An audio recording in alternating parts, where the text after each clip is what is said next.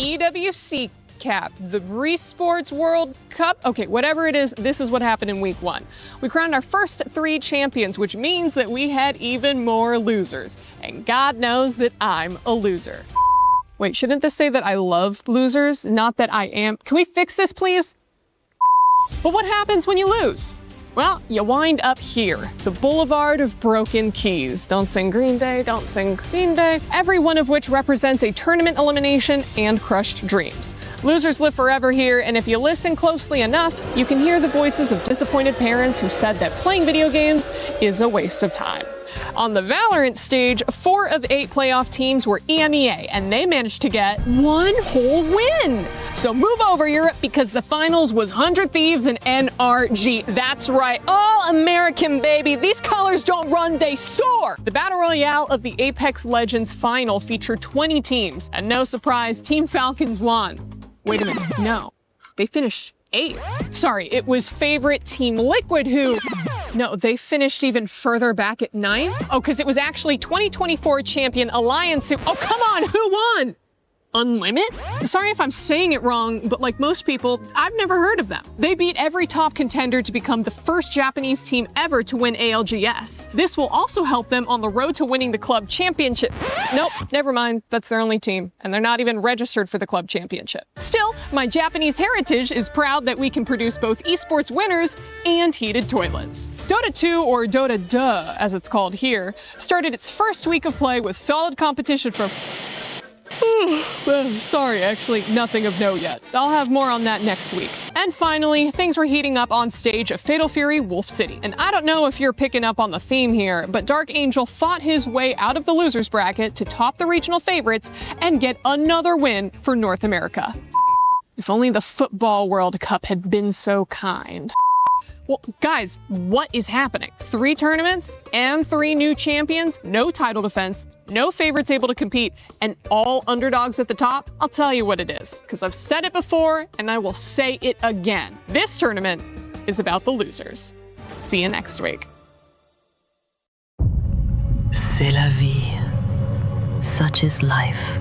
In the land of dawn, such is life when all that remains are dreams. We don't expect the loss last year, and the result is not like what we want. I know that we were capable of more.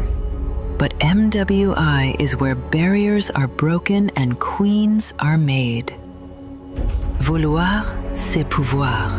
To want is to be able. MWI is a chance for ladies to represent themselves because there were no opportunities in our region back then. Çoğu insan Türkiye'nin kolay bir yer olduğunu, biz burada bunun yanlış olduğunu kanıtlamak için buradayız. From heartbreak to hope, from doubt to belief. We only want to take revenge on Team Vitality because they were the only team standing in our way. То, что я нахожусь здесь, уже доказывает то, что мечты сбываются. I think the 4th title will be ours. Who will rise above? 2 champions, 1 game.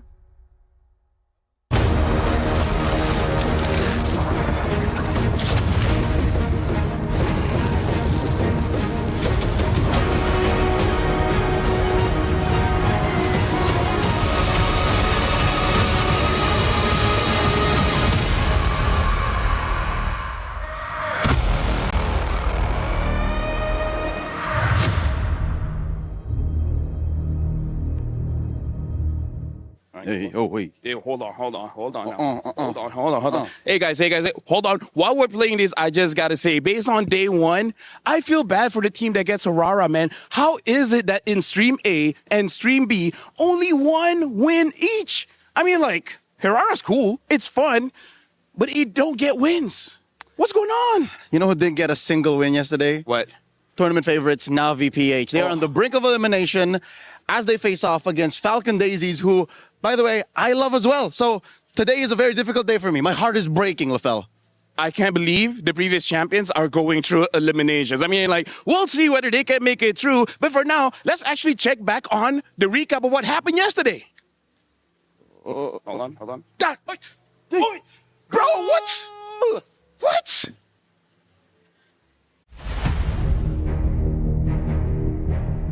They turn pain into purpose and left no soul unconvinced of their reign. They're completely undefeated. Team of Vitality. Nothing was granted and everything was earned. I just want to prove that no one can do it better than us. I think that it was meant to be ours all along. Winning MWI 2025 meant a lot to us because this is our first ever EWC champion title. Meanwhile, the base is going to be worked on. She's working on the base and Arya's there. They have to clear out the minion, but she'll take it in her own hands and they We take didn't it. plan for a perfect run last year, but it just happened, so we kept going. The triple forces the flicker out, but she'll get it over the wall anyway. I feel like I have conquered the world in Mobile Legends Women. After that, we went to Paris. I actually feel a little bit pressured because we are playing at the home ground of Team Vitality. Now that we're here, all of our fans in Paris are able to watch us directly on site. Defending it again is the biggest challenge because there are more eyes on us. It has always been our nature to win every tournament there is, but what changed is going into this year's EWC, we have more motivation to get the back-to-back title. I feel confident this time. I know that everyone wants the MWI title, but I will not let it happen. I will always be hungry for the title. If you call us a final queen, we will take it. To all teams, give us an intense game. Don't make us sleepy.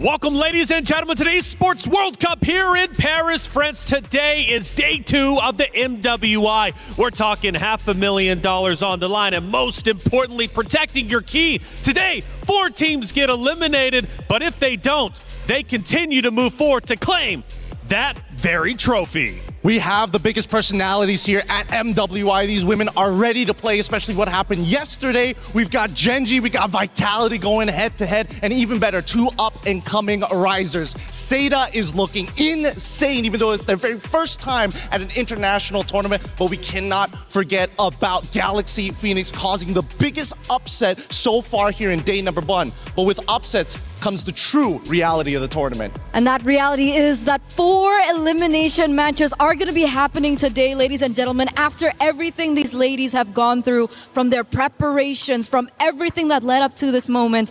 Unfortunately, here on Stream A, we will be seeing 1 elimination match. And luckily for us, we aren't going to be the ones to say goodbye to 3, because that's going to be happening on Stream B. That's right. I'm Taylor Reflections Noble. I'm getting Q. And I'm Eterna. And this is day 2 of the MWI.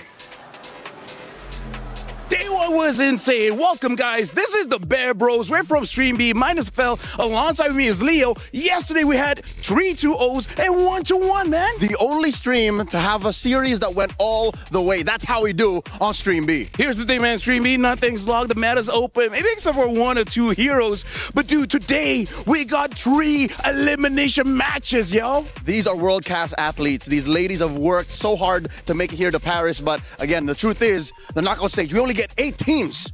So now you guys better stay tuned to Stream B to see who actually makes it through to the next stage. $75 million, 25 tournaments, over 200 clubs, only 1 club champion. The club championship is the beating heart of the Esports World Cup. Over 7 weeks, esports clubs send their players to compete. Every placement, every win, every podium earns points for their club. At the end of 7 weeks, every point counts. The club at the top walks away with $7 million, and the title of Best Esports Club in the world. It's not about being the best at one game. It's about being the best across all of them. Depth, versatility, consistency under pressure. One championship trophy, one title. Who will take it? Watch history unfold in Paris at the Esports World Cup 2026.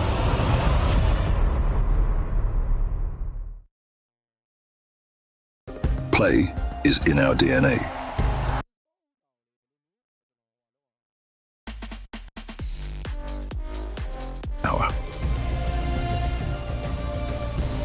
Now imagine an entire city being built to supercharge it. Kadir City, powered by Play. Hey, welcome in everyone to your studio. I'm Taylor, Reflections Noble, joined by Eterna and Gideon. Good to see the both of you. It's day 2 of the MWI, but today is a sobering day. We do eliminate 4 teams.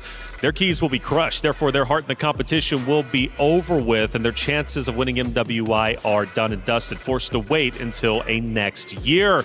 But most importantly, before we get into all the drama, Eterna, how you feeling? I'm feeling actually quite good. I know things are okay. That's kind of a bad way to start things off, but I'm really excited, right? There were so many crazy stories that we saw yesterday as well, and I'm wondering if that will actually push through to today. And seeing that they have 1 life left. That's right.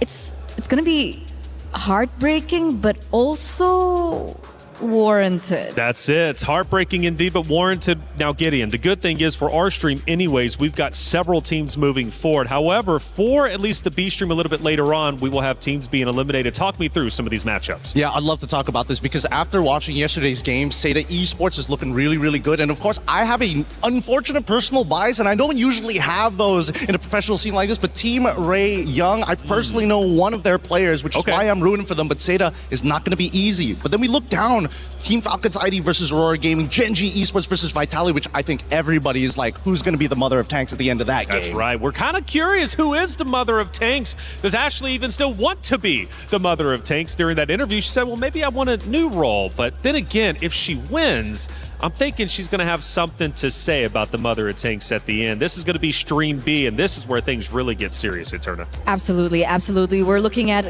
players and, of course, teams like the Geltec Cyber team. After such an amazing win yesterday, will they be able to go head-to-head against Twisted Minds again? Jin Chao is there, and I'm really excited. I'm kind of disappointed that we aren't going to be seeing Twisted Minds yet on Stream A, but of course, these matchups are in very, very good hands with our fellow co-casters on the other side. Absolutely. They're going to be crushing it all day over there on Stream B. Like I said, we've got 2 streams, A and B. We're breaking down the action all day long for the MWI. Plenty of matches to get through. Make sure you have it on split screen, 2 phones, however you want to do it. We would love for you to be involved. But let's take a look at our brackets, starting, I believe, with bracket A. Now, for this one in Group A, it has been a doozy. It's been a lot of fun for sure. And we started with a big surprise yesterday. Seda Esports taking down Team Falcons Indonesia. They will go against Team Ray Young to start the day here on Stream A. But it wasn't just them playing. We have plenty more. Yeah, again, there's still a lot of teams that we're not 100% sure whether they've actually found their stride just yet. I mean, Team Falcons ID is a very easy one, but then we start looking at teams like GK Esports, Virtus Pro. They're already on their last life, so if they didn't take their scrim seriously yesterday,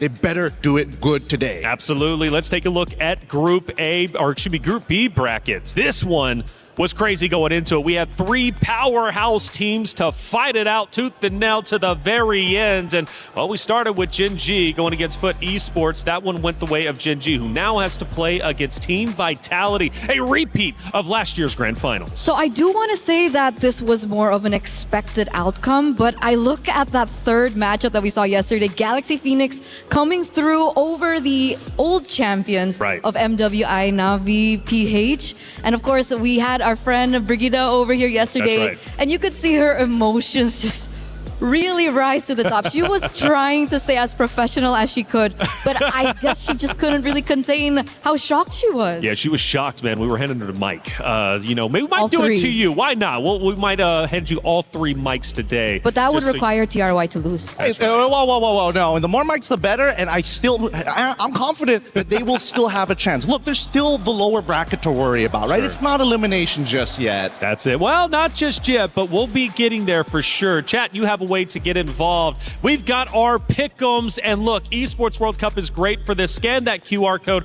get involved. There's so many different ways to do so. The esportsworldcup.com website, man, just has literally everything you can possibly imagine, from the schedules to the streams to the storylines. There's so much going on, and so much going on into today. Let's set the stage.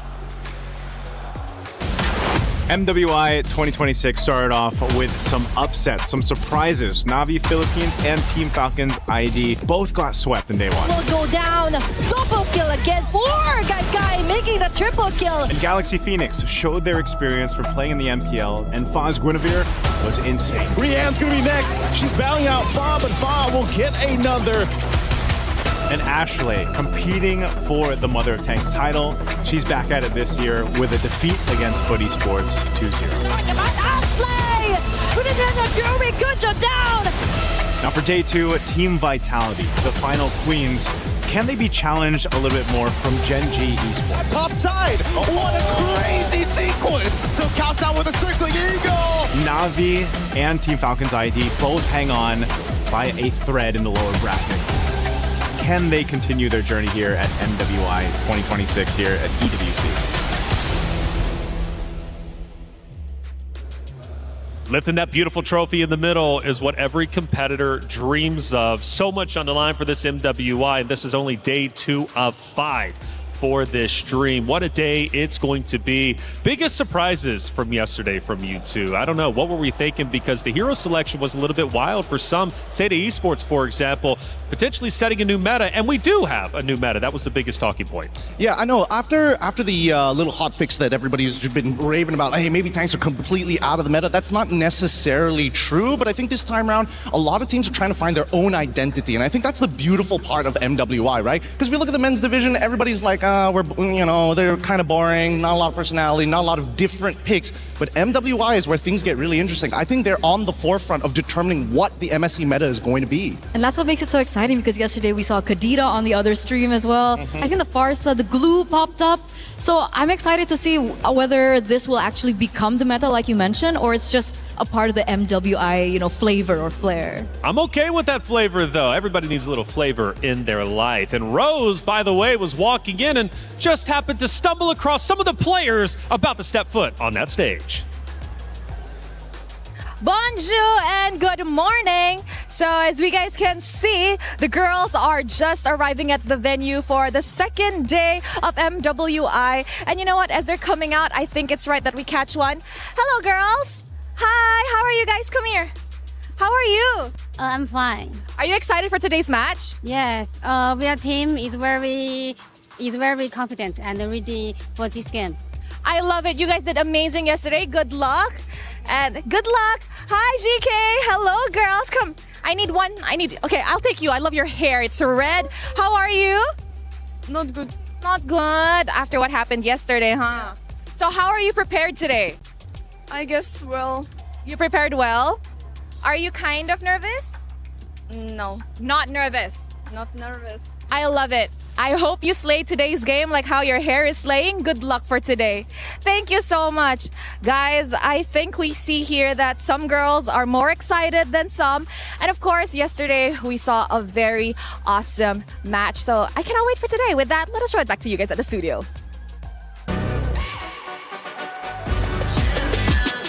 This ain't no regular thing. Came for the ring, you know what I mean. You see my name in the lights. Better get right, I'm champion.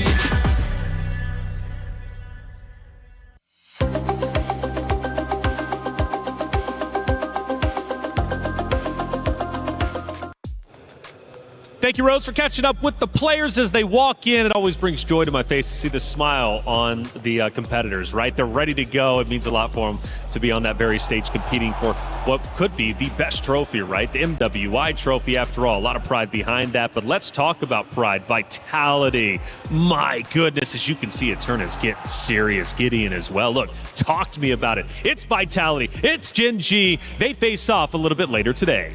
Yeah, so here's the thing about these two teams, right? After looking at last year's final, you would assume that maybe things are going to be the same, but I actually think the opposite. With how much the meta has actually moved, I really think that we're going to see a lot of great plays coming out from Vitality's side. I'm actually looking at Gen G. How are they going to adapt to it? Because there's a lot of similar plays, but they have their own flavor, their own style, most importantly, their own identity.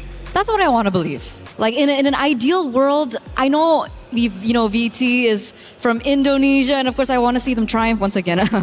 But what would be the story if Gen G are able to find their revenge today, right? That would be the number one thing everyone's looking at. And I think though, I would actually argue something different. I think Gen G plays quite similar. Despite the change of Nicolette, obviously Rui has been stepping up as well in the jungle, but I do still think that one of the core members of Gen G, which is Ashley, still plays very similarly. Now, I think that is something that Team Vitality can actually rise above in this next matchup. Well, this is, in fact, our Crunchyroll story of the day, the grand final rematch, Gen G versus Vitality. Now, going back, getting into yesterday, Vitality played against MIBR loss, and that second game was a doozy, went 26 minutes. It was the longest game that we had. But it did bring questions. Even though Vitality won 2-0 against their opponents, should that match have gone 26 minutes? Well, I think that unfortunately it had to go 26 minutes because the way that MIBR Loss's composition is designed, it's heavy scaling. It's all about the later the game goes, the stronger that I become. And unfortunately, Vitality was a little disrespectful towards the mid to late game, which extended the game inevitably. So I would say if anything, Vitality, they got to stay sharp here. Some of these teams, they're not going to let that happen. Well, Gen G yesterday also went toe-to-toe with their opponents, and I gotta say, Eterna, for Gen G's perspective, when I was watching them, I was impressed by the way they controlled the battlefield, and their games weren't nearly as long as that second game for Vitality and MIBR loss. That's why they are a decisive team. They are a decisive team if they're able to get their hands on their comfort heroes, right? Obviously, Panda on the carry. We see Sayori also doing really quick work on the Valentina. But again, the one person that I'm still highlighting over and over back in Gaming Gladiators now as Gen G is Ashley. 2 times in a row she picked up the Minotaur. 2 times in a row she was able to initiate, counter-engage really well. And that's why everything just really coalesced in these team fights. But what happens if Ashley does not get her heroes? Then you get Sayori, man. You know, how many times did Sayori come in with a Valentina that changed the game? A tech charge upon tech charge upon tech charge from both sides in their matchup yesterday. Sayori having an 80% more accuracy rate and actually hitting multiple targets in comparison to their opponents. But the difference between Vitality and Gen G is Vitality knows what it is to win. They've been there, they've done that. In fact, 33 different times, and let's not forget 3 out of the 4 MWIs, they've managed to secure a win. Sometimes as a competitor, you need to know what that feels like. And for Vitality, because they do, I feel it actually helps them keep calm under pressure. Some might argue the opposite. Especially seeing their game yesterday, right? Because they're so used to winning. I could have seen, or I could have sworn I saw a little bit of disrespect from their gameplay, especially in the early games. It was like Fumi Echo was trying to farm as many clips as she possibly could. And in the grand scheme of things, yes, it's cool, but it really doesn't win you the game. But they did win the game, and that's the big thing. While farming clips, what can they do if they're firing on all cylinders? Hey, Rose, we've got our first series of the day about to take place. From what I'm hearing, you got both teams ready to go. Hey guys, for our first match here at Stream A, we have Jessica66 from Seta, and of course, G-Boy from Team Array Young. Hello girls, how are you? Hello. Hello, I'm feeling good. Okay, amazing. Now yesterday we saw an amazing opener match for both of you girls. So what can we expect today? Let's start with Jessica. I'm feeling good. Our team is ready and very confident. They're confident. Any interesting draft or hero that will come out today? See the match. Let's see the match. What about you, Chiboy? We're also confident. And I think it's really going to be an interesting match because, to be honest, I didn't expect the results from them. And I feel like it's going to be an interesting match. So Jayo. Jayo. Okay, now I have a question. Since you guys are one win away from the knockout stages, is there anything you can say to each other? Feel free to say it in Mandarin if you want. Okay, Chi-Boy first. Good luck, have fun. 加油! May the best woman win. May the best team win. Yes, Team Ray Young is very strong, so we need a fight. So 加油! 加油, 加油. 加油 is like fighting or let's go in Mandarin. So you know what, Chi-Boy, Jessica, I know a lot of the fans back at home are watching. Perhaps a words for the Malaysian fans and of course the Chinese fans. You can go first. I'm really excited now. So we want my team keep steadily and show my good performance. So my English is not good. I'm sorry. Let's see the match. It's okay. Good job, Jessica. You, Chi-Boy? Don't forget to watch us live at TikTok, YouTube, or anything. 6 p.m. Malaysia time. And don't forget to support Team Ray Young and pray for the best. Pray. All right. Good luck, girls. I'll see you guys later. With that, throwing it back to you guys at the studio. Bye-bye. We were there for every click, every clutch, every respawn. We were there for the years of grind, and we're here. Now, the proud founding partner of EWC, powering the biggest event in gaming, shoulder to shoulder with the world's best, making history. Greatness deserves a stage. Lenovo Legion, reach your impossible.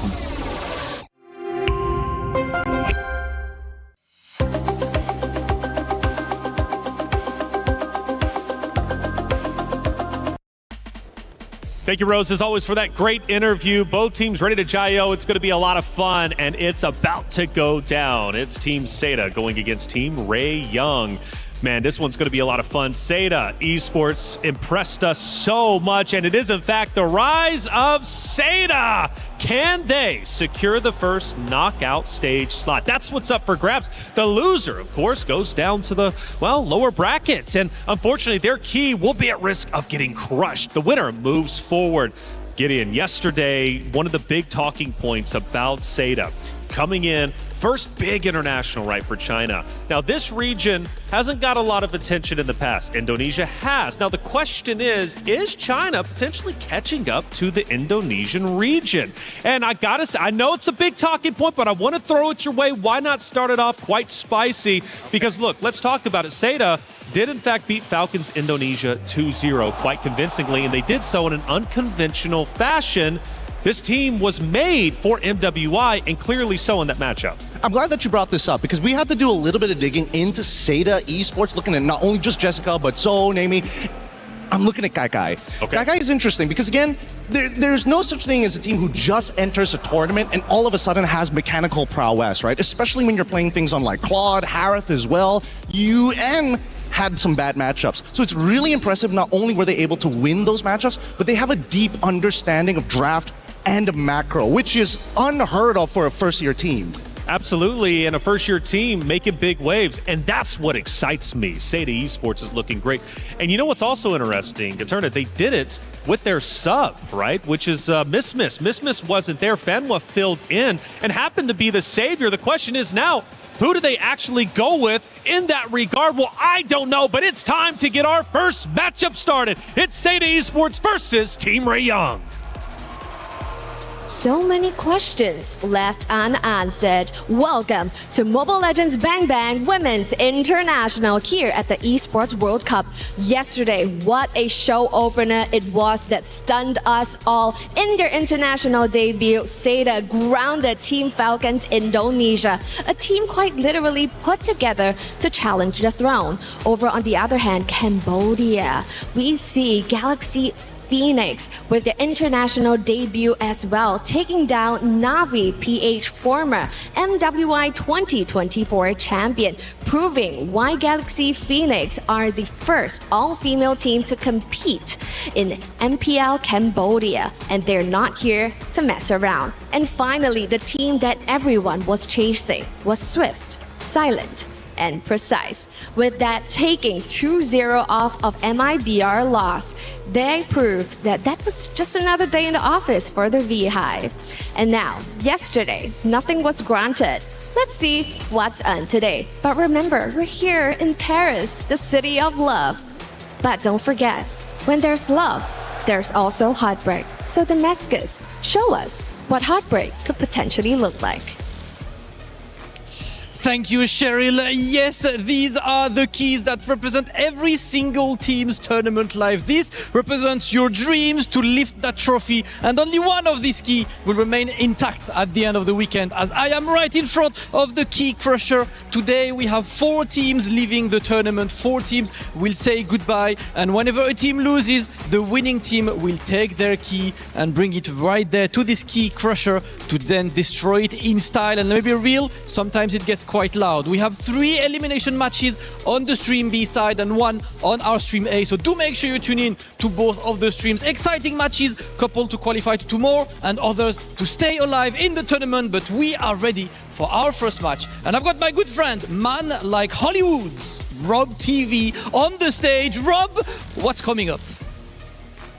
Ladies and gentlemen, I am Hollywood Rob TV, and I have to inform you that is showtime here at MWI at the Esports World Cup. As you have heard, we have 8 matches across Stream A and Stream B, and every single one is extremely high stakes. Either a team is gonna punch their ticket into the knockout phase, or they will be eliminated from the tournament. And as you can see behind me right now, we do have our first teams ready. It's gonna be Seda Esports with their amazing victory, shaking up the world up against Falcons yesterday, going up against Team Ray Young with their big time victory over Aurora. Ladies and gentlemen, it is about that time. Let's get started with day 1.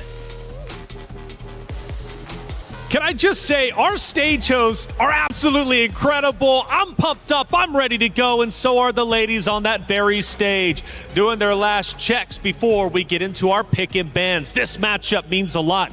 The team winner moves forward into the knockout stage. For the other, well, Damascus showed it. The key gets crushed if they lose their next matchup. So this means quite a lot. Do you want to be 5th through 8th guaranteed a shot at the championship? Well, your opponents before you, all you got to do is crush them. Going back to it, Eterna, I started the conversation beforehand. Let's start it once again. Fanwa filled in for Miss yesterday. She was incredible. Does she come back today, I wonder? I hope she does. I hope she does. She showed us a very interesting flavor, and I think Renmar over from Stream B also really expressed how he loved the fact that Fanwa picked up the Tigreal. He thinks that in this current meta right now, the Tigreal is such a good pick, especially with the Assassins coming back. There's a lot of groundbreaking opportunities that the Tigreal can potentially target in the game.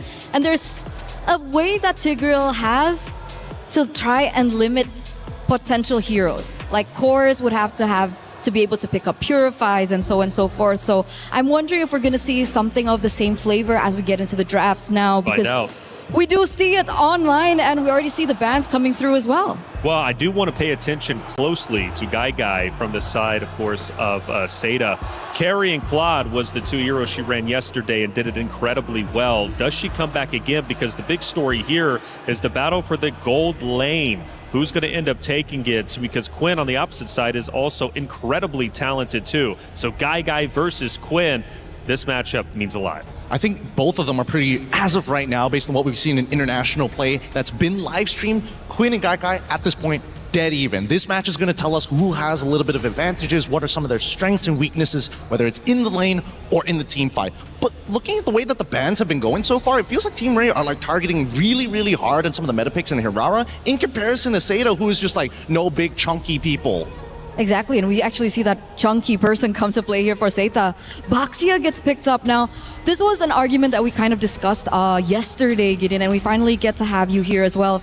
What do you think about the Baxia in this current meta? Do you think it's still a viable choice? I think that, unfortunately, yes, it is still a viable choice because that passive is really good. Especially when you're trying to like deny people who utilize either lifesteal or even spellbomb. Baxia says no. It makes that early game more devastating when you have your your whole team behind you. It's just that the nerfs made sure that, hey, Boxia, you can't do it by yourself anymore. But what do you think? I mean, it looked like the Boxia was either like slowing down in terms of that early game. It feels like the pattern just really isn't the same as it was before. I mean, it's not a crazy taxi situation, right? It's now, hey, I actually have to, have some downtime in the jungle before I come back out. And not to mention, even more so, coming down to the changes to the buffs specifically. So unless Boxia steals away a big buff, ideally the orange buff from their opponents, then they've got some options. But now we're also seeing the setup with Yves and Carrie. Seda, they did this yesterday. It's an honest-to-God draft. And now Claude from the other side of Team Ray Young. I like this response because it's a direct counter to Yves. Yves wants to ult and stand still. Claude can close the distance and gun her down. And that's why the Lilia pick is also so valuable, right? It kind of does the same thing. It naturally can be able to burst into like a further reach into the back line, so perhaps that would also be additional damage layered, of course, with the Claude to try and prevent this Yves from opening up the real-world manipulation safely. The carry and the Claude is arguably a winning matchup for the carry, right? It depends on the emblems and also depends on who gets the level 1 trade, right? I think that's the important thing. Claude, despite everything that they put Claude through in the current metagame, he's the all-rounder. He doesn't have any hard losing matchups. He doesn't have hard winning matchups as well. Well, I mean, some of them are a little bit more favored, but at the end of the day, even if he takes a bad trade, he can still heal back. And by the way, Fanwa is in fact playing. She returns to the stage. Miss not found. Maybe they're keeping her in the back pocket to come out a little bit later, but I can't wait to see who she ends up going with. Yeah, we have this quote in MLBB that we've been using over and over and over, and I think at this point it's a little overused. But if it ain't broke, don't fix it. Right? They found so much success yesterday, and if they want to continue that same composition, that same, synergy and chemistry within them, I think there's no reason for them to switch things out, especially now that they're one match away from going into the knockouts. But the Lancelot is a ban that we see that gets taken away from Team Ray, and I think this is a huge respect ban from Tan. A lot of targeted bans here, really making sure that they don't want them to get too ahead of anything. They wanted to set up a counter matchup initially for EXP, realize that as long as you take the Phoveus, you're generally okay. And now in the second half, because they didn't pick up their EXP laner, they axed out the big ones who don't interact with the lane. The Benedetta, the Alice. I think Alice is starting to become a little bit of a problem, but that's just me. I feel the same way. And especially we saw Jessica26, I think one of the key stakeholders of their games yesterday. It was actually kind of brutal to watch her on the Alice. It was really good. So it's a really good targeted ban coming from Team Ray, but what are the other options? Do you think that maybe the Paquito could come through? Is it too damage-oriented against the Phoveus? No, they're probably going to go Uranus here because, again, it's a direct counter. Phoveus can deal with the Paquito now that he's been nerfed a little bit, so his laning phase isn't as good. But same can be said about Phoveus, right? They also reduced his base damages early on into the season. But there we go. The Uranus already gets locked in, paired up with the Gato Kacha, and I like this pairing because now they have a way of, all right, we can slowly peel. We got RWM. Oh no, things are going bad. Gato is here to save the day. Okay. But now the final hero is needed here from Team Ray. They're looking for a jungler right now, and the options are quite limited. Do they go for something like the Suyo? I feel like it's a little risky up against the Yves. I think it might be a Hayabusa angle. It's tough no matter what because the assassin is required to specifically attack carry or force abilities out of Yves. Everybody else, it really depends on the performance of the laners rather than the individual jungler. Okay. Wow, never mind. I take it back. But it's going to be an X-Borg. This is actually a very interesting pick because if I recall from the qualifiers from Team Seta, it was actually them picking up the X-Borg into an enemy tank jungler. So the X-Borg comes through here, and we know that the X-Borg back in the day used to be the quote-unquote counters towards these really tanky players in the jungle. This reflects how confident they are in specifically Quinn to carry this game because that X-Borg is going to deal with just the front line. If he gets into the back line, he's just lucky. Well, it's our first matchup of the day, the first map of the day, Seda Esports versus Team Ray Young. They both love to push the meta. But on the one side, you got Seda Esports representing China, trying to go the distance and show they belong here. But for Team Ray Young, they also want the same. Let's get map 1 started. Athena, Mirko, take it away. Welcome to the Land of Dawn, folks, for match number 1, the opening. How you doing, Athena? Smash them. My name was actually Athena until today. But I'm willing to be Athena for today because it is going to be an intense series of matches, and I believe she experienced it firsthand yesterday. This time it's pretty much going to be the same. It's an upper bracket semi-finals to start off this day between Seda and Team Ray. So far, looking at the draft, honestly, it's solid. It's just so interesting to see that both these teams, they were able to get a win yesterday. Obviously, for Team Ray, it was in Stream B. And now we get to see them in Stream A go head-to-head. Seda, obviously, taking down a Titan in Falcon's ID just yesterday. Trying to bring the momentum to replicate the same result today. Yep. Everything that happened for Seda yesterday felt so fast-paced, and it's a surprise to think that they were able to accomplish that against a team from Indonesia who, for the longest time, have been very dominant in terms of the female MLBB competitive scene. Quick check on the emblems here. The Bargain Hunter for Name. Just want to snowball all the way. It's all about the poke early on, especially on the Eve up against Tan's X-Board. It's a risky choice, honestly. They're going to go all in on Fanhua, it seems. Yep, they're trying to go for the early invades. Now it's Fanhua, who's slightly low on HP, gets knocked back, but there's Revitalize to help him survive. The last Insanity, though, is not going to let him through. That's first blood for Team Ray. It looked a bit odd at the start there. Then a double Revitalize came through, and then maybe you could see a little bit of what they wanted to do. So Actually still wants to find more. It's Tan who they're possibly trying to target for the trade. But I believe that he is going to be, or she is going to be okay before this first turtle starts. Seda have pretty much positioned themselves around it though, despite that early loss. Big resource burnt out already. Jessica unable to get the XP crab. So that's tempo given over to Team Ray Young. Yep, it's a great start because Jessica was one of the standout players too yesterday. The X factors for Seda before or as they were able to secure that win, but now it's going to be Zoe on the back to Shield Unity. They're trying to look for targets, taking out the shields from Fanhua, and now they actually get to secure that ultimate, but the real world manipulation dropped down too. Team Ray, they do not seem like they're in a position to actually contest this confidently anymore. They're able to bait abilities. They were able to take one down. I think right now it's all about the reset, coming back to it again. Because you really need to rely on those cycles, right? Especially on the X-Borg. Once your Faraga armor's down, once you use that last Insanity, you cannot be in the fight for long. And that's why I thought it would be very difficult for this X-Borg to play around this game, especially early on against Name on the Eve, who's been so oppressive in lane. With the Bargain Hunter, that poke will certainly do quite a bit of damage to the Faraga armor and to the main win con. But so far, so good. They got 2 kills at the start. It was all through the last Insanity, that blow up on the tanks. And the double Revitalize has only given the X-Borg more time to build. Stacks over for that full last Insanity damage. Yeah, they just gotta prolong this a bit more because they definitely will be back real quick for this reset if ever they'll accomplish that. Though it'll be tough, especially if Seda do decide to rush it, and based on their gameplay since yesterday, things have been working out pretty fast for this team. They're not hesitant to just really go in for the immediate conversions, for those fast rotations, and that's why you also see them just so quick to attempt to go for the early invades, even though they did, or it did cost them one casualty at that specific moment. But as we are still awaiting, we are trying to sort things out before we resume the official gameplay.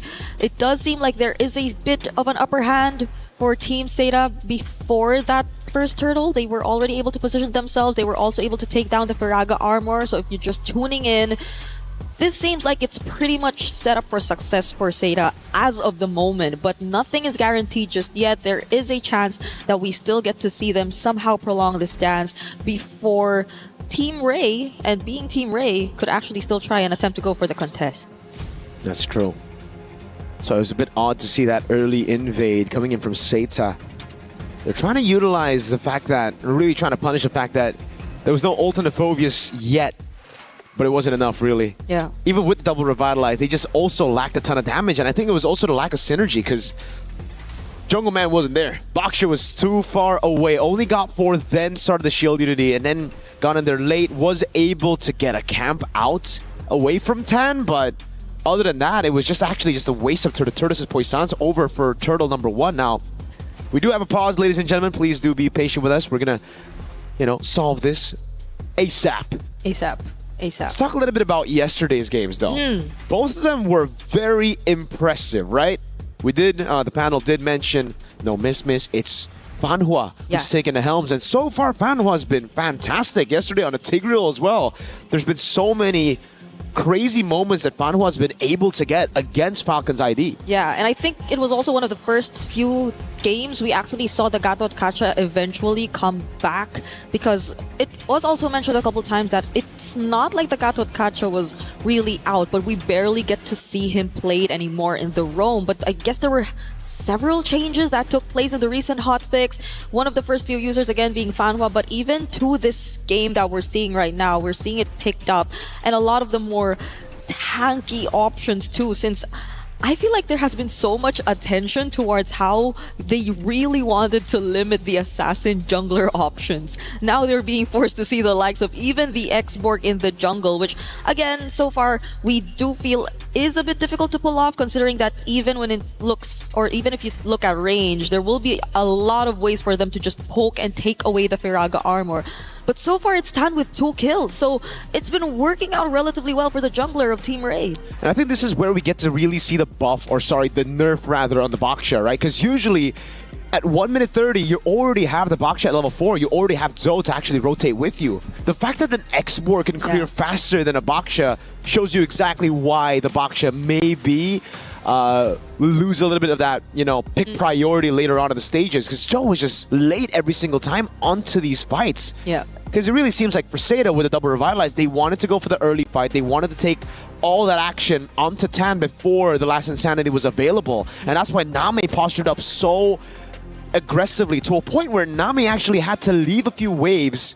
That's why she was in 3 for such a long time there for Turtle 1. It's such a huge responsibility on Name now. If they just really want to keep that kind of aggression going in terms of the invades.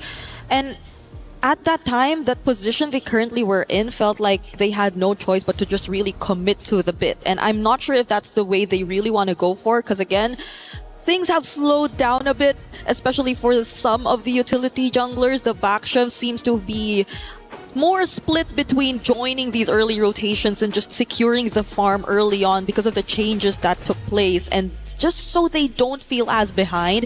And I guess that's also on top of the fact that they already had a slight advantage in the EXP lane, so maybe they were expecting a bit more to come in from Jessica26. But again,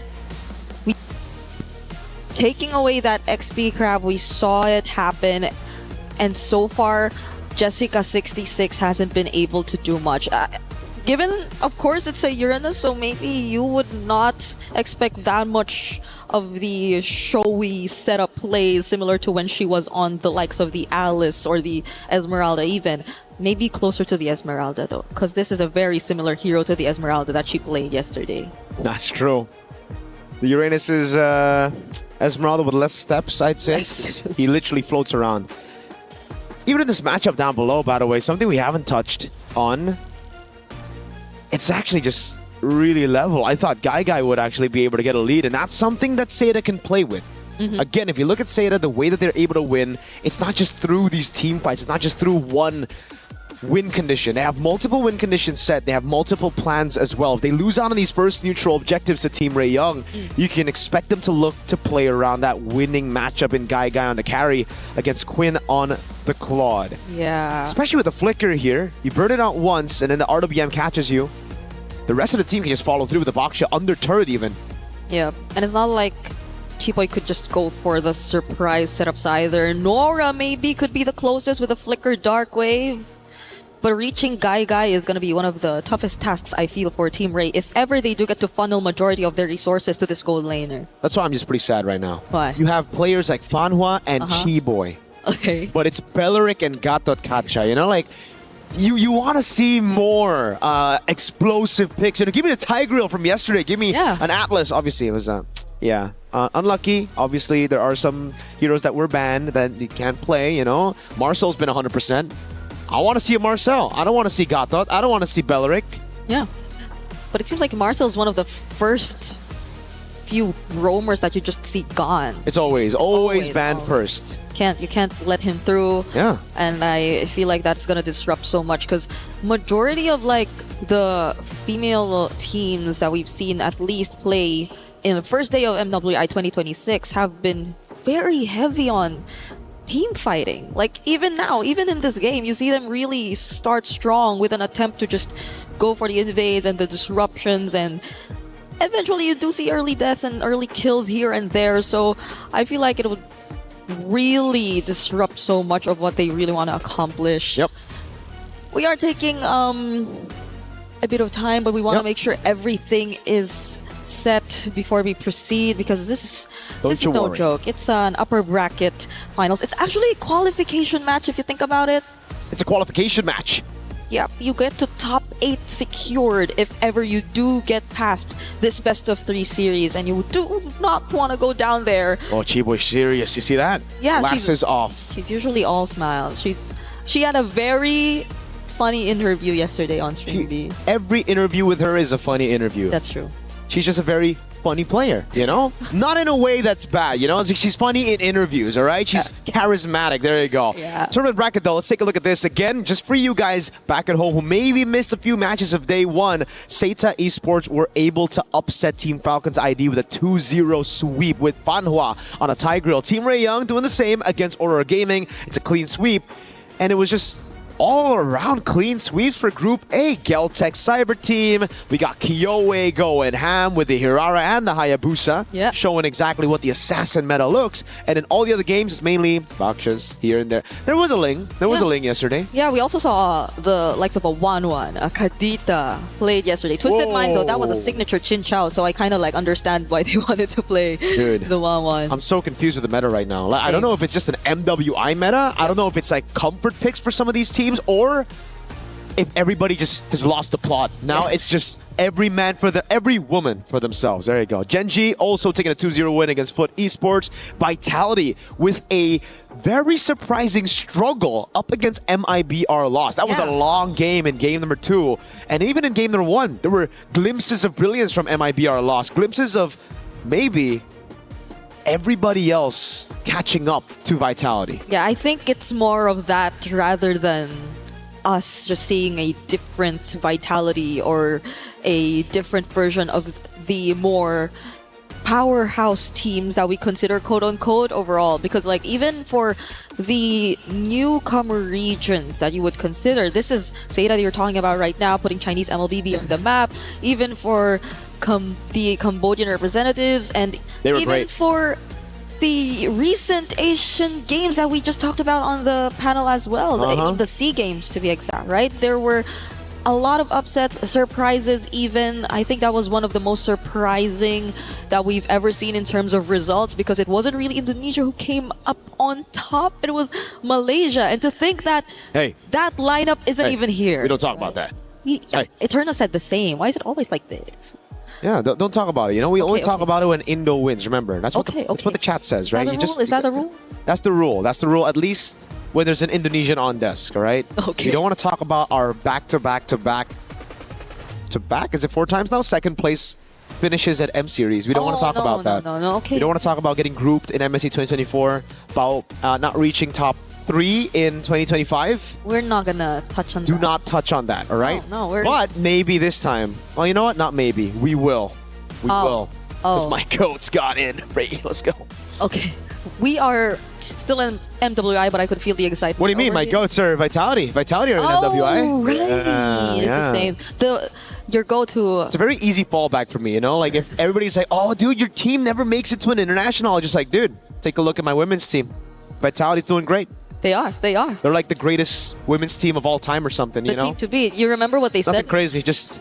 What do they say? In their first interview, like during day 1 yesterday? Yeah, the video that they played again today? No, where it's like, just please give us a fun match and don't make us sleepy.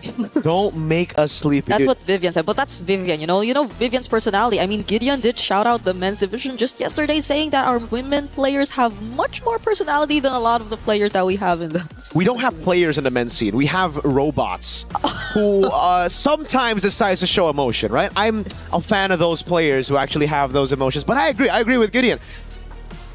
The women's scene, way more progressive in interviews compared to the men's scene. Yeah. They're dancing, they're shushing, you know? Shushing, they're making fun of themselves that they're not able to press buttons, and what else? The last time I saw Ton in International was Carl Teasy doing a shush to Onyx, you know? And it was last year. maybe it's So just long ago. EWC. Maybe EWC creates an atmosphere where you're like, yo, you know why? It's because they're face to face on Oh stage. yeah, you get a bit more of their personality. Yeah. And they literally are facing each other because even if you look at their setups currently on stage, they're like slightly diagonal, but you see who their lane matchups are. Yeah, like you face to see, face. after maybe making a play, maybe a solo kill, you can scream Sokolil over to your opponents. You could be like, hey, I got you. We saw so many of that yesterday too. And even the frustration or even how they get to celebrate their opponent's wins, especially for MIBR loss. Like that was one I will not forget because I saw La La Land. By the way, we're all happy to see her back. She finally gets to return to the MWI stage from way back, being part of 2024 DreamHack, but she was clapping her hands for Vitality, and very much so. They deserve to just smile after that game because they showed up such great performance against the team to beat here at MWI. Like they got the record for longest game, I believe. I don't know if we're able to ever top that here in MWI. 26 minutes and 48 seconds long. You timed it? No, I checked it right here. Oh, I thought you timed the pause. Sorry. Okay, it's the game time. My bad. My bad. I lost track of thought because I was looking at the conversations that Team Ray Young were having, dude. Chiboy got her glasses back on. She's locked in earlier, and now she's locked back. Do you think off. Is it a lock in when she takes it off, or when That's she the puts thing. it on? That's my question. Because there are players who also tend to do that in the Philippines, like Super Friends. Like there are Super times Friends. he You know what, hasn't Super got it Friends? The glasses are like for show. It's like a fashion thing, you know? think so? Yeah, he's drippy. I think they are graded. Maybe we can double check. Maybe you can ask him. Nah, it's always better to assume. Okay. Therefore, in Athena's words, swag. She said swaggy play yesterday, right? Shoutouts to Athena. She said swaggy play? Yeah, When was this? Match 4? It wasn't with me, no? probably match 4, yeah. Because, In 2026, swag? yeah, we told her. Eterna loved it. She loved the term swaggy play. I think it's a 30-year-old thing, you know? Maybe if you're 30, you like swag. Are you saying she's 30? No, I think it's... Maybe. Dude, am I... she's pointing at us right now. I don't know, man. It's very No, scary. We're talking about Athena. We're talking about Athena, not Eterna. Not All right, Eterna. Athena. She's pointing at us. I am scared. No. You're No. scared. It's No, okay, right? It's him. It's him, not me. Not me. We're friends, okay? Oh, she did it. She did a band gesture. That's a band gesture in MLBB. I can't believe she just did that. We're still waiting, ladies and gentlemen. Please do be patient with us right now. Chat's loving it. At least chat's loving it, you know? Loving what? The banter. Oh, really? You're on MLBB Esports. See, I'm on MLBB. Oh. I see you guys here a couple times. Interacting with them. Like even Eterna one time, I saw her just chatting with the people in chat. That's so unprofessional, bro. Chatting on broadcast. No, she wasn't activated then. Oh, well, you know, I would never. What the heck? What? I just said you did too. Oh, no, that's like my moderator, dude. I got Cloudy working the double time, you know, at home, just on chat, YouTube chat. Hello. She's downloaded my personality. Now people are questioning. Okay. Questioning what? Hey, don't read it out loud, please. I do not want to see that gesture. It's a from her. question. You maybe guys want to open up chat. It's a question, you know? Don't read it out loud. Don't read it out loud. I'd love to. Someone said, yeah, right, Miracle. At this point, we're reading chat, bro. Like, I mean, Someone said hi, Brig. I don't see it in my chat. We need...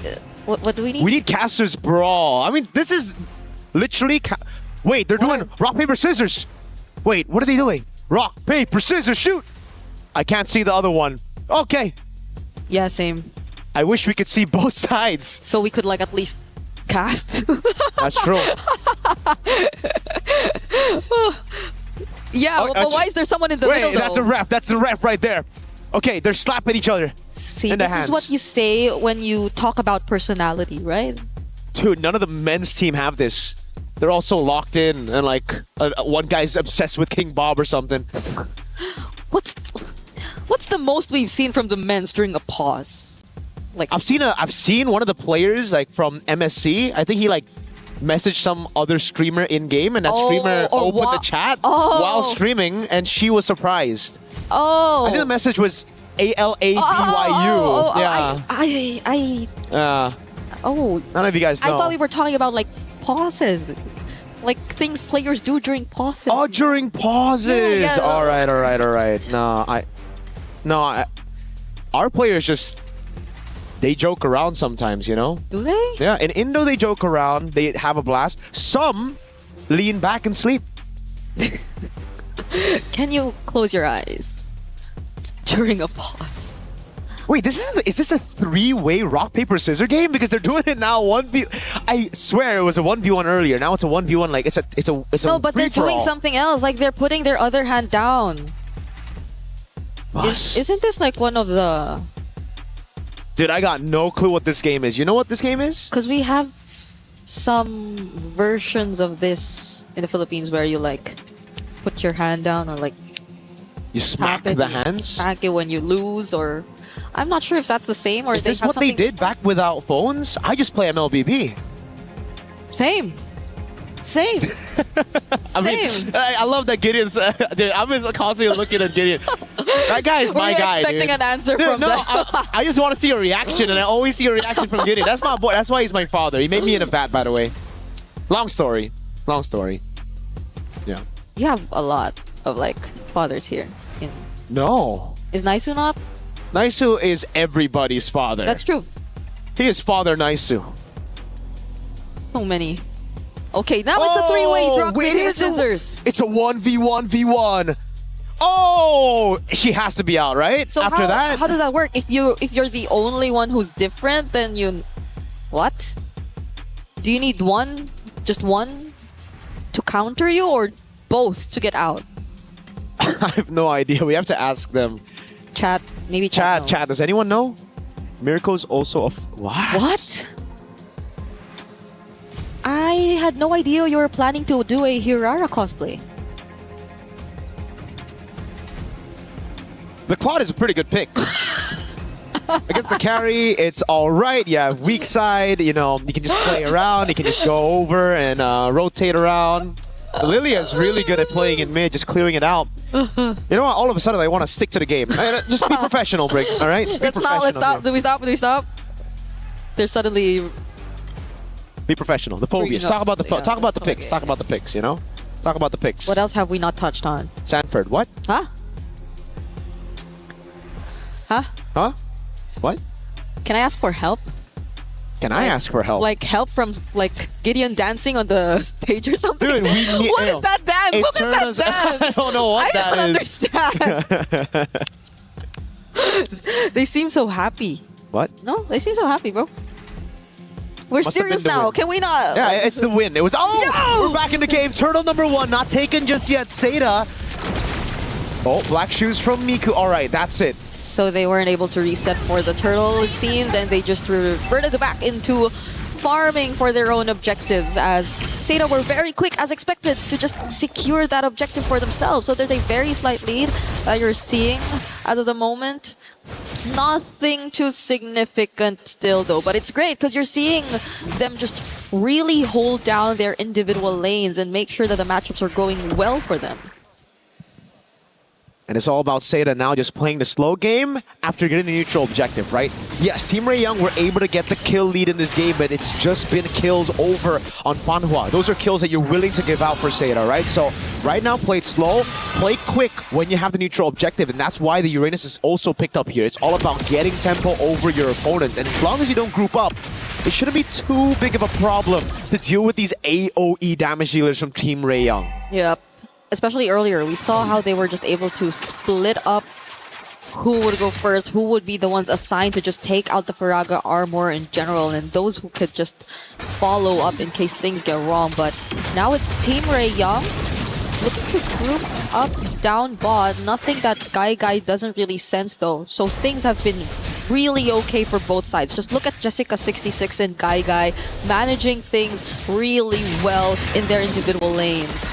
Joe, though, are they gonna go for it? There goes the back to shield Unity. Bumps into Tan. Firaga Armor so close to going down all over again. Yeah, she's got the regen though. It's all up to Name, I'd say, before the neutral objective fight, to be the one to poke her out. So it's the fact that they got the regen out already means that Tan's going to be very vulnerable to all these shots from Name, and that's why Team Ray Young are just going to look for Prio in mid, rotate to the neutral objective first, even against this tempo comp of Seda. Yeah. Even mid-control's been too difficult for them, and look at how they've positioned themselves around the bushes, approaching this objective. Not to mention the fact that Seda have also taken the advantage down bottom. Okay, that's the trade. That's going to be a trade. Yep. This is exactly what we were talking about earlier for Seda. If they don't get plan A, neutral objective, snowball out of team fights, they can just go plan B straight up, go into the bottom lane, play around this winning matchup, and put Guy into a winning to get into a good spot. Fanhua also holding these bushes, constantly giving vision to the rest of the team, and that's why, even though they haven't been able to get a single team fight win, they're ahead in gold. Literally not grouping up together, but maybe right now they decide to do so. There goes the AOG, but the response with the Wrath of Dryad, it's just gonna hold Seda in place and not allow them to push through with that attempt. They seem to want to take on that fight, but Team Ray were just like, no. They're not. They got pretty much what they wanted, which are, I guess, some energy shields here and there, but the counter engage from Seda. Is it gonna happen this time? They want to go for the turret. Tan is there, obviously, but it's just tempo. Again, they get the gold crab, and they look for the rotation first into mid. Guy stays in the bottom lane. And this so far has been a macro masterclass for Seda. Yep. 2 deaths on Fanhua. The person you'd let die in these situations, gold. I'd love to see that right now for Guy versus Quinn, because when you have a level lead in the gold lane, that usually means, you've got a quite significant gold advantage over your opponent. That's 700 on the board with no kills. And possibly a turret. There you go. Turret tier 1 down below, taken by Guy. Yeah. It's been great for Seda. Wow.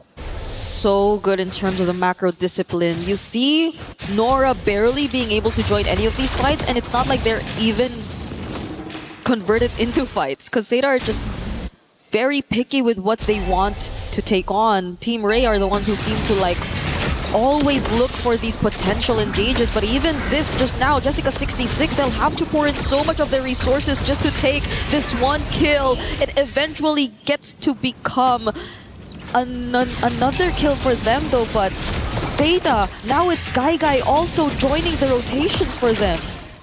One thing's for sure though, they got the macro down to a T, but I think a lot of these individual mechanics haven't been shining too much for Seda in this game. It's just been Team Ray Young with the response. And they get turtle number 3. Final turtle of the game, 2-1 in turtles right now. As Seda look, they just trade across the board, but Team Ray Young have closing that gap in gold already. It was around a 1K gold lead for Seda. It's just slow again. Jessica, I'd say, a bit too rushed on some of those resources. Consecration popped way too early. I think the Revitalize as well. And for Name, spamming a lot of the poke, but not really respecting when she should recall. She's staying a bit too long in the lane. Had no mana to respond to that Team Ray Young rotation, but now it's Seda looking for tier 2 down below. Okay, creating space right there. Name and Fanhua doing their best, but it seems like Quinn just goes in with the blazing duet. Not sure if enough stacks were in it there yet, but they just wanted to allow Guy do her thing. Not that they were able to take the turret, but you could see how much they're trying to play around this gold laner. Seda have focused majority of their attention towards Guy, and Name doesn't seem to be as behind anymore. I mean, Do doesn't seem to be as behind anymore. They're already both level 10, even though Tan has all of the kills Team Ray has been able to secure so far in this game. They've got that better safe than sorry at the approach, Seda. Even earlier, Revitalize and the AOG utilized straight up after they saw Chiboy and Quinn walk up. Now for Team Ray Young, it's a turret down below that they want to take, but Seda have already sent enough members. Name recalling in the mid lane. They won't have the help of their mid laner. AOG! Oh, they're the ones to actually go in first. The taunt lands onto Chiboy, but he hasn't used the Wrath of Dryad just yet, and they do not need to in order to get the kill on Fanhua. Real world manipulation also laid down, but Joe unfortunately could not survive. That's a lot of resources, but still Seda couldn't find a single kill on their side. They've done a good job in the macro department, but again, every single time it comes to the skirmishes, when it It's them relying on the individual skills and decision-making. It just hasn't worked out for Seda. 3v4, that was the situation that Team Ray Young weren't even hiding there in the dive for turret. But it was Seda who bit on that bait, walked straight into it. With Name recalling in the mid lane, and now it's Team Ray Young trying to utilize this advantage. Straight on the Lord they go. Okay, they have the retribution still.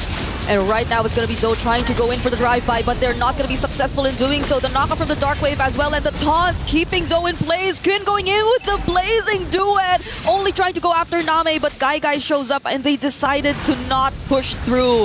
Is it safe to say that at this point, it's really looking like just macro versus micro between Zeta and Team Ray? Because it seems to be the case, majority of the fights, it's always been Team Ray winning it out, but Zeta have been somewhat catching up, mainly by what they've been doing across the map.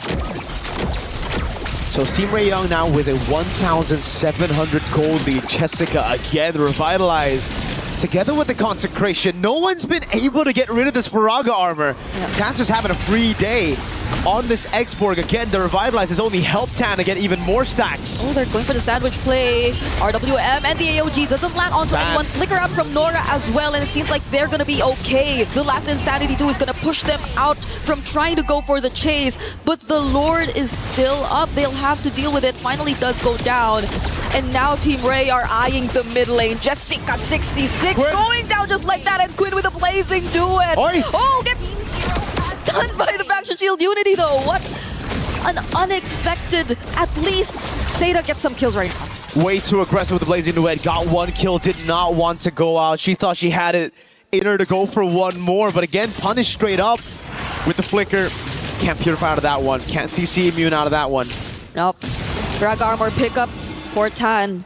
Right now, it seems like it'll be much more difficult to take out the Faraga armor at this point, because you pretty much expect the poke, the range to come in from Name, but even then, they're able to resolve that. Now it's Guy, who I feel like Team Ray would definitely put their eyes on. Oh, Jessica all alone here. Yeah, a ton of CC on her. Pops into Consecration again. Back to the slow game for Zeta and Team Ray Young. Not really going to go for any of those initiations before a neutral objective spawns in the game. Just a bit of poke here and there, but so... They want to take this fight? Fanwa now a bit too far from the rest of the members too, but Quinn is going to be okay dealing with the rest of the backlines. Still survives even though gets to receive the damage from Guy, but Guy still finds her though. Now there's the Wrath of Dryad and the last Insanity response from Team Ray all over again. It's just Jessica26 and Guy left. They're doing what they can to get away, but the slows and the glooms are not letting them through. A big win for Team Ray Young. Guy saving Zeta from getting wiped out now back to back. It's just the attempts from Team Ray Young reacting to the moves of Zeta. It's them who are actually walking up instead of utilizing the poke from the Eve. And you can see it all over here again. It's just misplaced AOGs, not with the RWM, and they pop the RWM way too early. They're playing this composition like it's an all-in comp when in reality they should be trying to get rid of the Faraga armor first. They should be the ones playing it slow, and it's Team Ray Young who on the other hand have to try to play it fast. So now it just, everything is falling under the win conditions of Team Ray Young. It's all up to Guy to turn things around as we get into the live view. All right, here we go. There's a Lord fight happening right now, but it seems like even before we get to that, they already take one down from Zeta. It's going to be a 1-for-1 trade so far, but Quinn going in once again. Does he have enough damage? Not enough to take Guy down. Top base turret, the minions are doing work. It'll get a base turret up top despite the trades happening. It's a 1-for-1 roam for XP. But now Jessica has to go back. They can't go for the Lord. And now it's Joe on Miku. Oh, all alone. Guy will be there too, but it's 1v3. Still, they do find the kill on Miku. And that's going to be enough. That's all they wanted before this next objective. And now it's a burst. Guy still has half of the duration of the ultimate. Goes straight for the Lord. Tan's getting zoned away by Name. Zeta. Whoa. It's actually Zeta who secure this Lord. After multiple back and forths between Team Ray and Zeta, those team fights which seemed like they were really well punished by Team Ray, now it's Zeta turning tables, and that's the real world manipulation they used just now, but at least they have the Lord on their side, so they will have another chance at taking much more map control. But are they willing to fight even before the Lord actually gets here? I'll say this though, when it comes to wave management, it hasn't really been Seida's strong suit. Down below, they're gonna lose a base turret for free again. Both the side turrets for Seida have fallen to minions. And now it's Team Ray Young, who, if they are able to defend, will have an advantage for the next Lord. Yep. It's the far lane this time around, and the base turret down below that they took. It's gonna take some time for that Lord to eventually make it to Team Ray's tier 2 turret. And before it even gets to that point, I feel like they've already managed pretty much majority of their other waves, so it's not going to be as big as a problem for them. Seida still, though, making their presence felt, but I feel like they definitely have to address this wave management issue. But instead, they're going for another teamfight attempt, possibly pick off onto Tan, back to Shield Unity, but they already have the immortality on their side. San's already forced out 2, and they successfully take that tier 2. Look at Quinn up top. Pushing already. They noticed the mistake from Seida, always grouping up for team fights. They call it a fight! And they're gonna commit to this fight. No one's being sent back home! Guy finds a kill, but Team Ray are trying to hold them in this place. No one's able to recall. Joe finds another kill, but it's a double for Guy. And it's only Jessica66. Quinn's on it. Quinn doesn't care! Revitalize already popped! But the minion goes down! And I think Seida will be okay and will get to extend this game. The dives here for Fanhua. Immortality down already. Guy's gonna go in again, and that's gonna be under turret going in. The Dark Wave lands on both. He's not gonna survive this. Name and Guy are trying their best, but there are only 2 members of Seida left trying to attempt for the siege. They'll have to reset, but at least they take away that purple buff. This is a slugfest. Team Ray Young, they want it to be a slugfest so that Quinn can just go for the end, but Jessica, aware, noticed the push, went into the purple buff bush, recalled straight out from there, and was able to clear out the wave in time while doing damage to Quinn. But this has been a big problem for Seida. They just let these side lanes go and push into their own base constantly. They have to remember that Team Ray Young have so many threats when it comes to backdooring, when it comes to going for those segue plays, especially when the Lord's up. These waves are going to be building up. It's a base turret. Even if you deal with it like the way that Jessica's been dealing with it, it's still going to be pushing back towards your base. So you're going to have to constantly send some people down, or you burst the Lord before Team Ray Young can utilize this advantage. Honestly, Jessica66 will have to do so much. Given that, Random Giant forced out, Keyboy getting bursted down. Nami actually picks up the kill, and they don't fight any trades whatsoever. Look at Quinn. All over again. Jessica has no choice but to stay in base just to anticipate these kinds of attempts. It's a 1v1 every single time. XP versus Gold inside of the base. The minions already down there. Seida go on Lord. It's a desperate rush towards the Lord for Quinn, but I don't think she can get there in time. It's a free Lord over to Seida. They're not going to be able to contest. Name gets left behind though. There's going to be Nora going in with the Infernal Pursuit, but Guy's just throwing a bit too much of damage. Quinn is back, but Jessica is here to guard. Sandwich maneuver. Joe's trying to go for the pick. Quinn, no flicker. Oh. Do they know where she's at? That's the question. No, they don't. Quinn gets the recall safely. And again, it's Seida who are able to secure the Lord, but Team Ray Young still have control over the side. I don't know, the first time, I like what Quinn was doing. It was unexpected, but doing it 2-3 times, Jessica's gotten the read, and the team desperately needs a damage dealer. Without Quinn, it's just Mikuli left to deal damage alone, and you can already see how it has impacted the rest of the team.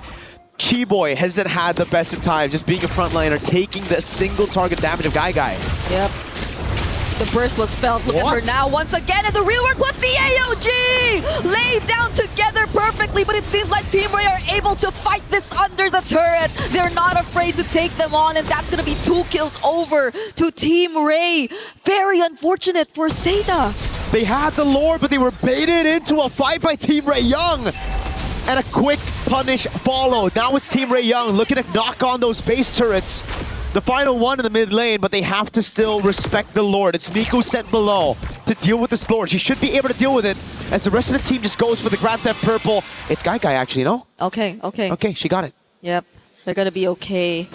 Tan has her own purple buff in her hands, and the Lord is gonna be dealt with in just a bit by Miku all alone here in the bottom lane. But things have been a bit weird for both teams. I feel like it's somehow getting to them too that we're reaching the 20-minute mark, and a lot of things are going to be much expensive, especially if you get taken out at this point. You will be having longer death timers. You see multiple immortality pickups too, but what is going to be the main task at this point for both Team Ray and Seda? Tan will not be as easy of a target to just take out the Firaga armor from. Guy 2 is 603 and doesn't seem like the best possible option if you just really want to go in for those pick-off attempts, because you really have to fight them head-on through team fights if you're looking at the composition from Team Ray. So at this point, Guy is just completely online, on top of the fact that Namai just picked up that holy crystal. It's all about the late game now. Equipment built up, and we know when it comes to the late game, it comes down to how they're able to also utilize the macro. Though it's strange to say, Seda have shown really good macro this game. The fact that they've left open those waves in the bottom lane, that's an exception. But now it matters the most as to how they deal with the waves incoming. If Quinn... wait a second, Joe just went in. They're fighting it here, not even near the Lord Pit. The Revitalizers are being forced out yet again. The AOG Quinn just nearby, already forced to pop. But no one's going down just yet. A knockback onto Fanwa. Has the immortality, is going to be okay. No one goes down in that exchange. And this is quite beneficial for Team Ray Young if they're able to recall in time and get back up here, because the wave in the bottom lane is pushing towards Seda. And we know a common trend, Name getting the poke down on Tan, and she doesn't want to recall. What? Wave up top, pushing in, wave down below as well. This is where Team Ray Young make their moves. Seda are already starting the Lord. Oh, flicker forced out of Name. Mikuchu going in alongside Quinn! But he gets bursted down. Fortunately, has the immortality, and the rest of the members of Team Ray are going to catch up. Black Shoes already popped by Miku as well. But near the Lord Pit, Fanhua falls down first. Last Insanity coming in from Tan. Name still alive and fights Nora, but goes down too. Next, after Guy pops her own immortality, and it's looking to be a near wipeout for Seda, and Team Ray might not need the Lord anymore. They had to fight that one 4v5 because Jessica was sent to deal with the waves. Bot and top all pushing in. Now you add another wave in mid and 4 Team Ray Young members.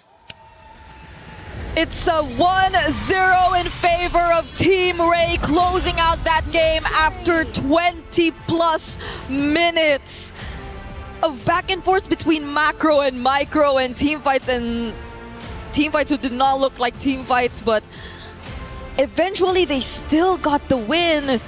It took them a while to get that though.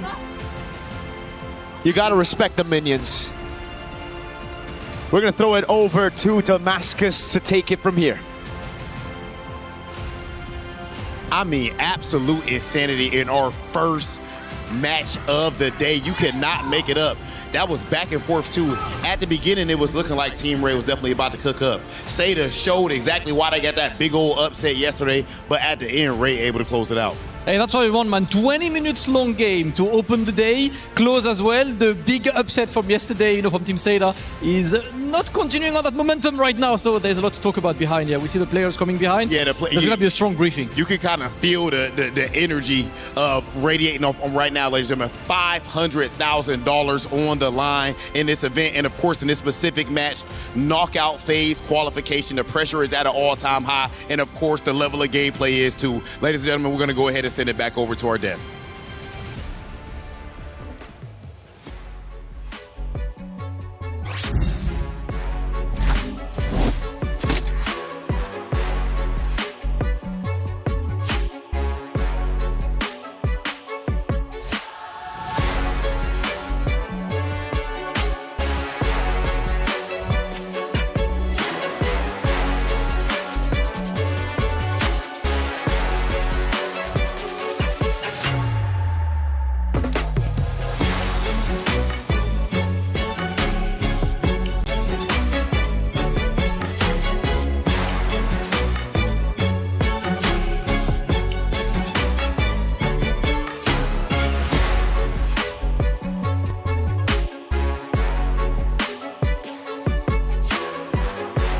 Is in our DNA. Whenever we let it out, it becomes our superpower. Now imagine an entire city being built to supercharge it. Kadir City, powered by play. Hey everybody, welcome back into the studio. Map number 1 has concluded, and what a map it was. Seda Esports gave it their all, but Team Rayong too strong. A lot to talk about, a breakdown. Let's start. I'm Taylor Reflections, Noble, Eterna, Gideon. Nice to see you both. We watched that. I'm learning as we go. Gideon, thanks for the instructions. You know, Seda Esports, early on, you could tell they were in trouble, but mid-game to late game, they did start at least having some life. I think a lot of it just comes down to Team Ray not being a little decisive here in certain moments, and I think that's a little scary on my part because my bias is leaning towards them. But at the same time, I think that Seda also needs to recognize, right? This is not the same Seda that we saw yesterday, and I think a lot of it just comes down to comforts in the draft, right? I think they had a plan in mind. It did not go the way they were looking for, and I think the laning phase is what really messed them up. And I think to add to that is, I think Seita maybe tunnel vision so much on these team fights and these objectives that they really forgot to stick to their fundamentals, which is housekeeping of the minions. Multiple occasions we saw that Quinn was able to look for opportunities to look for a backdoor. Sure. Unfortunately, she was unable to get them, but the fact that that opportunity was there in the first place, it's a big question for Seita coming in. And you know, let's go through some of these moments and take a look at the first one, because I want to piggyback off of what you just said in just a bit, especially with Seda versus Falcon Indonesia. But looking at this first point, Gideon, we are now 12 minutes in, and we've got a battle for the Lord.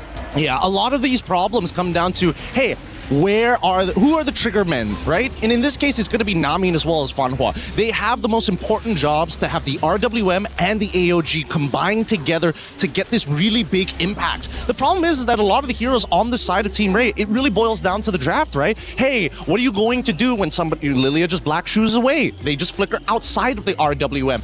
There's not a lot of winning scenarios unless they're able to catch not only the Claude, but also catching the X-Borg. And I think that was the hard part.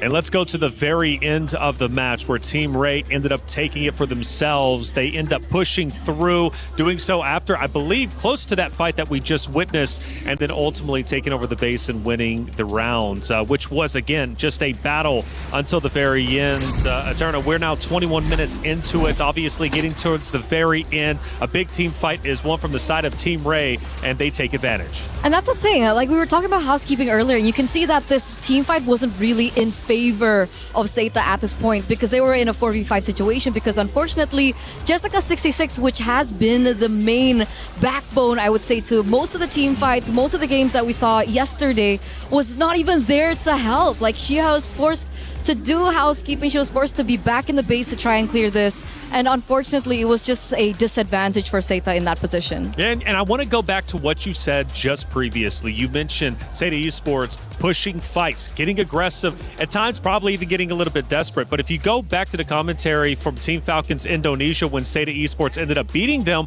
I felt Falcons Indonesia was doing much the same. I guess so. But for Falcons Indonesia, I felt like it was more so on like the execution, the troubleshooting that they were unable to look for inside the game. The adaptations weren't there. And I think for me personally, the targeting was still very questionable from Team Falcons ID. That's actually exactly what I wanted to bring up, right? It's target priority here, right? Not only is it at a high level, it's a lot more difficult to do, but I think the interesting thing where we see these teams in particular play, it's not just about pushing, it's the constant push and pull, right? It's constantly adapting and changing on the fly. Hey, I may have an opportunity to backdoor. If it doesn't work out, maybe we force a fight. They need to make those decisions quick because, as you see, if Quinn is walking back and forth, nothing is happening. Yeah. Well, hey, there was a lot of team comms. Obviously, you got to communicate well if you want to get the victory. Let's listen in to some of the team comms in map 1. Kurang orang, Cak. Ni. Aku cari Nawa. Aku cari Nawa, guys. Carry. Nice, bro, guys. Thank you, guys. Kita boleh menang. Main. Bodoh, nice, team. Thank you, Rotan. Thank you, Rotan.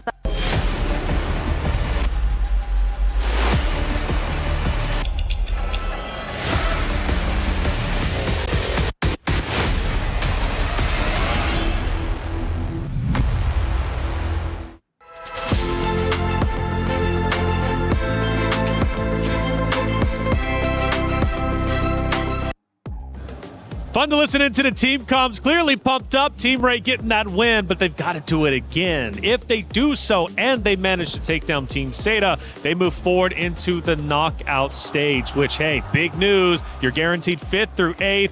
These ladies fought hard. They really did. Seda Esports did everything they could, but they simply could not overcome the Team Ray Young roster, who played incredibly well.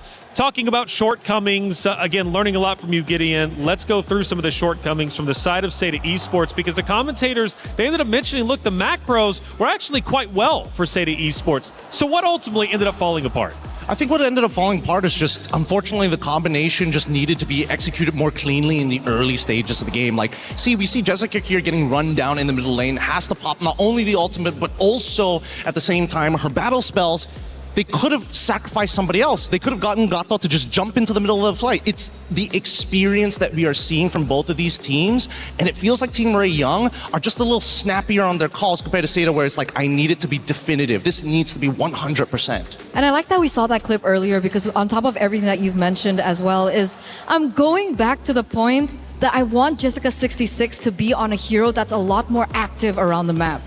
The Uranus is great for macro, it can control like minions and so on and so forth. But the fact of the matter is Jessica26 has been doing so much and is way more impactful when she's on heroes that are setters, like the Alices of the game, the Paquitos of the game. Naturally, the Paquito was a bad choice in that particular draft, so maybe they ought to prioritize Jessica66's hero earlier on, maybe? I think that it depends on whether or not Esmeralda is going to get banned on blue sides, particularly, right? And I think Team Ray Young, they've done their homework very clearly, right? I want to make sure that you're on something that doesn't have as much impact anymore. We're going to put you on Uranus, and hopefully you're going to just be somewhere out there in the galaxy, you know? Be as big as planet as you want, but we are attacking your team during the fights on neutral objectives. And going back to a critical moment that I was really impressed with, that backdoor attempt. You know, Seda, they were pushing, I think it was either mid or right lane hard. The backdoor attempt alleviates some of that pressure and forces Seda Esports to come back. For Team Ray, that was a heads-up play, the first one we've seen at least on main stage.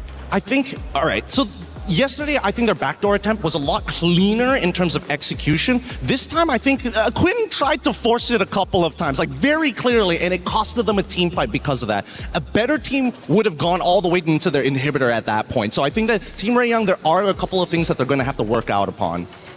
Are they too reliant on that? Like Quinny, Claude, backdoor.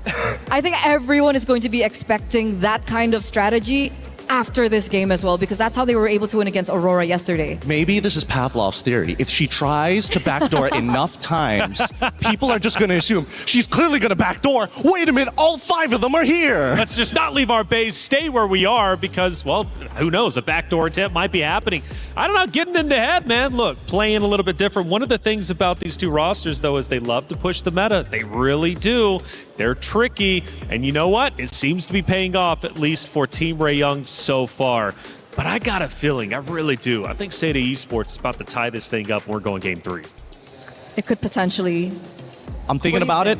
Because if we're going back to the drafts here, Gideon, it was Seda, they were the ones that banned the Esmeralda, and they were the ones that prioritized Boxia. So could they go for something maybe differently come game 2? You know, you got to keep the answer simple here. They just go red side, because really the priority, the only thing you care about blue side is that you get that first pick, that one power pick that will kind of determine how your team composition plays, or a flexible option that can be spread out in different roles. Now that Seda is on red side, they get to react. They get the power 4 position here as 4th pick, where there's not much they can do about it. And I just want to bring this up. So many people have been banning out the Hirara. It's kind of an up and down here, and If a team on red side is banning out Hirara, sure. But when you go to blue side and you ban it out, it's kind of showing something here. What do you think? I think that jungler can't play Hirara. That's probable? Look, I'm not... Maybe she's not comfortable on it? That's the thing. I feel like it's hard to say because we've seen so many different options from these ladies. They've shown us everything from Hanabi to Leslie. Okay, I mean, if that's the case, where we are going to have to just work with it for the moment, because the Boxias now is going to be banned out. There is still an opportunity for that Esmeralda pickup. We've been talking about how powerful the Esmeralda has been, especially in that EXP lane after the buffs. The Glue and the Lilia gets eliminated. So are they signaling that they themselves perhaps want to pick up an assassin? right? But the Lilia ban to me is what I find quite intriguing. I agree. I totally agree with you because their first two bans are similar to what they did literally just now in game number 1, right? They got rid of the Atlas, they got rid of the glue. But they decided to change it this time because Hirara is already gone and Zushin is going to be the first pick, followed up by Yves on the opposite end, and they're still thinking about what else to pair it with. Are you looking for supports here to guarantee your mid trio, or do you want to show your jungle early? I mean, if they want to go back to the same thing that they did, earlier on, they could go for maybe another setup with a Yves, with a Gatot Kacha as well. There were moments that it worked, and obviously maybe game 1 was an adaptation period for them, so if they do want to work with that, they can. Or perhaps they want to prioritize their gold lane, right? We've seen that becoming, the fundamentals, especially in the first phase. Maybe a Claude that they want to pick up first, take that away from Team Ray. Actually, that's a really good idea, considering that Quinn has been like the main driving force of these back doors and major decider of damage. I'm surprised that they actually go for the Khalid this time, but the follow-up is fast, super, super quick from Team Ray. They get the Esmeralda. Not a lot of counterplay to her, especially if you're thinking about Phoveus and Paquito. Getting the carry as well, just to make sure that they don't have another way to kind of deal with the heavy tanks. Absolutely, absolutely. I think this would show like maybe another, a dead lane. Do they want to go Esme-Uranus matchup? But then that's more, well, I guess Uranus eventually outscales her, but for like the most part, Esmeralda is going to control that side of the map. Which definitely is a problem here. And of course, Jessica26 really needs to get her hero down, and they are still going to leave her hero into the second phase. The first 3 picks coming in from Seita, I don't know, with the Khalid and the Yves as well, it's signaling to us that they really want to play that mid. They do, but what jungler would make sense? Like, they could set up for so many different things, right? In this position, based on the next 2 bans we see for either of these teams, for Seita, I'm thinking the classic Fredrin Arlet type situation. But again, you know where Esmeralda is going to go, and Arlet is going to struggle a little bit, so they might need to have a little bit of force up on that EXP lane. So maybe that's what they're going for, right? Like, okay, we'll play that as a weak lane, and then they utilize that later in particular team fights afterwards? Possibly. There's many different angles that they can go for, right?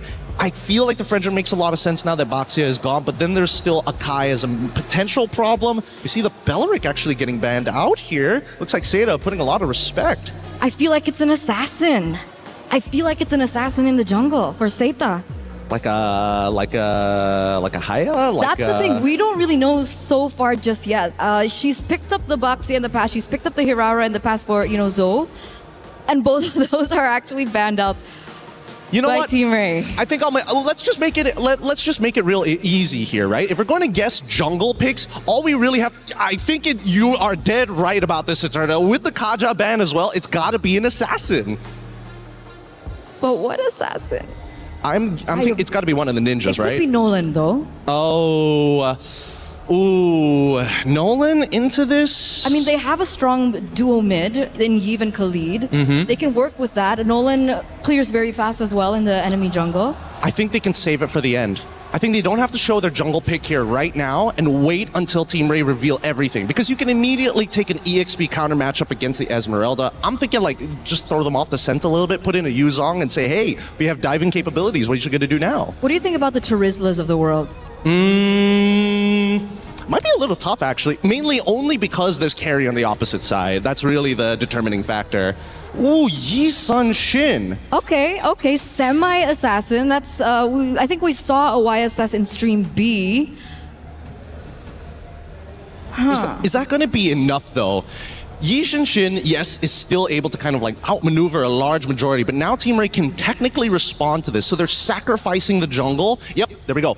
Instantly, they have something that goes into the jungle to invade, to punish the early game and the null. So you called it here already, Eterna. Okay, but on the opposite side, the Nolan does come through, and luckily enough for Team Ray as well, that they are playing on dangerous grass, so the Hilda is going to be able to be a lot more aggressive. I love the Hilda-Khalid matchup in particular for the mid. It's going to be a very interesting matchup, but the last pick now, it's going to be for Jessica26. It's going to be as vital as ever for this to be a power pick for her too. This last pick, again, are you liking Team Ray's composition so far? Do they have your favor, or is it the Seita side now that you see the Phoveus? I like the Phoveus against the Nolan. Okay, because for me, it's going to be down to the junglers. I don't know about you, Taylor, but if I'm looking at either the Korean commander of their naval army or the time traveler. I'm thinking time traveler. Time traveler for sure, man. You can do a lot if you could travel in time. You could do that, man. You could get the winning lottery numbers. Check it out. It's going to be a big matchup for sure and a big comeback needed for Seda Esports. Will they be able to do it? Or will we have 2-0s all again here on Stream A? Well, let's see what Team Ray Young has in store. They are one round away from moving forward to the knockout stage and potentially securing a championship later on. Brigitte, Mirko, let's get it started. Thank you so much, panel. Yet again, man, we are into the matchup. And just as Gideon mentioned, or asked around the panel, I would like to know your opinion. Brigitte, whose draft do you like better? I will have to go for the Esmeralda. Mainly because it's been such a great time for her, and I like how they've been trying to resolve the issue of scaling for Seda head on through the Hilda Juicin mid duo that you're starting to see right now in the hands of Chiboy, just making that Joe is not going to have a great time farming in the early stages of the game. Fortunately, has a bit of help from Guy, but that's where I'm really going to put my eyes on. If they're successful enough to keep this early game momentum going, then it's going to be tough for Seda to scale into a position where they want to be. I agree with you, especially considering, again, this Nolan pick is just so good at invading early. Nora's already got the prio bottom lane. They go for the dive, but there's damage reduction under that turret. And if you look at Nora's emblems, it's a bargain hunter. Team Ray Young know that they'll be ahead in this game. They'll be the ones with the snowball. So they're trying to go for the throat as early as possible. Tando takes the golem away. Already a camp stolen. 15% change. And that's huge for Seda, who definitely want to speed up things a bit because they do have to scale. They're both on a double marksman. They're on a double marksman setup, so they definitely need as much as they can. But fortunately for Team Ray, they've been controlling majority of their lanes so far, and the carry Claude matchup is pretty much something you've seen happen time and time again. It's been an okay lane for them. Nora, two games in a row, early game, has controlled the lane against Jessica, who we are not really seeing the setups from just yet. The same level of aggression we saw from her yesterday against Team Ray this time. And even the minions in the mid have been under control by both Miko and Chiboy. So this next turtle is looking to be like a huge advantage for Team Ray, considering that Nora's up level 4 too. Yep. They're not actually going to utilize this level E just yet. Zoe gets level 4 with the Lizard down below. Nora up top against Jessica. Both level 4, but again from Miku. She's going to be delayed a little bit from getting that level 4. Very soon, though, she'll have it. And Nami is actually still behind. This looks great for Team Ray Young. Tan is just going to focus on the turtle as Chiboy and Miku are going to be in charge of zoning out Fanhua. Joe could not even approach the turtle either. Mountain Shocker already committed, but they've already gotten the turtle. And Nora, look at what she's able to do against Jessica 66. Yeah, those buffs on the Esmeralda are really showing. Those nerfs on the Phobias really showing as well. This matchup wasn't really a good matchup even before the patch, but after the patch, it'll really be a lot more difficult for Jessica to go 1v1. She has to just participate in the fights, going in for those dark waves instead of going 1v1 against Nora. Especially with the Bargain Hunter, man. Nora, if she gets more of these golds, if she's able to participate in more of those fights, almost a kill in mid with a fracture on Name. And now they're going to be looking for bottom lane for sure. They already have this winning matchup that they didn't have last time around. Chiboy's cutting. Yeah, the more that the map opens up, the more things are gonna be difficult for Joe. Just look at this one level gap already existing between our two junglers, and it could just turn into more if Team Ray find the more successful rotations across the map, which I feel like they're very comfortable doing already. There's not much pressure on the mid lane. You don't really expect to see Jessica out of nowhere, because Nora's been the first to rotate out always, almost every single time. And a fraction right here, forcing out the BMI with a lot of damage already. That's a lot of threat for Guy and all the other special heroes. What kid? Chiboy taking first blood against the jungler of Seda. What a way to start this game after 3 minutes of them just farming, and now Quinn also finding Guy. How unfortunate for Seda. Sokolil for the Hilda against Joe on the Yi Sun Shin. And that's why the panel was questioning the YSS choice. especially with the Claude and the Eve already picked up, with an Esmeralda basically guaranteeing XP matchup. Hilda just free to go all over the map into the jungle. All the way from level 1, we saw how oppressive Chiboy could be on the Hilda. Yeah. And there's no respect from the rest of Seda. Or rather, maybe they just have so many things to deal with. Fanhua should definitely be walking together with Zoe. But even up top, they won't be able to get rid of the carry. Quinn's all good. That's another neutral objective for free to Team Ray Young. They're trying to commit onto this, man. Mountain Shocker utilized, but the whole team's coming over. Yep. That was a trade attempt, but then you clearly see how quick the responses are from Team Ray. They already decided to switch lanes, and yes, things have been really fast-paced for Team Ray at this point. Just Chiboy not letting go of Joe. The level gap still continuing to grow, and Quinn just focusing on almost every single structure that they're able to take away from Seta at this point. It's a much cleaner execution that you're seeing from them, and you feel the confidence coming in. They're starting to show a bit more of those recalls as the Crimson Beacon in comes in for Jessica. Miko. They're trying to take on Jessica, and they won't take long for them to find the kill. Fanhua trying to look for an angle from behind, but it's not going to be enough. Nora jumping in too, and that's all they need. Seda don't have the damage yet to take on a fight. Seda don't have the damage, they don't have the sustain, they don't have anything to facilitate the box, the front to back that they desperately want to play with. And if Fanhua can get bursted like that, you're in for some trouble. That's the main frontliner. If the fracture combo lands on Zoe, Name, or Guy, it's gonna be good night. It's only a 600 gold lead between the junglers, but then you look at everybody across the board and it's just constant 1v1 wins all over. Yep. Quinn's getting a turret down below. They've already gotten rid of all tier 1s in the side lanes, and this will make it so easy for them to go and sandwich them inside of their own jungle. Oh, Chiboy. Chiboy on this Hilda is really not making things any easier for Seda. Now they're on their way to securing their 3rd turret in this game. All tier 1 turrets have fallen down, and now they're on the road to taking on more kills as well. Fanhua going down, Guy going in with the blazing joy, but gets cancelled by the lockups of the Lantern Flare. Still get to find the trade, however, though, and Jessica is now finding 2 as well. Team Ray Young had 3 members there, and they still won out in the trade. 3 for 2. It's another neutral objective. It's a disaster for Seda. It's a dream for Team Ray Young. Okay, the fracture already used. Jessica's just sustaining everything along the way.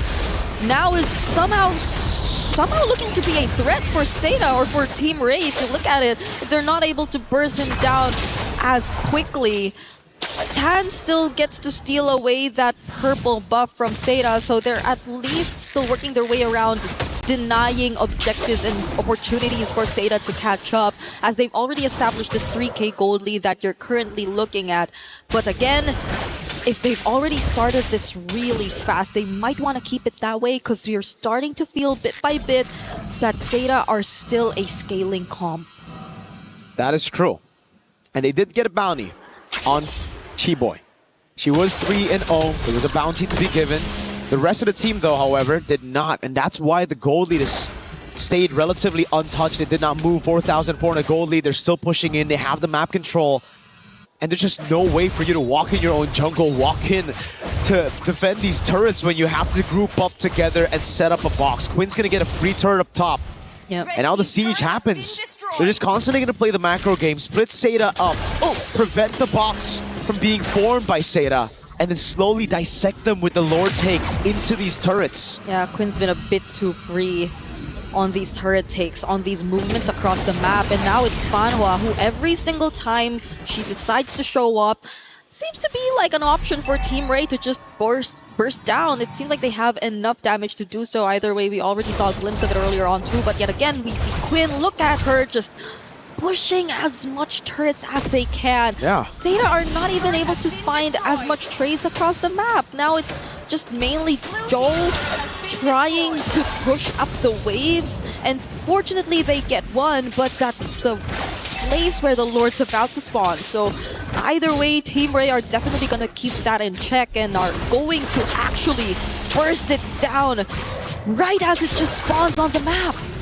With a carry and a Nolan all ahead, that Lord is another minion to Team Ray Young. One thing's for sure though, even if Seda scale into the late game, their frontliners don't. Jessica, Fanhua, they're on heroes that just don't scale into the late game, and the fact that they're just so behind early on. Look at that level lead. Jessica to Nora. Oh my goodness. Yeah. That's a 3-level lead between the XP lane. Nora's just having a blast in that lane. And if we even look at the roam right now, it's a level advantage for Chiboy.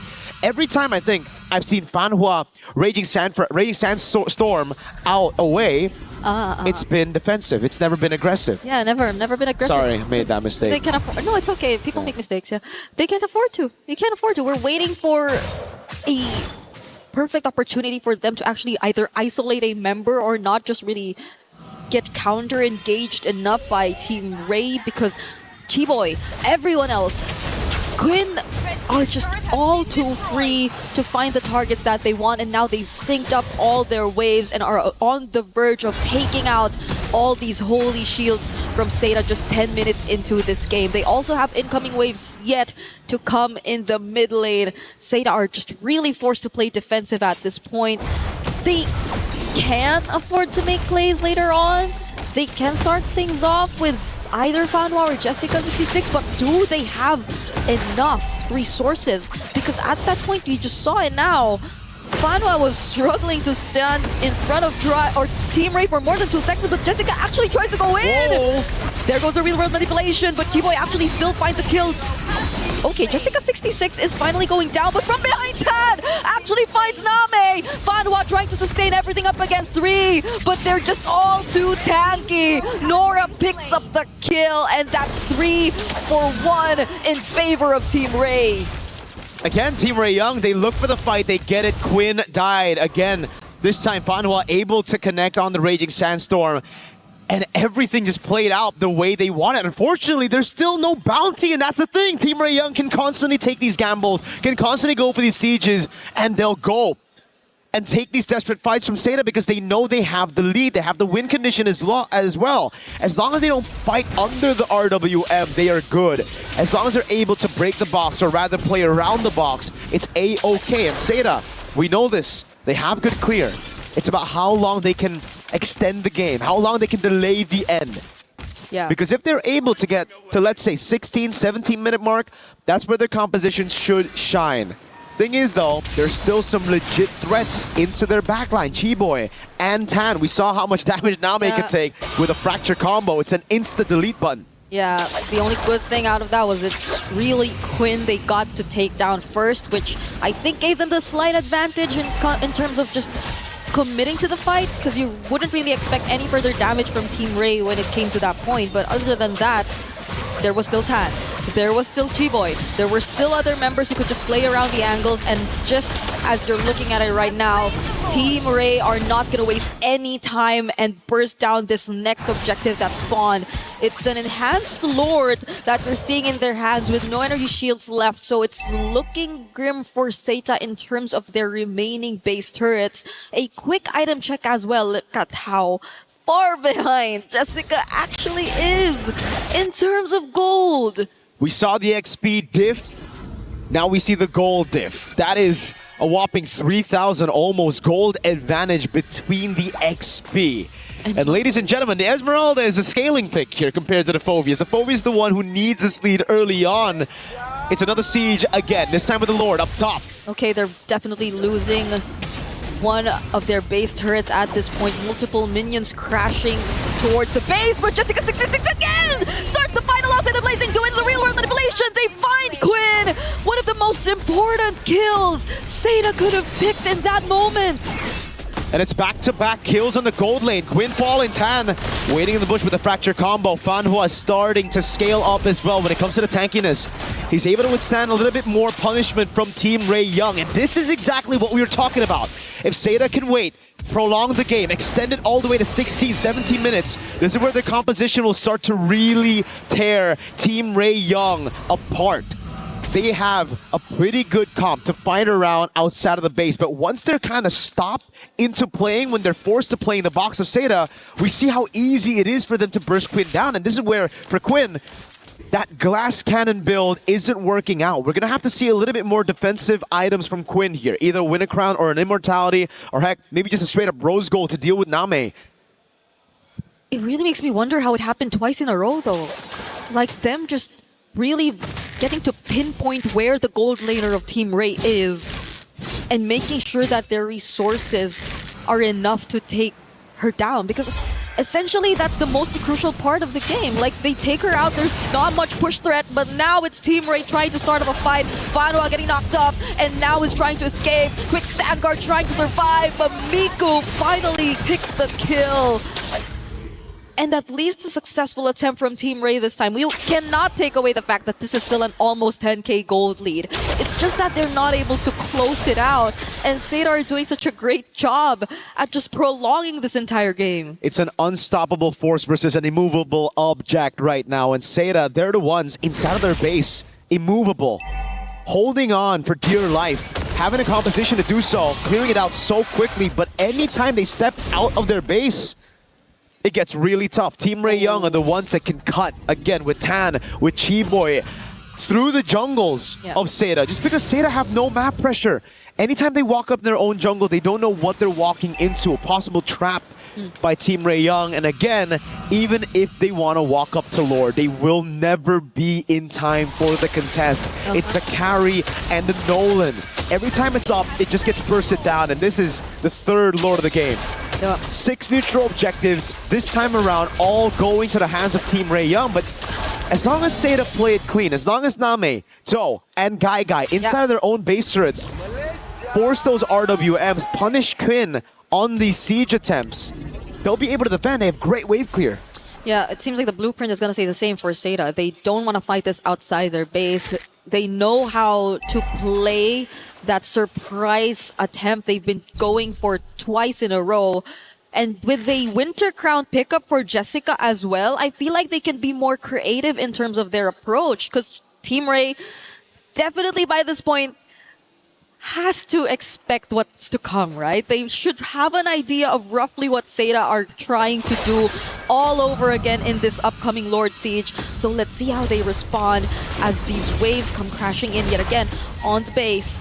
Losing out on 2 base turrets already for Seda, but they're not starting a fight just yet. They're dealing with the Lord, they're dealing with things one by one. Knockus from the Lantern Flare, Fanwa and Jessica are not going for the engage, and now it's Team Ray who find the perfect engage! They're going for Quinn all over again, but this time Quinn actually gets to survive. Fanwa falls next, Jessica 66 will actually force her way through, and they find the kill again, but is it gonna be enough? Guy trying to join in, pushing Team Ray back, and another successful defense from Seda is accomplished inside the base. It's all about creating the box, and Seda have created a box again in their own base. Team Ray Young, they can be as creative as they can, but it just, as long as they can't penetrate through that box, get all the backliners in one fell swoop, it won't be enough.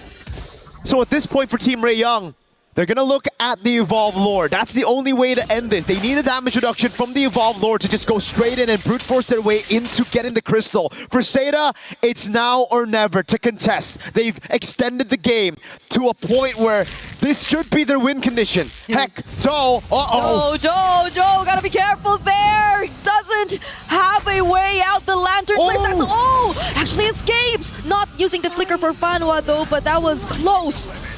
Super close for Joe. A 0-3 for Yi Sun-shin, definitely not the best time, but this is a time where you should feel the threat of a Yi Sun-shin scaling into the late game. I agree, it's now or never. Might as well get out of their base and try to look for an angle. And they should assign the right people to create that path, to find a way through, but it seems like the Lord is not the choice. They're going through the opposite side, if anything. But Team Ray also have that area scouted out. It's just housekeeping for Seda. They're clearing out the wave in the bottom lane first. They want it to be even here. then they can go and try to look for an opening over on this Lord. And again, when it comes to the Evolve Lord, yes, Team Ray Young have been able to burst it down, but that's when it wasn't Evolve. Whoa, everything thrown! It did not connect. Tan is alive, and now it's a counter engage from Team Ray, but Seda fully respects that as well. But without a conceal, Team Ray can anticipate the entry points for Seda. They do not have to worry about a surprise steal. They are bursting down this Evolved Lord, and Seda are forced to play defense again. Seda, the one time a window opened for them when they have their power spikes. They couldn't keep it clean, they couldn't stay composed, they went straight for the first man they saw, and it was Tan on the Nolan in mid. One of the most mobile heroes in the game, and they decide to gamble on catching her. Didn't pay off, that's for sure. Now, they're gonna have to build that box again, but unfortunately, I think this box will be dented. That's an Evolved Lord, full of damage reduction. With the whole team playing for the waves as well. They won't even go for the one straight push. They will build the waves in side lanes. Then they'll group up in mid to look for the end. This is the wave to end the game if there's any to do with it. Seda, can they defend? Oh no, Tan actually finds Joe, brings her down to half HP, and Fanwa 2 popping the immortality and going down. Falling Star going on to 3, and the Lord already inside the base. Quinn is trying her best just to gain access, but her immortality gets popped too, but it's gonna be okay. Team Ray are finally able to find the winning push as they take out 3 from Seda and secure the 2-0. It's a knockout stage. Slot confirmed in for Team Ray Young. And for Seda, they've made their mark on the MLBB scene, but they're gonna have to go through a grueling lower brackets to make it to the top 8, to make it to the knockout stage. Yet another climb. For Team Ray Young though, the damage reduction to the final Lord, every single neutral objective in Game 2 going towards them. We knew it was coming, it was just a glimpse of hope. Yeah. A little bit in the skies for Seda. It shined bright quite a bit a couple of times, but then the one time that they had the chance to fight, to contest for the Lord, they blew it through Tan's crazy move. Sidestepping, dashing away from all those initiation tools. Yeah. They burned so much of their resources at that point. The flickers, the raging sandstorms, and everyone just trying their best to keep up for that pickoff attempt. You would understand the frustration that you would see from their faces after that match. But I believe we get to talk to the players and we throw it to the stage. Now that was an absolutely amazing performance. Now what a showing from Malaysia, Team Ray Young. I would say, coming up with terms from what I've seen, macro maestros or even menaces. And right here I have Queen beside me. Hi. So yes, for you would be, 2-0 straight up for 2 days in a row. Is this the results that you guys have been expecting? Yes. Can you expand on that? What preparations did you guys do to ensure that you guys got the success that we're witnessing here today?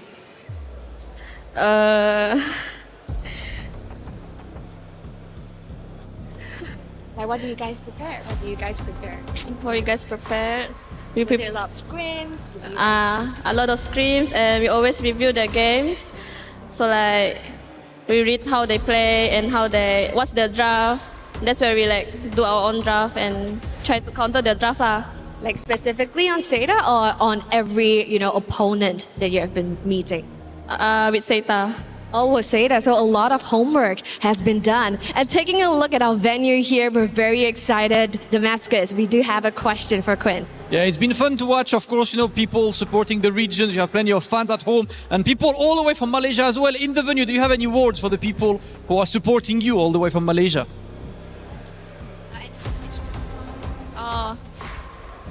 Thank you for supporting us. Thank you yang datang. Can I speak Malay? Thank you yang datang dari Malaysia. Keep supporting us. Kita orang kampung yang terbaik. Okay. Thank you so much. Please, can you make a bit more noise? for the first team qualified for tomorrow. Thank you so much. It is time to move forward with some analysis and the next few matches. Let's throw it back to the studio.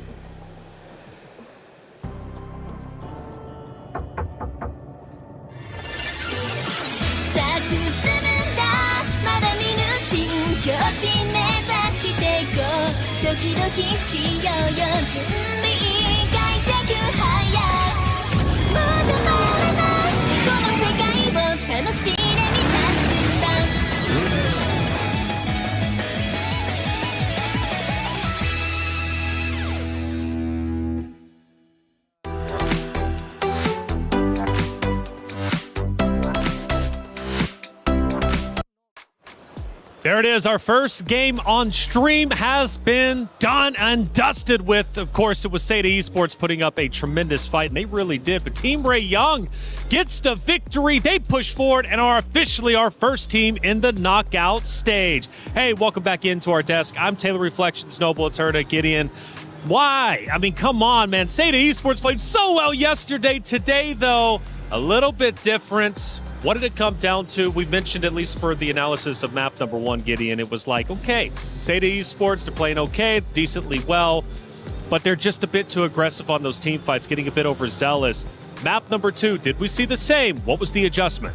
I think it hurts me to say this because in game number 1, drafting alongside with in-game decisions led to their inevitable defeat.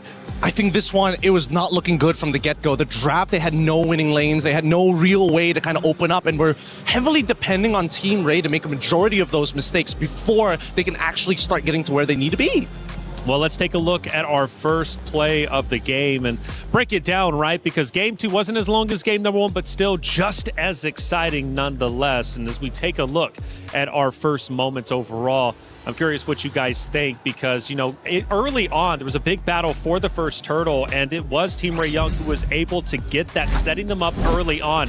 But as we get deeper and deeper in, we start to look at a base fight. What ended up unfolding? I think that the hard part about it is just, as this base fight, it's kind of unwinnable in a lot of these cases, mainly because of how much money that they have, right? They have such an inflated economy and so many more stats. However, if they all make the big mistake of walking into that RWM, they're just asking to die. And I try to, you know, the rule of thumb, 10K goal means?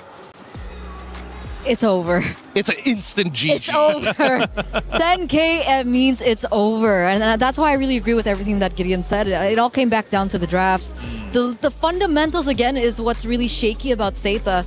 We were talking about fundamentals in terms of in-game from game number 1, and in game number 2, the fundamentals of the drafts just really weren't there. So that's something that they really can bring to their next match tomorrow. Well, as we start looking at our second moment of the game, tells a bit more of a story as to why this ended in the way that it did. I believe it's going to be a little bit deeper on. First, we were 16. Now we time travel into the 20-minute mark in Eterna. What are we looking at? I mean, at this point, I'd really want to hope that 10K gold gap just really didn't mean anything. But at the very end, it felt like the firepower just really wasn't enough. They tried their best to try and defend the base, and we can even see that Guy is doing her best to try and clear out that lane as fast as she possibly could, but with so many on top of her already, it just felt like it was way too much. And to Seda's credit, Gideon, they did push them back at least once or twice when, of course, Team Ray started to push up into the base. So Seda did put up a good defense. Ultimately, in the end, though, they were just too far behind. I think it's about also ticking the right check boxes, right? It's like, yes, there is the 10K. They made that one defense. Had they done it just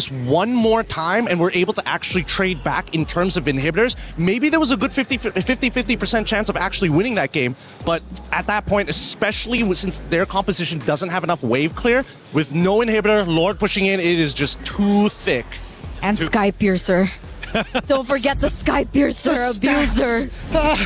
You guys are goofy. I love it. I've had such a good time being here for MLBB. I'm learning so much from the both of you. You know, Seda, I just felt like it was just a story of comebacks, trying to come back each and every time, and the frustration obviously being shown on that stage.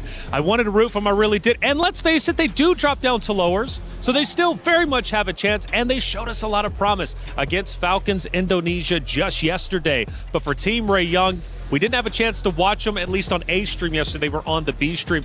But man, they played well, and clearly they know what they're doing heading into the knockout stages. Because look, I believe they go 4-0. They don't drop a single map. That was one of the main things that I heard from Stream B. Like, they kept talking about the experience coming in from Team Ray. Over and over, they kept saying veterancy, veterancy, veterancy. And we finally get to see it here as well. There are so many moments in the game when you can see that they can adapt on the fly. The fact that, okay, we tried this certain scenario, it didn't really work out, and they try and repair that come game 2. We're not talking about the multiple times that they tried to go for the backdoor. I think that's something that they I was about to bring that up again. Much. But come game 2, on a different hero as well, we saw Quinn finally being able to, focus more on the rest of the team other than, a sneaky backdoor push kind of strategy. Yeah. They just go to the bread and butter, and the bread and butter works. At the end of the day, that's gonna fill you up more so than just a gimmick, little snack.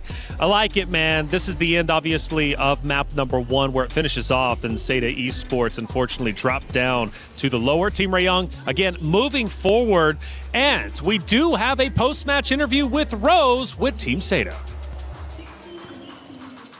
Hey guys, Rose here right now with Guy from SETA, and although they just faced a 2-0 defeat, but I think it is still right we talk to them. So Guy, 2 days in a row, you played exceptional, and although you guys lost today, I want to know, how would you describe today's loss? 那么今天呢，我们和该在一起，在过去的2天当中呢，你的比赛打的是非常棒的。虽然说今天这个比赛有点失利，但是呢，我们知道你是很强大的。我们想要看一下你目前对于这次失败是什么样的看法？其实也还好，主要还是享受舞台吧，然后心态也是比较稳定。I think I was doing okay, and I would enjoy this platform for me to have this opportunity to play, and I hope I can do better next. Yes, definitely. Now, speaking about your next match, tomorrow you guys will be going up against Virtus Pro, who has just recently won in Stream B. So what are the problems that you guys have to fix tonight in order to secure a win tomorrow? 是的。那么说到下一场比赛的话呢，明天你将会进行一场非常重要的比赛和 Row 进行对决。那今天晚上还有点时间，有没有什么地方有一件事情说可以改进一下，来提升一下明天的比赛？是的，我们今晚还会训练，然后改进一下今天的问题，主要是要团队性一点。Yes, definitely. We will continue practicing tonight. I will do more training. Hopefully, we can win tomorrow's match. I think our team need to really collaborate, and then we use our tactic to win the match. All right. Thank you very much, guys. 谢谢你. And with that, throwing it back to you guys over at the studio.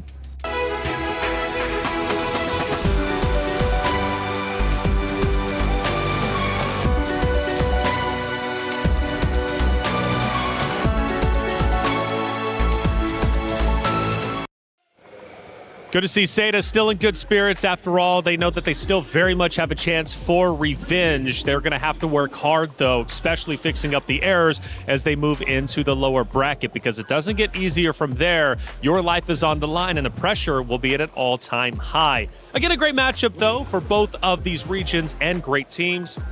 Team Rayong, I didn't realize they were as strong as they were on that stage, which is scary to think of.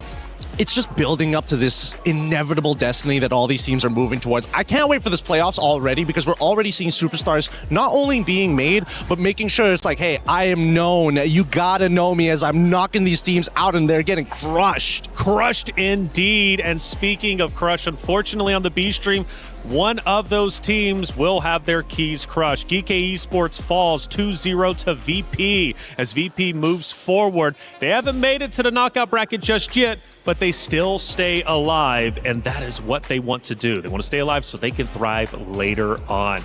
Here we look at a couple of moments from our B stream, and hey, it looks relatively close, Gideon. I want to say that it is relatively close. I see a Freya already there, but again, a Joy showing up this late, especially a 23-minute game as well. Looks like I got some homework to do later on. I think we all do, especially after the new meta. And you talked about it, though, Gideon. I mean, look, you love MWI because you get to see a whole bunch of different team builds you normally don't get to see. Eternal, did I just see Ling for a second there? Yeah, I think they subbed. We've been seeing a few links actually on Stream B. Really interesting. The games I casted, I didn't get the opportunity. I know. It's so uncanny. I really want those assassin plays here in Stream A, but we haven't really been getting them. But I'm actually really surprised about this, and I feel like it's a huge loss for Geeke. I mean, they did so well against Geltec. I know that they lost it 2-0, but despite it, I could see the moments and the brilliance that they had, the potential that they had as well. With Electa there, Yui there as well. There was just so much promise from this team, and also bringing in experience as well from that region. It's really sad to see them go today. I'm hoping that maybe MWI, their format changes, and we're going to get round-robin group stages. That's what I want to see.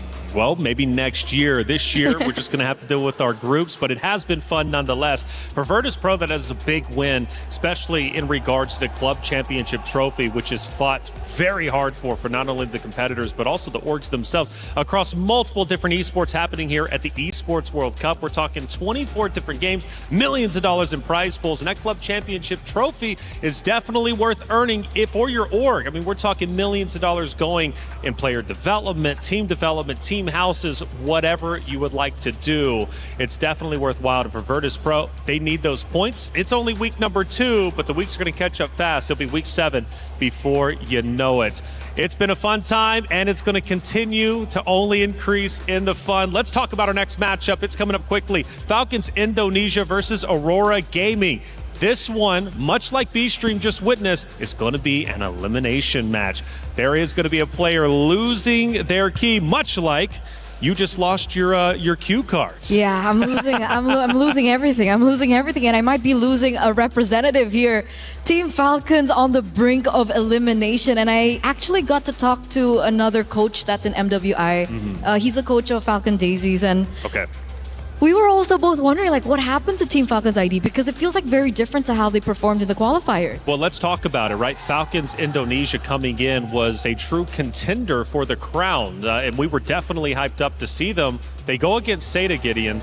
The series, it's rough though. Doesn't look good at all. And we question Seda Esports, especially the setup for them that we just witnessed, and even yesterday. They love to push the meta. It's a new meta. What are they going to throw out there? Maybe it threw Falcons Indonesia off a little bit too much, because even going into round 2, their hero pick, and I think it was Brigitte mentioned, like, look, this was just thrown all together. Their heroes were looking wild, like they were wanting to win a best of 1. But I mentioned the club championship. Trev, what's happening with it? Hey guys, Raimundo here from Team Falcons ID. And as we enter an elimination match today, how are you feeling? A little nervous? A bit. Okay, so Raimundo, I think I'd like to ask you, how is the team's mindset approaching today's elimination match? Because this is the last match, right? If we lose, so we will play as best as we can, because the yesterday is, I think it's so bad lah. The gameplay is so bad, our comms still bad, so yeah, we will do the best today. Okay, now I gotta ask, if you said yesterday the comms were bad, the gameplays were bad according to you, so what did you guys do at night in order to kind of fix the problem? We talk with each other, and we fix every comms, every miscommunication from out game in game, and so I hope we can do the best today. All right, you know what, Raimundo, I'm pretty sure a lot of the fans back at home are supporting you guys. Is there anything you want to say to them? Thank you for supporting us until now. So I hope we can do the best today and show you guys that we can do it. We will in the final. All right, semangat Raimundo. Yeah, thank you very much. And with that, back to you guys at the studio. Is in our DNA. Whenever we let it out, it becomes our superpower. Now imagine an entire city being built to supercharge it. Kadir City, powered by play. Rose, as always, thank you so much for the interviews, catching up with Falcons Indonesia before they head into the matchup. And it was a great interview to kind of get a bit of an insight as to what went wrong yesterday. And Gideon, it seems like team comms right now are a little rough. Yeah, I think understandably so, you know, having not only to fly all the way here into France and then afterwards you just have to acclimate as soon as you get here. This is why when I'm looking at that format, it's so brutal. You only have 2 opportunities to try and qualify to the playoffs. And playoffs, very important. They did say, though, at least at the end of the interview, that finals, they're looking to make it. That's the goal, after all, to hoist a trophy and earn yourself the bulk of $500,000. But unfortunately for our B stream, our first key is going to be crushed. It was VP taking down Geek K Esports, and VP crushes the key of Geek K, and it snaps in half. Absolutely brutal. So it's the joy and the agony of EWC, but that's what makes EWC so special. It's this cute trinket tradition that we always get to see year after year, but it's just always so agonizing. Agonizing indeed, and they can use those fragments for their trophy whenever they choose to. Hey, it's time to head to the stage. Our first matchup is nearly underway. Let's get it started. Thank you, Taylor. It is time for our first elimination match here on the stage, on Stream A. Sorry, as Stream B already had their fair share of keys being crushed. But right now, one of the Dreams is going to have to go to bed. And one of the teams here on the low bracket, a surprising one with Team Falcons taking on Aurora Gaming. Now that's absolutely right, Damascus, because Team Falcons Indonesia is actually known to be one of the favorites right here in this competition, potentially contesting the throne from the Indonesian counterparts. And they find themselves here in this position today. Whereas over on the other hand, we see Aurora Gaming. They had a loss yesterday, but they went down, not without a fight. So, can Falcons Indonesia actually clean up their act, clean up their communications, because they need to do it stat? This is a do or die. Or Aurora Gaming, over on the other hand, light up the skies and light up the exit path over for Falcons Indonesia. Let's get to it and let's head back to the studio.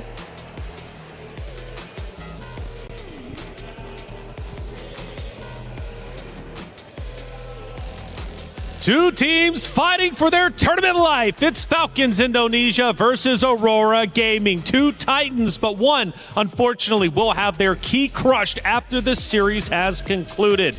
Now, with both tournaments on the lines, obviously the pressure is up, and with Falcons Indonesia already having communication issues, this might elevate the pressure to a boiling point. Aurora Gaming can take control of that.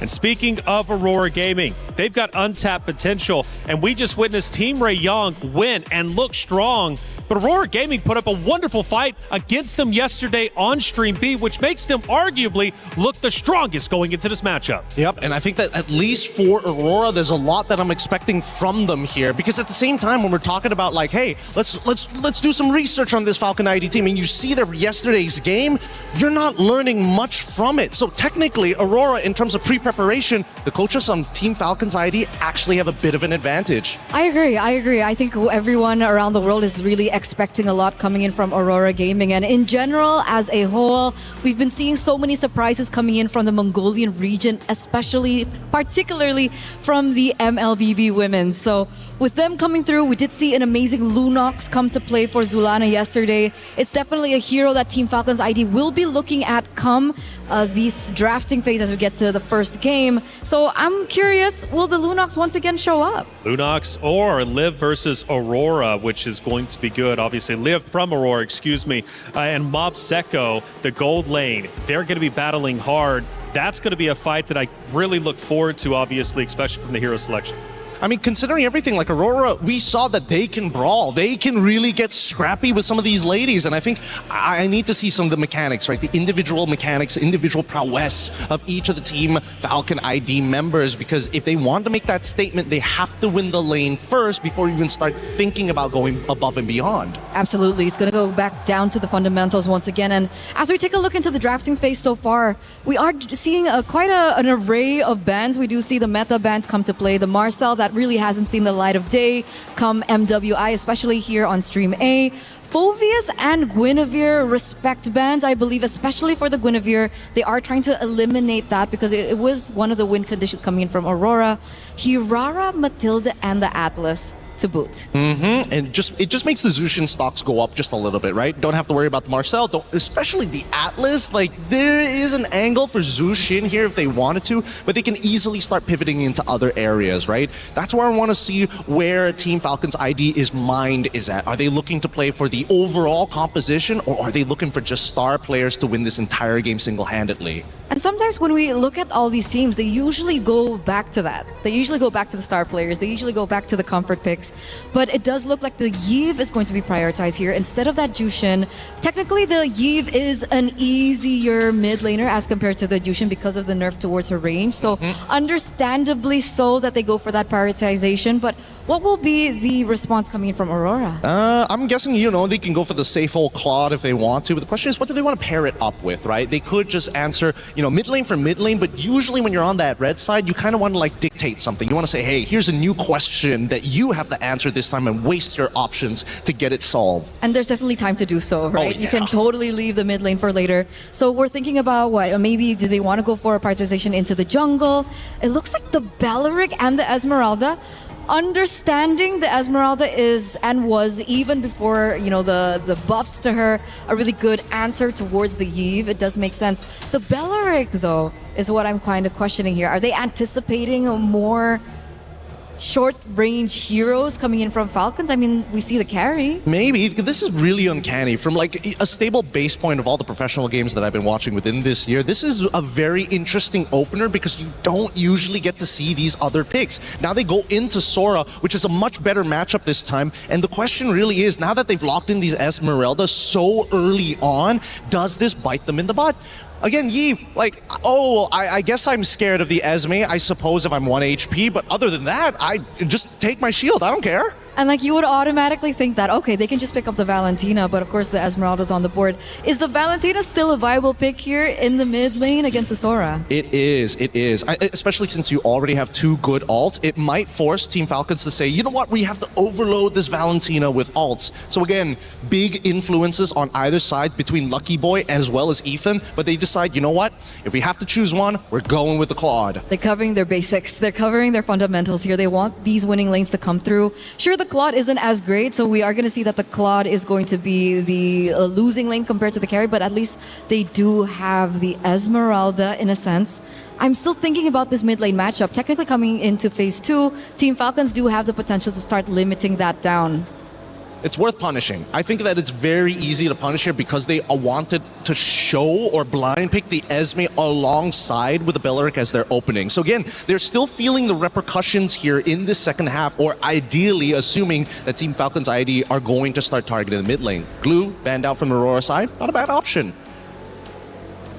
Are we expecting a weird pick? I feel like you already have something in mind. You're giving me that face, and I am now intrigued to know what this weird pick could be. Up until this point, we've only seen Aurora in the jungle for Anu pick up the Hirara and the Gwyn. Both of these heroes have been banned out. But we did see something crazy like the Hanzo yesterday. I was going to mention, actually, the Hanzo. But it was for Team Falcons, and I don't think they're in a position that they really want to, take that out of the box just yet. Maybe let's read into this a little bit, right? Because Gord, on the other hand, just got banned out. A good mid lane pick, but particularly good at dealing with big, beefy boys. The more health, even better. The more stats, even better. I deal true damage. I don't even care about it. I think that Falcons want to get more beefy boys on their side. All the quote-unquote anti-tanks aren't really there, and you're going to have to wait until Claude gets the 3 items before he can actually deal with the tanks. Yeah, so we're thinking maybe like heroes like the Akai, we've seen it yesterday. Fredrin and Baxia are still potential heroes that can be picked up here. And seeing that the Lilia was also banned out, it might actually lean that way as well. Wait, are they not going to get rid of the... maybe in their minds, the Jushin is like, it's a non-factor now. 2 short range, Yve is going to win the lane, just get a good support. The mid duo should do that. Get most of the job done in the early game, right? Exactly. So what's the call? I'm guessing... I thought Gacha was banned out earlier. Is it just to, take away the combo with Sora, Gatot, and the Yve? Possibly, but there's also an opportunity here for Aurora if they're looking to try and shut down specifically Carry, who's really, really short range compared to the other marksmen that we have in the game. Farsa might be an option here. Oh, but they go for the Valentina instead, so they are willing to sacrifice the early stages of the early game of the mid lane. So what lane are they going for? And maybe are they making it up with their jungler pick? Ooh. Let me think about that for half a set. Maybe there's an opportunity, but that kind of depends on whether Team Falcons are going to be like playing for carry strong side, right? They might be able to diversify. So what's the diversity here? I would say they can get a Cho, a possibility of Cho on their side, just to kind of like speed up what's happening down in the mid lane, force Claw to start taking purifies and things like that, and maybe you have a better opportunity, right, to set up for dives on the bottom side of the wave. And I think it would be quite characteristic, right? I mean, Raimundo is a player that really loves, you know, the invader roamer. She likes that heavy set heroes. It's quite weird that we only have seen her, I was about to say, on the Hylos. And the Hylos pops up here with the Nolan. Not the hero that I was expecting, but naturally you do have the assassin here, which maybe warrants why they banned out the Lilia instead of the Jushin that you mentioned. Yeah, makes a lot of sense as a matter of fact. Again, really well done for Lucky Boy alongside with Ethan. They clearly have a plan in mind and they're trying to adapt that plan. Really try and dough it through, you know? Gotta adjust it constantly. But this last pick is so important and I don't think there's like an optimal pick. It's really just to pull the comp together. Fredrin makes a lot of sense here. They could go, actually, could they go a little bit further than that? Could they go for an assassin themselves? We have Lancelot, Hayabusa, Hirara's banned out, so that's not an option for them to go for. They could potentially go for something like a Harley to try and snipe the Yve here and there. Well, there you go, they got it. Okay. Interesting. Okay. Now, the only reason I said Harley, and I don't want to be taken the wrong way here, it's just a lot easier to execute compared to the Hayabusa. Okay, and that's a way that they choose. This is actually the first Harley we've seen here on Stream A, so I was caught quite off guard. What did you think about it? Hey, I'm just saying for the ride, baby. You guys are breaking it down for me, and I'm listening and learning as much as I can. It's Falcons Indonesia versus Aurora Gaming, a match that means a lot. The loser will have their key crushed. The winner will stay alive, but only for just a moment's time. Another series will await them. Will it be Falcons Indonesia? Will it be Aurora Gaming? Mirko, Brigitte, let's find out. A really thorough breakdown of potentially what to anticipate heading into match number 1 with these drafts, but a lot's at stake as mentioned by our panelists. The first elimination match here in Stream A, and we are about to witness it right here and now. Welcome to game number 1, and we will have to sort a few things before we officially start the match, but we're seeing the drafts in front of us. It is indeed the first Harley game we're seeing in Stream A, but against a Nolan and this composition in general. How are we feeling about this Harley pickup that Aurora Gaming decided to go for? Wow, wow, wee, wow. Wow, wow, wee, wow. That's the first thing I gotta get out, you know, for the for the Harley. Harley's good, you know, against the carry.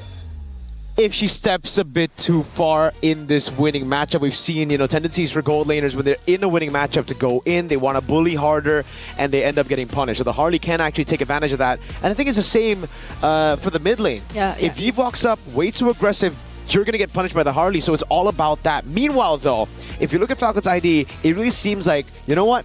We're going to go back and play the simple game. Yesterday, we saw them try to, like, play very difficult, high skill ceiling compositions where they need to do everything perfect. Now it's down to just win these lanes, utilize those winning lanes with an assassin in the jungle that has been great, even in the losing games. Falcons ID, Chev has always been great against Seita. Suyo and the Hanzo both were, I think, the two shining picks in that series. So the fact that now she gets her hands on, I think, a more meta assassin, you know, especially compared to the Hanzo and the Suyo, who both didn't do too much. Yeah. It's going to be great. We saw exactly how a Nolan could take control of a game last game. Earlier, Team Ray Young, Tan, fantastic performance on that Nolan. Yeah, I like it. I like how they're no longer over complicating things and keeping it simple. Yep, simple is best. Simple is best. Like We've been TLPH. talking about this yesterday. Their drafts are very, very... I wonder now, though, that we have a new patch, how much of that will change, especially in terms of their jungle. But yeah, now it's a bit easier to expect what's to come from this draft that you're seeing right now. I mean, even like generally keeping it safe, the high loss, and just a more systematic approach paired up with the Eve. So I think it wouldn't be that hard of a task to even just looking at the matchups, right? The way they were able to secure even the carry against the Claude and now managing the Sora against the Esmeralda, which I like to think, especially in terms of pace, should be fairly the same for both of these teams. It's just a matter of who gets to find the aggression earlier on first. And we are, I think, just a few moments away before we actually see this game begin. Because, again, we do not want to really compromise the experience that we will be having in this tournament. So please stay tuned for and hold on for a bit. We are going to get in the game really, really soon. There's lots at stake, especially as it's an elimination match. So, you know. Yeah. It's a big one. You're going to have to pay attention to this one, folks. We already have one team eliminated. Earlier, we saw their key crushed. Unfortunately, it was in Stream B. And now for Stream A, our first and only, I believe, elimination match. All the others will be promotion matches, and all the other elimination matches will be found on Stream B. So if you want to check out Stream B, you know, there, I heard they got like some other casters there. Those are their names. Stream B. I think it's Reptar and a young man from the Philippines, Leo. But they say Stream B does stand for B as in better stream though. So could also stand for the boys. Because we do have some bears. Bear boys, yeah. They call themselves the Wee Bear Bros plus LaFell. So you don't count LaFell as a bear bro? I think is it just because counted now. No. You excluded him from the group. You're like Bear Bros and LaFell. No, LaFell is just the okay. I'm used to seeing the Bear Bros as 3. Yeah, definitely not LaFell. If you add LaFell, that's 4, but we can add another one. Nah, you should have added the other one at the start. Now it just feels like a pity slot, you know? I'll have to explain myself to him again after this. I'm gonna tell the story to LaFell. It's like the Bear Bros and LaFell. This is side character. He's but a what side if it's piece. one of the Bear Bros who said that? Then it's okay. They would never. How could they? How could they? Why would they do that? Okay. I will explain. But it's over the Bear stream. It's GCT versus Twisted Minds, if you guys want to check that out. And we got a Hanabi, so yo. And an Aulus. And they are doing okay. No, they're down 5,000 gold. Why don't we cast Stream B right now? I mean, I have it up actually. I don't know if we can pull it up, but no, we can't pull it up. But yeah, a Hanabi and an Aulus in the same game. Which one? MWI. MWI. It's fun. At least it's not a Popo and Koopa jungle. We've seen a lot of that. Here. Yeah. When we were playing in the EU server, yes, a lot of the Popol and Koopa jungle. I'm trying to recall what other pick we've been seeing a lot. I think it's... no, it's mostly just the Popol and Koopa, really. Like, they really like playing it in the jungle or in the roam, wherever they want to do. But now we are officially starting game number 1 between Falcons ID and Aurora. Yep. So it is, again, as previously discussed, a Nolan versus a Harley, which currently is being... Okay, he got to steal that camp, at least before they got to him. This is one of the good points of having a Nolan on your team. You can invade so early on to a Lizard take, or even, again, in the Golem.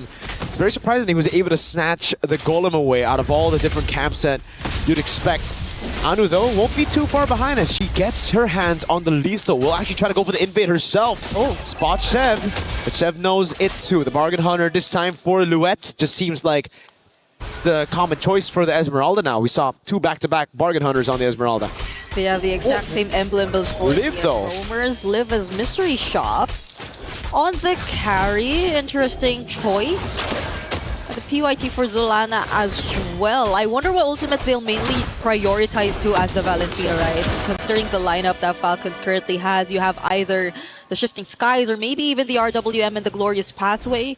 So they'll have a lot of options if they just really want to set up for the team fights. I think it wouldn't be as much of a problem for them to find an ultimate that could complement the Veleric. Because the Wrath of Dryad too, I think it would be really useful if you pair it up with another AoE battle spell that you can pick up from Team Falcons. And both are seemingly setting up for this upcoming turtle. Yep. Good position held down by Shev here. Not too sure if she'll be able to get the flank on Anu. That's the walk up. Violet goes in straight on towards Anu. Already with a hat. They're going to go all in with a fracture everything. Whoa. Oh my goodness. together with the shifting skies, bursting through Zulana and Luet like they're nothing. Straight to the turtle, and it's free. Yeah, Zulana, understandably so, but Luet even. Yeah. Barely being able to do anything as the Esmeralda in that scenario. Not even with a sprint. There was just a bit too much slow. Oh. And if it weren't for that flicker, Nika would have been next. Yeah, she got away in time. Sev now looking to capitalize on this early lead. A 1,000 gold lead, 2 kills and a turtle. This is a dream start for Falcons ID. Something that they haven't been able to get throughout MWI, and that means just the one match yesterday. Yes, so that's what you get when you simplify things and make it more easier for your team to just execute the lineup overall. They need not worry about trying to follow a perfect setup or sequence in order to win out on fights. And it's not like they just chose to focus on the fights. They were doing that all the while they were also securing the objective. But Anu, wait. You don't want to go against Violet. She's the one who actually went in on you earlier. Anu has to back away. Violet with the flicker to chase as well. Trying to go for the full stacks. The RWM. Livy is the one who picks up the kill. Now it's Raimundo getting chased out. Wow, okay. They really made sure that Anu would go down at that moment. And now it's Sev taking her own purple buff away from her as well. Oh no, the buff! Yep, greedy invade. Buff didn't get taken. Retri was down, and the falling star moon from Luet was enough to take it. Luckily, Turtle will be spawning in 20 seconds, so they won't lose too much. It's just a bit of that momentum taken away, and Anu, surprisingly, a level ahead. Yeah. Against a Nolan. Did she actually get the orange buff earlier? She was able to steal it away, right? During that previous, we'll have to... She did. We have to double... Wait. No. I believe she did. Yes, she took the orange buff and then she died, right?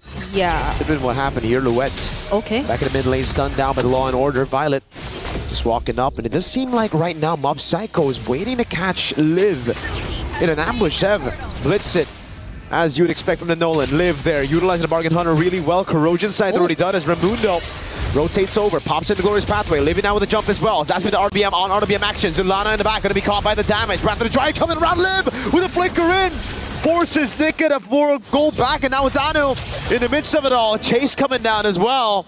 Anu gets away with a hat trick. Liv gets the gold crab. How is no one taken down in that entire sequence? They were all there.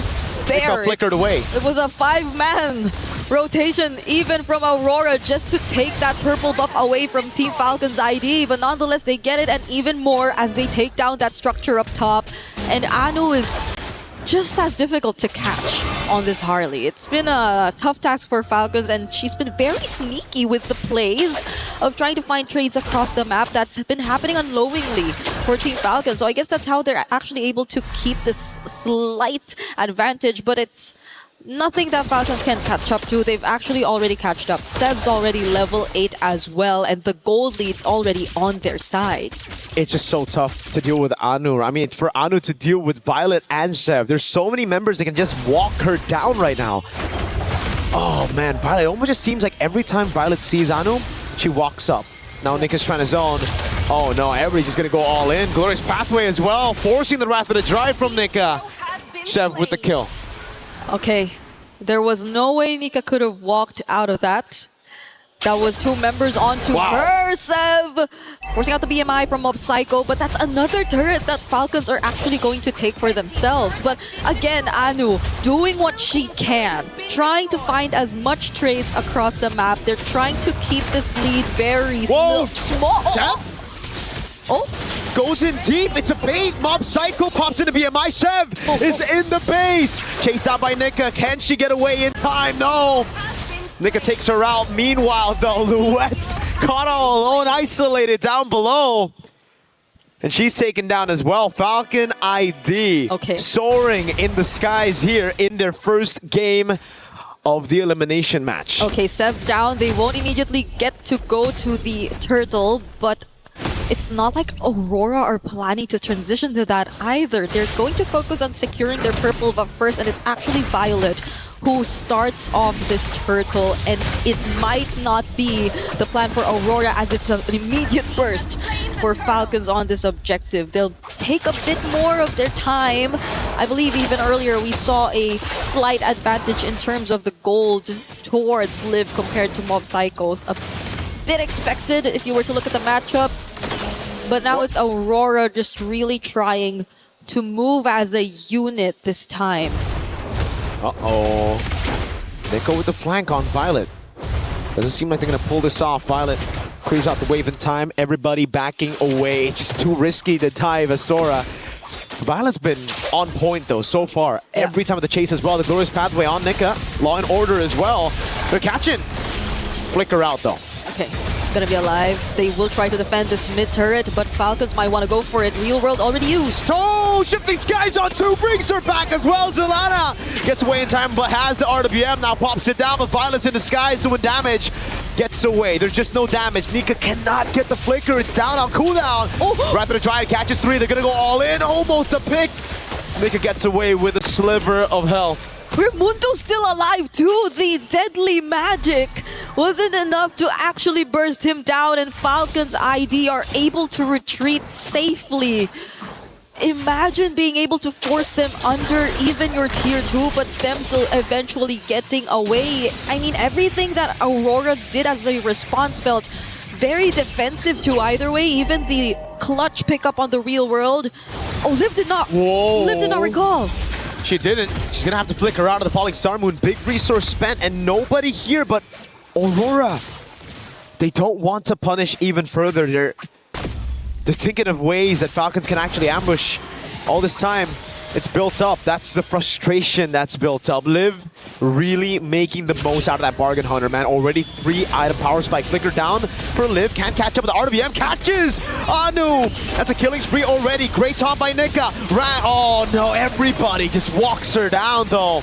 It's a bit too much for them to handle. Not enough damage to retaliate to that play. And that's the target that they want. Anu finally going down. Moments just before you could have expected a Lord fight between Team Falcons ID and Aurora, which is why this is likely going to be a free objective over to their side once again. And it's something that they could greatly utilize, as Aurora have barely made successful movements enough to take control of the map too. It's always Falcons finding these turrets, and it's always them just forcing Aurora to put down their ultimates in the most... Oh no! Okay! She just got back. Oh my god. Raimundo with the Law and Order trying to catch her. Won't be able to get it down. That's kind of crazy though. Now a siege up top. No Lord just yet. They're gonna crack. Oh, an attempt by Chev down below. Mob Psycho able to react in time with the Blazing Duet and a flicker out. The Lord took a while before it spawned, but going back, it's again Falcons just always forcing out the reactions from Aurora. It's not like Aurora are able to set up anything for themselves, not even with the Wrath of Dryad, not even with a Falling Star Moon. They really have to play counter-engage at this point, considering that they're significantly behind too. Falcons are barely doing anything to take out these outer turrets, and now Aurora have lost all of them. It's only the Holy Shields and the base turrets that are left, and we're only 10 minutes in the game, and they also lose Luette. Complete burst out. Violet with the play. Shifting Skies in the back. The Wrath of the Dryad locks him down, but not enough to take anyone out.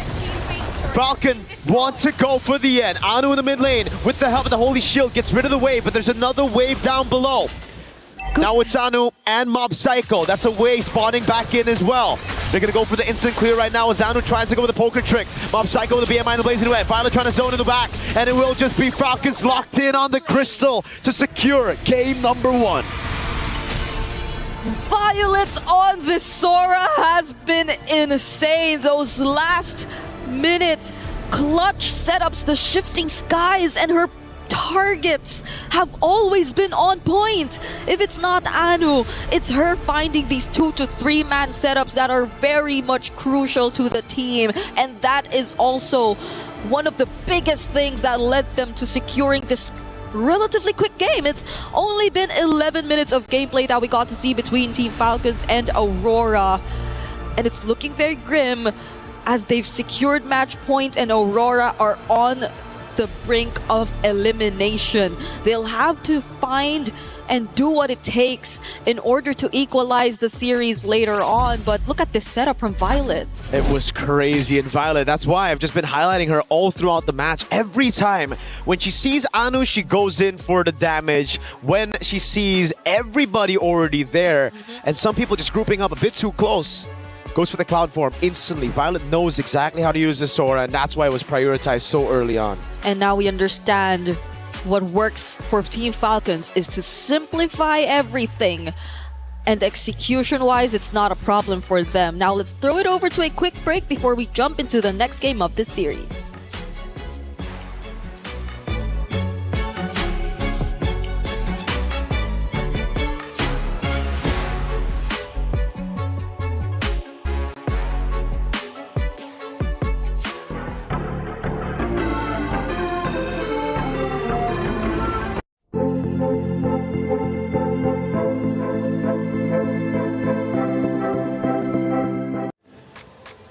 Man, what a fast map one. This is loser's bracket. You would think there would be more of a challenge, but Falcons Indonesia, they come back. They did their homework from that beatdown Seda gave them yesterday, and they are looking unstoppable. Hey, welcome back into the studio. I'm Taylor Reflections, Noble Eterna, Gideon. What a map one. I guess there's a lot to talk about. First off, Falcons Indonesia coming into it, Eterna.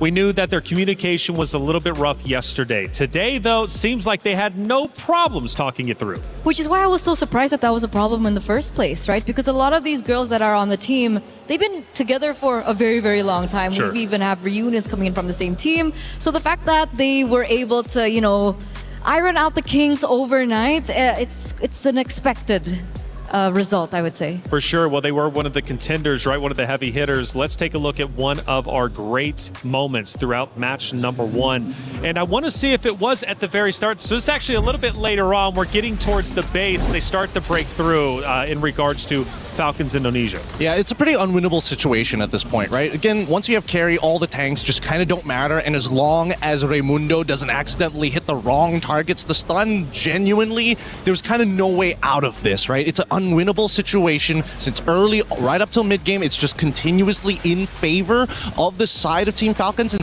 look at it, only one missing turret. That was it. They absolutely dominated, and it started at the very beginning, Eterna, with the first turtle fight. You could really see Falcons Indonesia were playing very, very well together.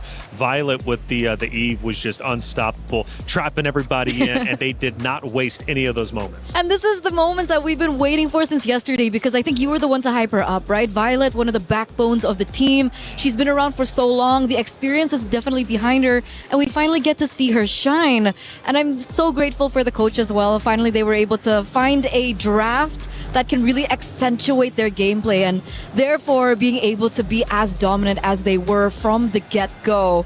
We are seeing that this is one of the, I would say, shorter game durations, 11 minutes and 21 seconds. Yes, and this is why Team Falcons are so, after, this is a complete 180, because this Falcons is a scary Falcons. Sure. They give you almost no chance to kind of escape the death trap that they've set up for you. Every little bit of gold that you see, and especially, look, most haven't even hit level 15. All of it was being funneled by the two side laners in Zev as well as Liv. Wait a minute. That's not 100% correct. Well, either way, the three turtles are. I know that for sure, man. And the 10K gold difference between the two obviously is quite significant. And one thing that I learned, if you're 10K gold down, it's hard to come back. It's pretty much done and dusted, as I keep continuing to learn from the greatest and the best MLBB has to offer. But hey, man, it was definitely a tough series for sure. And Falcons Indonesia, again, looked absolutely incredible. And from start to finish, and it finished in 11 minutes, our shortest that we have seen yet. It was Aurora Gaming, who just couldn't get anything started. Now, we mentioned the veteranship of Violet, obviously. Falcons Indonesia building the team around them. Now, on the side of Aurora Gaming, who is that sole unit? Who is that sole player that they're like, okay, you're the one to step it up. We're just going to back you up? I think that's really hard to tell, but when it comes down to impact and how she's been able to carry through the game, I think a lot of that really has to do with both Anu and Zulana. That's specifically for me. You can have a different opinion later on, Gideon, but Zulana was forced on a hero that is great because obviously a Valentina gives you so much versatility in this particular team fights depending on how creative you are and how much grasp you have over the other heroes, especially specifically for the opponents. But the Valentina up against the Eve early game is just so difficult. Like, what do you expect her to do? Even Anu in this particular situation, you did mention the Harley pick as well, but it looked like the Harley was so pressured in the early game that there was barely enough time for her to shine as well. I agree. It did look a little bit uncomfortable here, and that's why I was thinking that, man, these Falcons are like so different. Truly, being able to kind of just walk into the enemy jungle. And not only that, they also perform some really complex dives with two people already underneath the turret. They look to kind of break open a lot of different ways. So some great high-level stuff that's actually being implemented well now by Team Falcons. Well, as we head to the stage once again, one more round loss from the side of Aurora Gaming means their key will be crushed and their esports World Cup run comes to an end. Aurora Gaming must fight hard to force a game number 3. If they can do so, well, they have a chance to continue to move forward. But Falcons Indonesia, a contender coming into this tournament, might have stumbled day one, but right now they are running full speed ahead, looking incredibly strong and looking to make quick work of Aurora Gaming unless something catastrophic happens and Aurora Gaming is able to come back in map 2 in a dominant fashion. But one thing that I realized again, that early game, Aurora Gaming, they've got to lock in and they need to shut down the teamwork of Falcons Indonesia quickly. And I know they can do it. I know that they can do it because as we were watching their qualifiers, they had to go through so much pressure, right? They basically went back to back elimination matches, so their mentality has definitely been tested. And in this particular situation, perhaps that's exactly what they need. Maybe they need to be on the brink of elimination to have that additional pressure, to have that additional motivation to eventually step up. If we're talking about motivation, we got to talk about the information they now receive from that game 1, because previously we didn't know what Team Falcons was going to do. Sure, a couple of picks here and there from yesterday's games, but now they see the playstyle, they see what they want to implement. I think Aurora has a better base to actually adjust in the draft now, because that opener on that red side just was not it. They didn't get the right answers in that first phase, which really hurt them in phase 2. It's Liv versus Mob Saiko. I mentioned that in the very beginning, and clearly Liv got a ton of value in game number 1. But Mob Saiko, where is she at? What can she do to improve in game number 2? I think number 1, you got to get a support that's able to kind of bring in the pain, right? Call your jungler to start on the orange side, and hopefully, if they are still on red side, they end up by gold, because I think that rotation was a little slow because of the initial invades on that top side after they made the attempt, and then from then on, it always felt like they were just one step behind. And it's so sad because you'd expect her to be on a Claude, a hero that eventually can come back into the game. But there were just no opportunities for that to happen. And I think at that very end, we did see her really struggling to try and clear out the lanes. Maybe a little bit of panic set in, that the ultimate that she utilized just really wasn't on point as we expected her to be. Well, we start going into our map reveal and then ultimately the hero selection. Again, for Aurora Gaming, they've got to fight hard to come back. We push into Expanding River coming up next.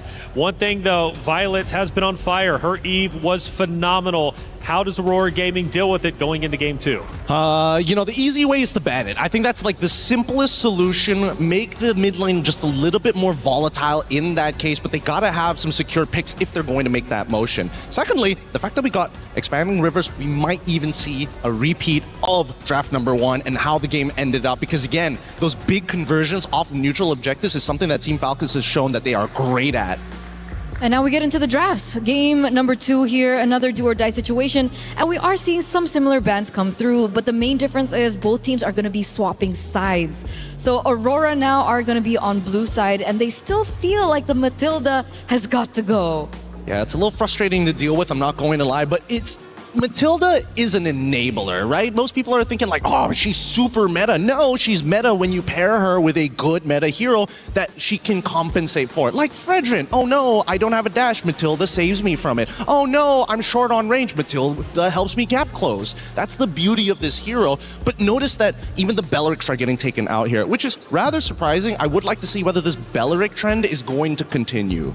I feel like it's another setup, right? I feel like it's another setup. It gives them a little bit more flexibility when they want to start, thinking about what they want to put in the jungle, what they want to put in the EXP lane as well. So Glue as well gets taken out. We saw that Glue was a really tough hit against the more, I would say, vulnerable junglers, like the assassins of the world. Yeah, I wanted to be nice to Glue because he's so cute in the game. What do you mean he's cute? Patrick! Okay, fair enough. Right? I can't argue with that. Okay, but he does get taken out, so it does give a little bit more leeway for Team Falcon's ID to kind of think about it. Freya and Guinevere and the Hirara also gets taken out. Now, do Aurora this time around want to solidify that mid lane? Do they want to pick up the Yve themselves here in the first phase? No, because Marcel is open and they would rather, don't worry about it, because they would rather say, you know what, we take Marcel and we'll let you decide what we get. Oh, are we going to get the Jushin? Are we going to get the Yve? Because no matter what, I think that's going to be the big trade-off here until we see the second half of the bans. We finally get the Marcel though. Yes, finally. I am excited for this one. So what do we usually match up against the Marcel? Because we've always seen the Marcel banned out in the Land of Dawn. Are we thinking about heroes like the Hilda and the Khalid? That's the thing, right? Because there's also the argument of like, if you get the Marcel, should I necessarily take the Valentina so I can steal the Golden Hour, right? And Team Falcons, they're like, heck no. No way. Give me the Yve right now. We're going to close out this game as quickly as possible, but there's a good and bad because of this, right? That RWM, it can be negated instantly. Absolutely, absolutely. So, I mean, in the second phase when we saw the Yve, we did see like the Gourds of the world being banned out. Perhaps that could still be considered for Aurora if they want to try and fix their mid-rotation that they really lacked in the first game. Considerably, though, they do have the Marcel, so it does give them a little bit more flexibility when it comes down to the picks. But the carry early here, again for Falcons. That's a very, again, just a hard read here. Make them feel, make Aurora feel just a little bit uncomfortable, and at the same time, just tell them, you know what? No tanks for you. Yeah. It's limiting. It's limiting. It's about keeping them within the box without actually having the Yve apply it. And at this point in time, would you just focus on picking up the Claude here? Actually, I would, because we saw what happened when it got to the second phase, right? And then, you know what? The direct answers that they had initially gets axed out straight away. Looks like we're going to go on a bit of a pause here. Hopefully, our marshals, of course, best in the world, they're on it straight away. But it looks like the Yve is back. What do you think about the Yve? Well, I'm clearly worried, and Gideon, you mentioned that we could in fact still have another mirror matchup from previous, which is a big worry. 11 minutes is so incredibly short that fundamentally something fell apart for the side of Aurora Gaming. If you give Falcons Indonesia their comfort picks from game number 1 now heading into game number 2, I think you're going to have a lot of issues. Aurora Gaming could very much be in trouble. But what is the justification for Aurora not to just ban Yve outright? Well, I think the justification especially is when you have the option of Marcel still available, you don't really want to break that trifecta just yet. I mean, it used to be a trifecta. Now the duo purple mid laner mages. And the fact on top of that is the fact that Zulana is so versatile in the mid, and she really has some unique picks that you normally would not think would work, but has worked out for them in the past. And they have that pocket Lunox for Zulana. So that is also still an option. I know it's kind of weird when it comes down to meta, but again, it's MWI. No, but I think that there is an argument for Lunox. My problem right now is that after seeing game number 1, I thought maybe we got a very clear reflection of what the meta is demanding from us as the player. Hey, you snowball fast, you deny resources, you are going to win this game within the next 10 minutes. Every other game that we have seen here today, 1 or 2 turnarounds nets us maybe 20 minutes, maybe even 18 minutes. But do you think that has actually shifted? Is that a meta effect? Because I think when it came down to the wildcards, when we reviewed their games, it felt like despite being able to control so much in the early game, one mistake in the latter portions of the game loses that entire, gratification point. Yes, that is also true. It puts you out of that 10k GG zone, right? It keeps you within the 6Ks where you're just a full component down, and then you just have to compensate it by waiting for 5 minutes. That's usually the case here. Okay. But Esmeralda, though, not picked. She's been an exciting hero that we've been witnessing over the past couple of days. With Esmeralda now gone, Aurora Gaming is clearly trying to make adjustments, and now it is the Marcel. Now, how does that have an impact? Because clearly what didn't work before needs to work this time. I think they learned, Like they prioritized the Esmeralda in game number 1 and it really didn't work out for them. So this time they're taking a little bit more time to think about it. Yep, it really bit them in the back, I'm not gonna lie. It was a hard read, a blind pick. And with this Marcel, it's a little bit more flexible and a lot more compositions, but it also really helps that the Yves just decided to show up on the opposite side, right? And now it's convenient for them. It's like, yes, this is a blind pick, but now we have a direct way to deal with the real world manipulation. Which is great. It's a great read. But going to Falcons Indonesia, let's say it is in fact a perfect world for Aurora Gaming. They see the same comp. What is the comp to beat that comp? Like outside of team fundamentals, outside of team strategies, what does Aurora need? What is the X factor pick in order to truly counter Falcons Indonesia? 2 suggestions, depending on what kind, because we only see Marcel, right? There's still 4 more picks for Aurora. I'm thinking if they want to be hyper aggressive, they're looking for winning lanes. They're looking for winning lanes, people or heroes that can actually knock down these turrets really, really quickly. A couple of those could be leaning more into the Brodies and more into the Hanabis, kind of dependent on the lane bullies that they're looking for. But EXP especially is super vulnerable in the second half of the draft if they just wait for it. And I think that's really important, especially to try and facilitate Anu. Because back-to-back, we've been seeing her on a hero that maybe is kind of forced. We saw her on game 1 on the Harley, and the fact that they didn't have winning lanes, it really didn't give Anu that space that she really required. Come game 2, I feel like Falcons ID, they really did their homework. I think the loss that they suffered yesterday gave them that point in time of motivation to be like, hey, we need to do our homework, because Anu's heroes have been taken away from her. Wait, so let's say she gets put on a tank. Wouldn't that just be good enough, you know? I guess we'll see. It feels like that's what they're trying to do, right? Put her on a tank, take away that big impact and say, hey, you have to be the foundation for the rest of the laners, which are, well, at this point of time, they haven't hit that ceiling. And that's why I feel like Matilda being banned out was bizarre, yeah. So I guess for Violet's sake on Falcons Indonesia, how do you isolate her and get her out of there and get her away from the team fight? Because Falcons were wolfpacking together so incredibly well. For Aurora Gaming, you could tell there was bits and pieces where they wanted to isolate, but they just simply could not find the opportunity. Violet was a major key problem in game number 1. I do have to agree with you. Her Sora was definitely a problem, and Aurora understand that. So they pick up something of their own here. They pick up the Arlet, and we were talking about this before, and the Akai comes through here for Aurora. I don't know why they didn't decide to just go straight into Phoveus, but I guess it works out, whatever they're most comfortable with. And Sora is still a pretty decent matchup depending on what the emblem setup for this Arlet is going to be. But again, we're seeing a very similar picks being thrown over. And remember, this is the Akai Arlet combination.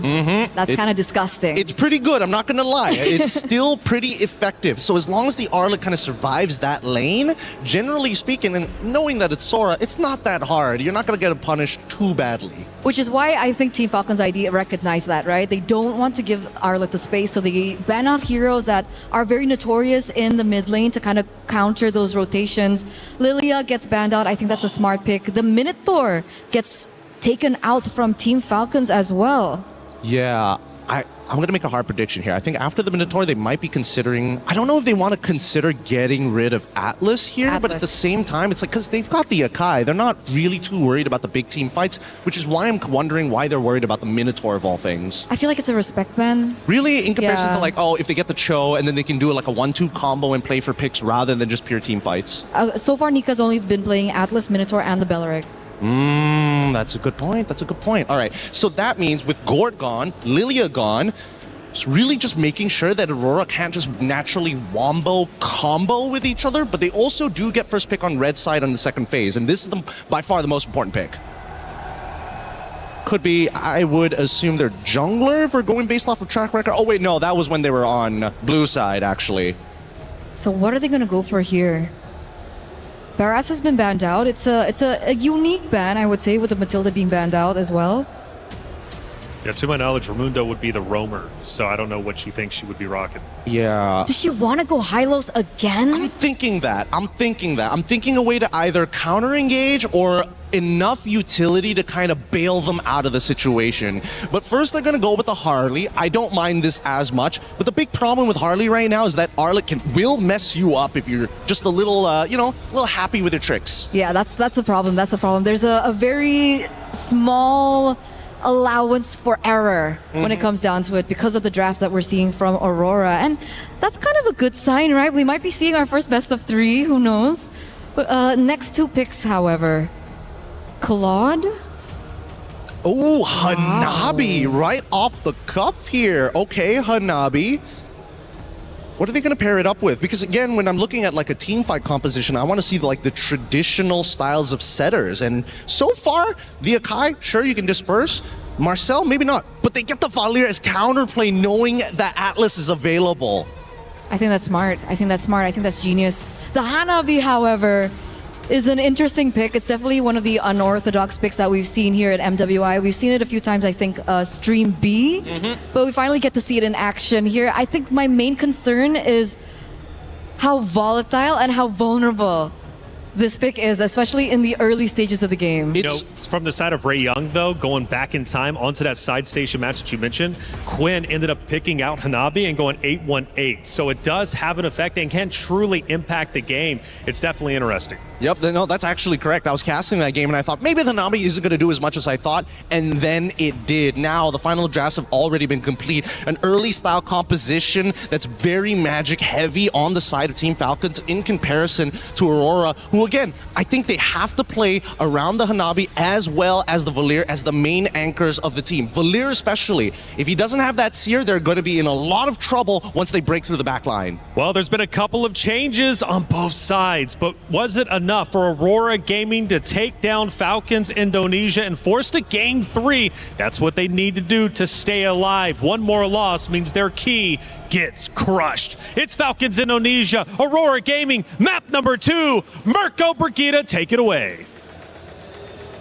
The Marcel makes it way to the Land of Dawn in Stream A finally for the first time, but so does the Hanabi. It's back and it's about to prove whether or not this could be the key to securing that 2-0 sweep for Team Falcons ID, or for changing the course of Aurora Gaming's fate.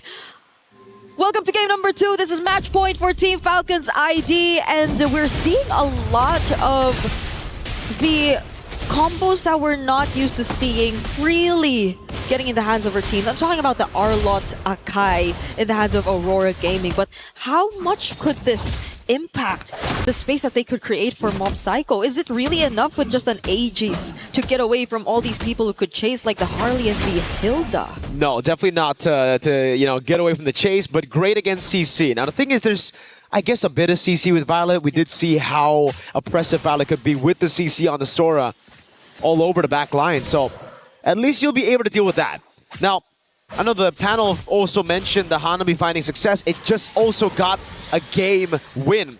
Geltech, Osprey drafted it for Geltech. Yep. And they were able to get a win and come back against Twisted Minds over at Stream B. So this Hanabi's been rising in stock, especially at MWI. We'll see exactly if Mob Psycho and Aurora can try to get a win here as well. No, unfortunately not a win over on the Gold Crab take, and Chev knows exactly what she wants to do, man. Against the Hanabi, it's all about those dives early on.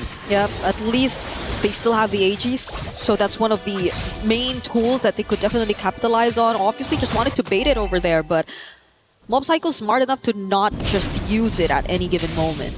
Yeah, Nick is gonna have to recall here early on already. It's all about the level 4 start here, and it's coming down to Luette and Violet. Anu with the help. The XP Crab given to Luette. Still no level 4 though. She's been zoned, I believe, in this lane. She's actually quite a bit behind. Down below though, Chev with the gank. The Aegis procced already. Mob Psycho stays alive, but on the other side of the map, this is a win for Aurora. They have control. The jungle's down below. Eretri secures the first neutral objective for Aurora. It's very clear what they wanted at that point. Aurora very confident to go in with the objectives. They knew that they had the upper hand considering the Akai lineup, but on the other hand, Falcons unsuccessful in at least the attempt to take Mob Psycho away from their very own turret. The final slash did not land right there. So far, it's been a success for Aurora around the map. There you go. They're gonna go for Higginbana. Liv's caught, but has the flicker. That was 3 ultimates utilized to gank Liv. And she still clears the lane. Yep. Well played. Clears the lane, flickers out to safety, doesn't panic after seeing a heavy spin and two members walk up to her. And now that's just great. Falcons, despite the first turtle, they're still the ones in the lead. I think mainly because of that gank onto Mob Psycho. Liv's just gonna constantly shove. Nika flickers away from the deadly magic. Okay, those are more resources burnt from Aurora rather than Falcons in that instance. It was just a flicker from Liv that we saw used at that moment. And I believe they're really keeping everything in check. With Raimundo just constantly putting herself in these kinds of positions, they're very much aware of how Aurora's trying to move around the map, and look at that! Yeah, Raimundo doesn't like Nika, that's for sure. She just keeps on walking up, getting those damage axes down on her. Yeah, she's gonna have to recall again just after recalling, just after coming back. Violet though up top. They try to go for the dive on Silhouette, flicker out to safety, and that means a disengage for Falcons. Yeah, it's great. So far, we've seen Hilda's perform exceptionally well in the previous series that she's been picked up. Disruption, and maybe not even directly towards Anu because you really don't want to do that against an Akai jungle, but more so on the members who are trying to create space for Aurora in general. So you see Nika's really struggling to just positions herself first because it's always Raimundo finding these bushes and taking control over them. But it's a different story this time. We're looking at a turtle and it's a 5-man rotation from Team Falcons ID. Yeah. Mob Psycho sent up top to the weak side. Gonna try to go for the clear and possibly a trade, and that's why they give the neutral objective control away to Falcons. They're gonna go for the mid prio first. Clearing out mid. Zulana in position, the turtle resetted by Raimundo. Well played, Sev. Trying to get level 4. Final slash coming down as well as they go all in onto Raimundo, but she's able to flicker around. Now Violet comes in for the back line. Good heavy spin in this engagement. Liv is tearing them apart and flicker forward. Liv gets first blood. Luette now next to the chopping block as Nika's here to pop in the golden hour, but gets very low. In the end, it's Luette down. Anu has to walk away, and the neutral objective won't even be in the sights of Falcons. They're going to go straight for the turret in the mid lane. That is one of the very few warranted flicker forwards you get to see from gold laners. Liv confident enough to put herself in that position because she very well knew that they would be winning the fight anyway, that they would be finding the most important targets and they would eventually get the right amount of support from the other members right after the objective, which they took just now because, as you mentioned, they prioritized map control. They prioritized faster conversions into objectives they felt were more necessary for them to just ramp up the pace of this game, and it's working wonders for them so far. It's already a 2K lead, and with this, I think you could really maximize the threat of Sev just surprise attacking these members of Aurora who are just very vulnerable to the deadly magic. There's so much to look out for if you're Aurora, like you mentioned, Zev, with these deadly magics, with the creative angle she's been able to get onto Aurora, especially with this front-to-back composition falling flat early. It's a good stun. Now with the final slash as well onto Liv. No flicker. Good cash by Aurora. Finally on the board, but look at Falcons straight with the response. Conceal. Okay. Good disengage by Zulana. Zev up top though. 1v1, deadly magic and the damage. The Aegis comes around. Now Nika's coming in as well, providing support. Zev needs to run away. And Mob Psycho somehow survives the assassination attempt up top. That Aegis is actually making a difference, no? Like survivability-wise. I didn't expect that. It's really helping Mob Psycho keep herself alive, even when Sev just found the perfect opportunity to potentially take her down. So it's a bit unexpected. And yes, if it's just that, then you don't really need to worry. But Raimundo! Final slash and the max range of that skill 1 to get her stunned, forcing the flicker out. But Falcons again are the ones proactive on the map. They see Aurora making moves to get a gank, to catch a member. Falcons go straight for the objectives. They're gonna go and get another structure, so all tier 1s down for Aurora. It's actually Raimundo's handling the sides, no? Okay, she will be in a very dangerous spot there though.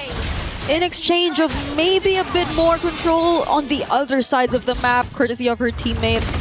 But then, Aurora, at least bit by bit, they're finding kills here and there on crucial members such as Liv and even Raimundo. They're still going to have to dig deep though. They are a game behind. This is an elimination match.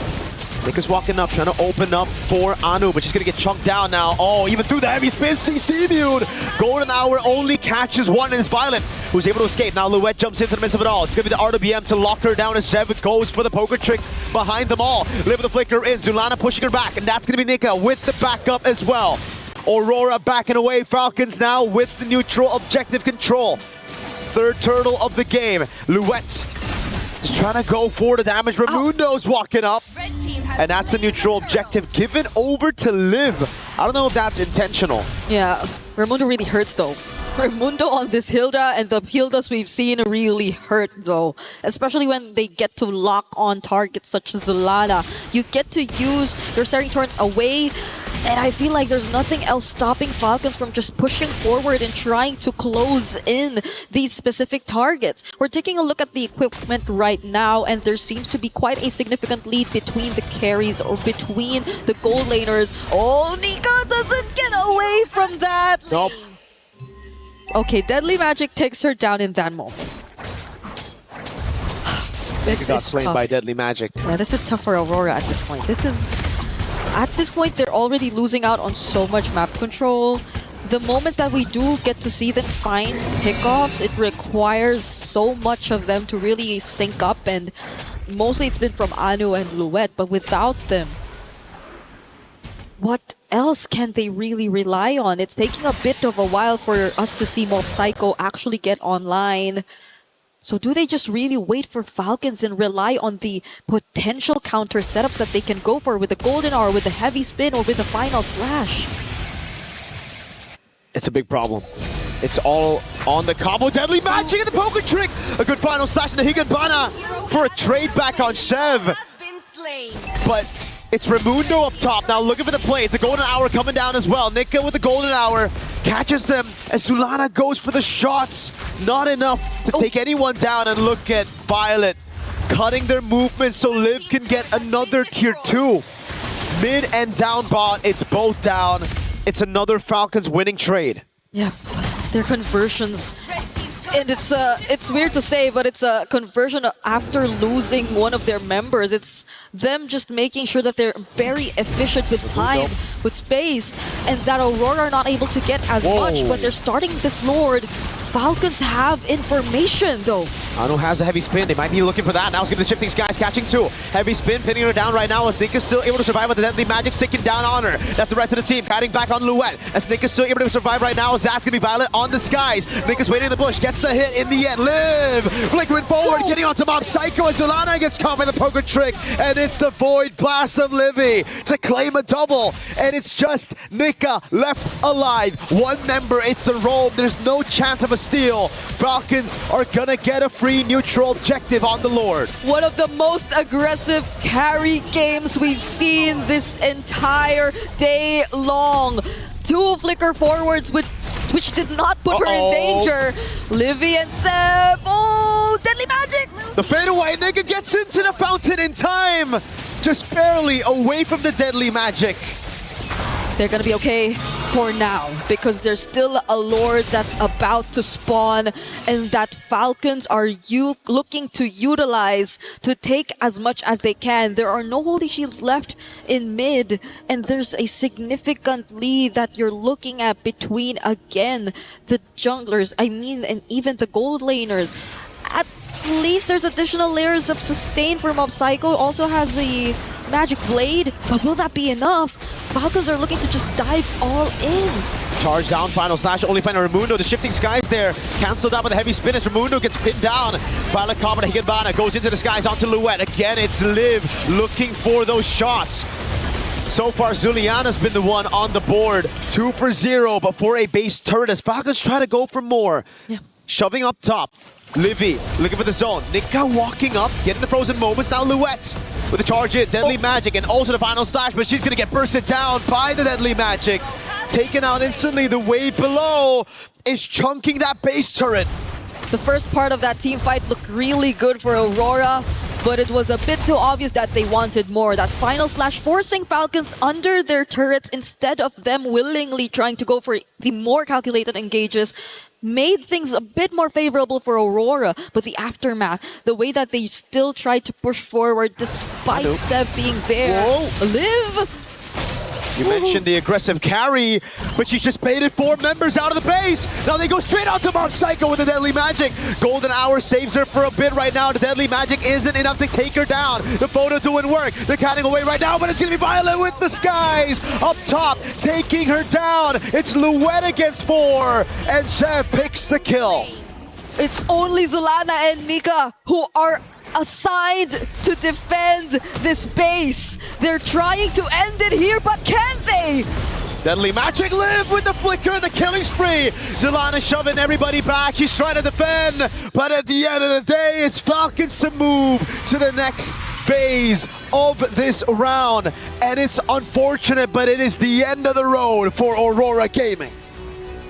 They put up a much closer fight. It seemed like they were starting to find their way around things, but Falcons would just not slow down. They do not want to hand over these opportunities to Aurora Storm, and this is where it ends for the Mongolian representatives. GG, well played to both of these teams, but advancing to the lower bracket semifinals are Team Falcons Vega ID.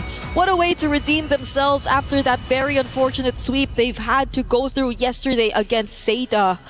And who knows, there might be a chance that we get to see them go against each other again, as they will both be fighting in the lower bracket.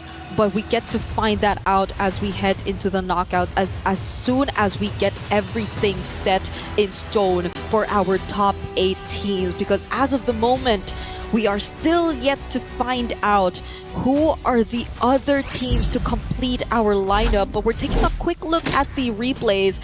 And if we said an aggressive carry throughout this game, this last sequence showed aggressive everyone. All these flickers, and even from Violet, even these space escapes from Sev and Liv. Just such a perfect way to show and exemplify how to utilize the carry. And it's a bit unfortunate for the Hanabi in this game.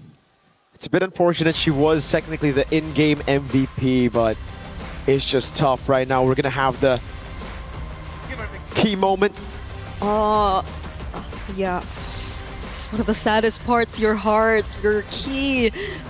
You will have to hand it over, and it will be crushed right in front of your eyes. This is a moment we have to watch, so let's throw it over to Damascus.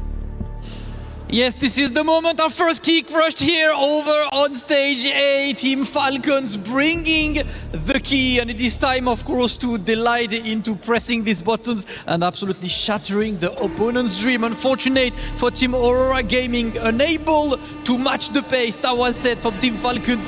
First key on the stage A. Ooh.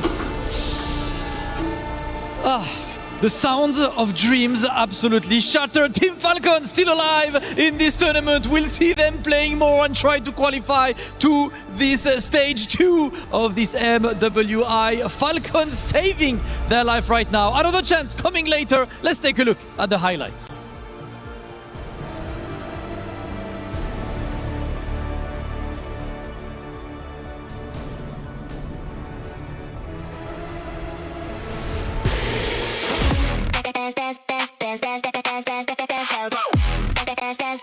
We book Expo's World Cup.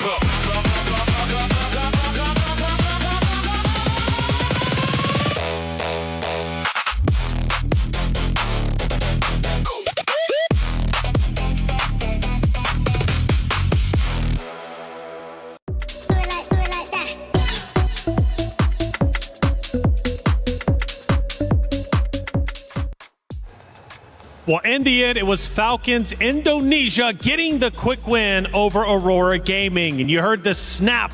The key was crushed. Aurora Gaming, it was great they made it to the stage, and they should, in fact, be very proud of that. To make it to the MWI stage is a massive accomplishment. But their run cut shorter than they probably wanted. They will not see the knockout stage. But Falcons Indonesia will continue to move forward. Gideon, another quick map that ends within like 10, 11, 12 minutes. Honestly, I wasn't expecting that, but it's good news for the fans of Falcons Indonesia. Yeah, they're going to be very happy with that. And by the way, that sounded... Honestly, the Crusher's not too far away from us. I thought it'd be like even further. It was really loud. That sounded like a gunshot. That was scary. But coming back into this, I think the major problem here, it's not that Team Falcons ID are playing at their absolute peak, because I know they can go even further based on their previous history. I think, unfortunately, Aurora just did not have the same protocols when they started to fall behind. I think that really hurt them. I think it did too. We mentioned during the hero draft, we might see much of the same. For the most part, we did for Falcons Indonesia, but they did throw in a Harley. Now, I know for you were kind of questioning, was the Harley the right play? Would this open up an opportunity for Aurora Gaming? Well, it looks like it didn't. Here's the thing. I still feel that the jungle is very interesting. Okay.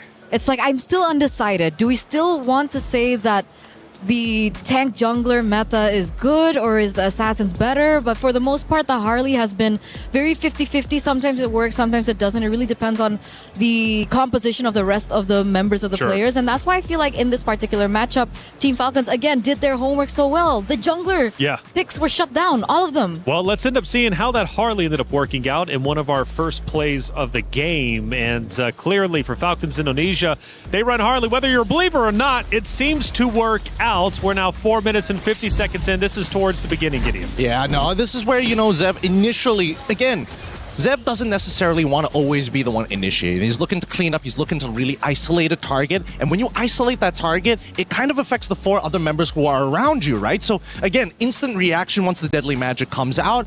Unfortunately, I think that this is where we start to see like the big differences, right? For tanks, it's a lot easier to show your impact by saying, hey, nobody on my team died, compared to an assassin who's like, what's your KDA? Sure. It's a bit rocky, isn't it? Eterna, what are you thinking going into this next clip? Obviously, another great moment as Gideon starts to catch his breath a little bit. Dude is flabbergasted.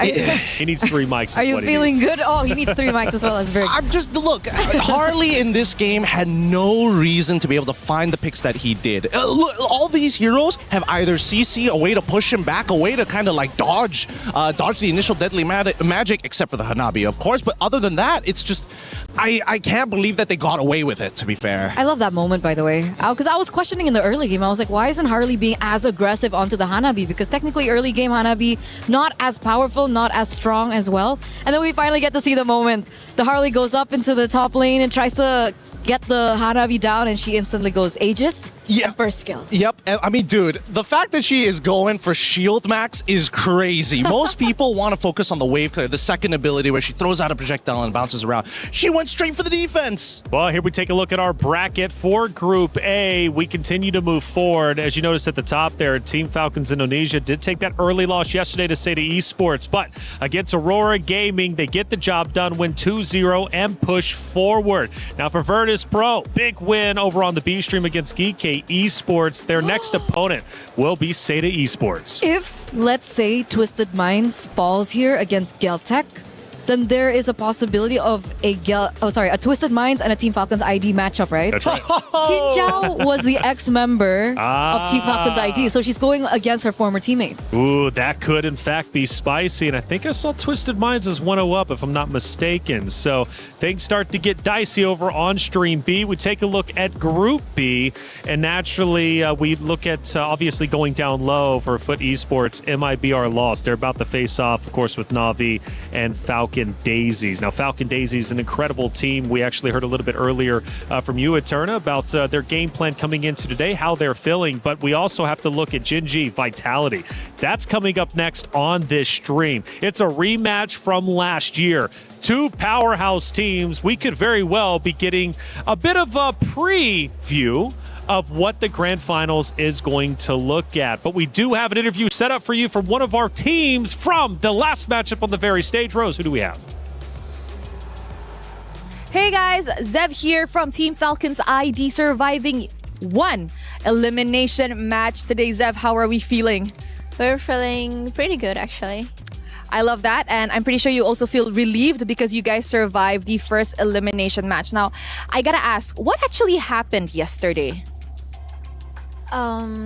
Yeah, kita karena ini pressure tinggi kan di turnamen, jadi mungkin kayak ada hal yang mungkin ternyata kita abaikan aja sebelumnya, tapi ternyata setelah kita temukan there's a problem in our team, so we're going to fix it, and we already did, so yeah, we're pretty good now.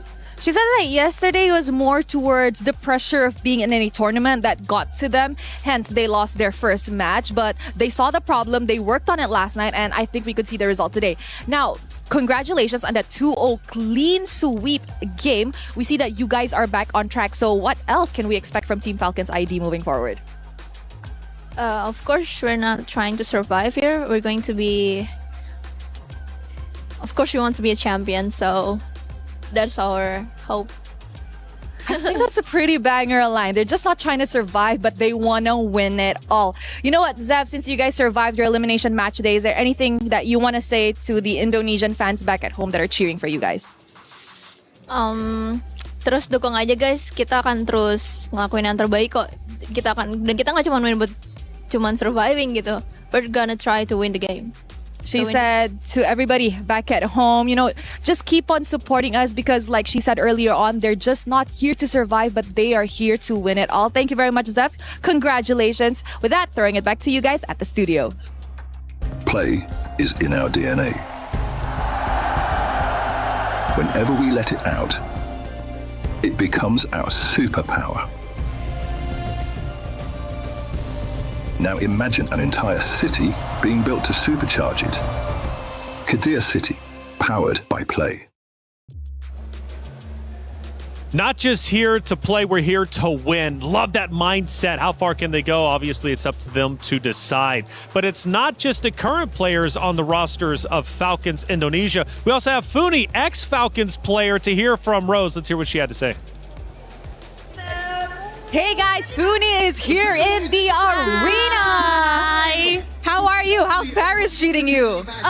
So far, Paris is such a pretty country, and the people here are so humble, right? Oh, they're so nice. I agree. So yeah, nice. whenever I enter everywhere, people are like, bonjour. Bonjour, merci. Yes. So, Funi, let's talk a little bit about the game. What happened to Team Falcons ID yesterday? Because that was a shocking loss.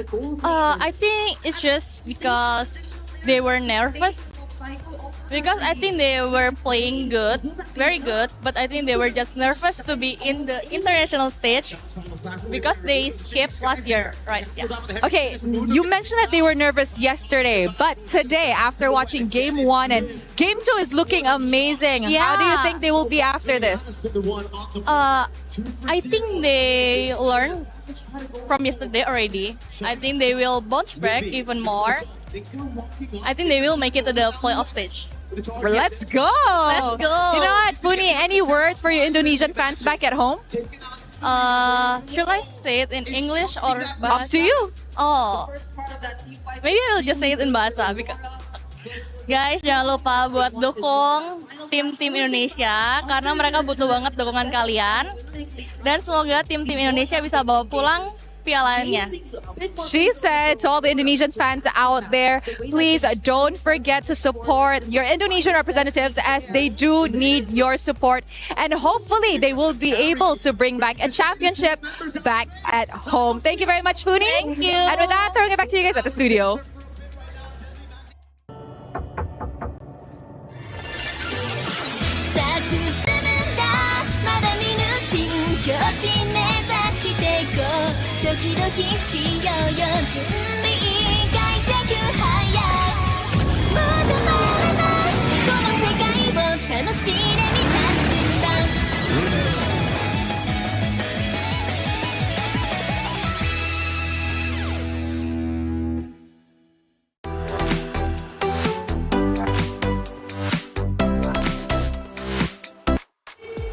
It's time for another match, and this one means a lot. It's a repeat from Grand Finals of MWI just last year. It's Gen G versus Vitality, the rematch. Revenge or repeat. The winners punch their ticket to the knockout stage once again for the other. The loser, they have to drop down, protect their key, and try and survive, much like Falcons Indonesia just did moments ago. Let's talk about it. Not only is it Vitality versus Gen G, it's Vivian versus Ashley. The mother of tanks conversation. Who's it going to be? Honestly, I'm not so certain, but we need to hear from Ashley before we head into the matchup. Hey guys, right now we are with Cindy and Ashley, and I just know this match is about to be hot. So girls, how are we doing today? I'm good. I'm great. Now, what do we think about this matchup, honestly? Because it's a grand finals rematch from last year. This time it's not grand finals yet, right? So you excited? Yeah. What about you? Maybe the result will be the same as last year. Ooh, now she said that because if we look back to last year, the results were a 4-0 in favor to Team Vitality. Ashley, come on. What do we got here? What do you think is going to happen today? 2-0? 2-1? I think it might be the same result flipped. Oh, you think you're going to win this year? 2-0, clean sweep. Why are we so confident going up against Vitality? I think that's for them to find out. I mean, that's impossible though. That's impossible? No, not happening in a million years. Yes. Now, Cindy, she's being a little spicy. Is there anything you want to say to Ashley before the match starts? Well, maybe I saw some Minotaur, 2 games. We might ban that. You saw Minotaur what? 2 games. 2 games. Of you playing Minotaur. Yeah, what about it? We might ban that. Oh, I think that's okay. your only hero. It's fine. What if that's the strategy? Because last year you guys banned, what was it, 5 of my tanks? Really? I mean, maybe we thought that I think you don't have any other heroes than that. Or is it a respect ban? No, it's just that we're bored. Okay, let's see. Ooh, you know what? Let's keep this heat in the land of Dawn. Thank you, girls. Let's show it back to you guys at the studio.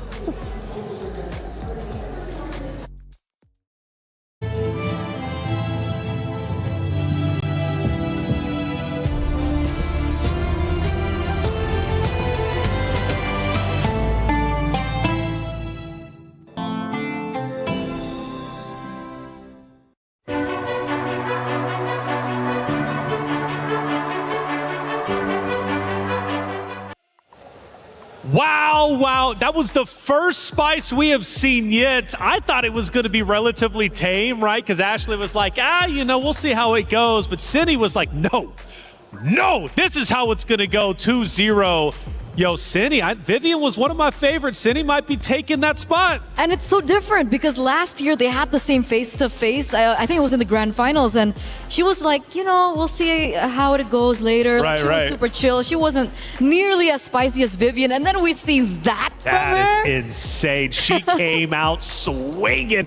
But rightly so, because after all, Vitality is in fact the returning champions. They've got all the confidence in the world, but they did have a close series against MIBR loss just yesterday. Will that have an effect going into the series? Well, of course, we need to find out. It's Vitality versus Gen G. Let's go to the stage to set it up. Ladies and gentlemen, it is time for Gen G versus Team Vitality. And ladies and gentlemen, oh yeah, you hear that energy, and with good reason, because this is a run back from last year's grand finals. Of course, Team Vitality last year did not even drop a game against anyone in the event, but Gen G is here to show that they've learned a lot and that this year will be different. That's absolutely right. Now, yesterday, we have seen the Hive being tested.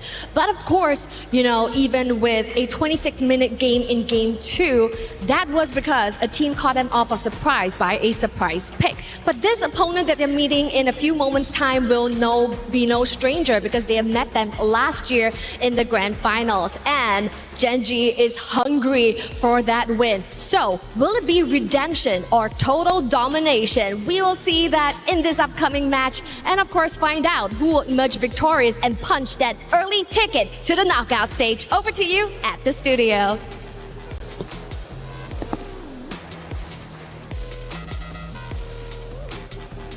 Ooh, it's spicy indeed. The stage is set. The players are ready to go toe-to-toe with each other. Once again, the history runs deep. It's rich. It's Vitality versus Gen G. And as we look at our map reveal, we're heading in to Broken Walls. Now, Gideon, Cindy specifically called out Ashley, a.k.a. on the other side of Gen G, and said, your hero selection pick, well, it's a bit weak.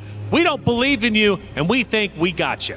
Well, I mean, if they want to commit to 5 tank bans, 5 support bans, by all means, go for it. We've seen too many times where there has bitten somebody in the behind. And I think right now, it's less about what tanks are you going to get and what's the best composition you can achieve here. Because I'm looking at the side laners who are going to make the difference in this game. I agree. But there's definitely a warranted feeling as to why they're being so focused on Ashley.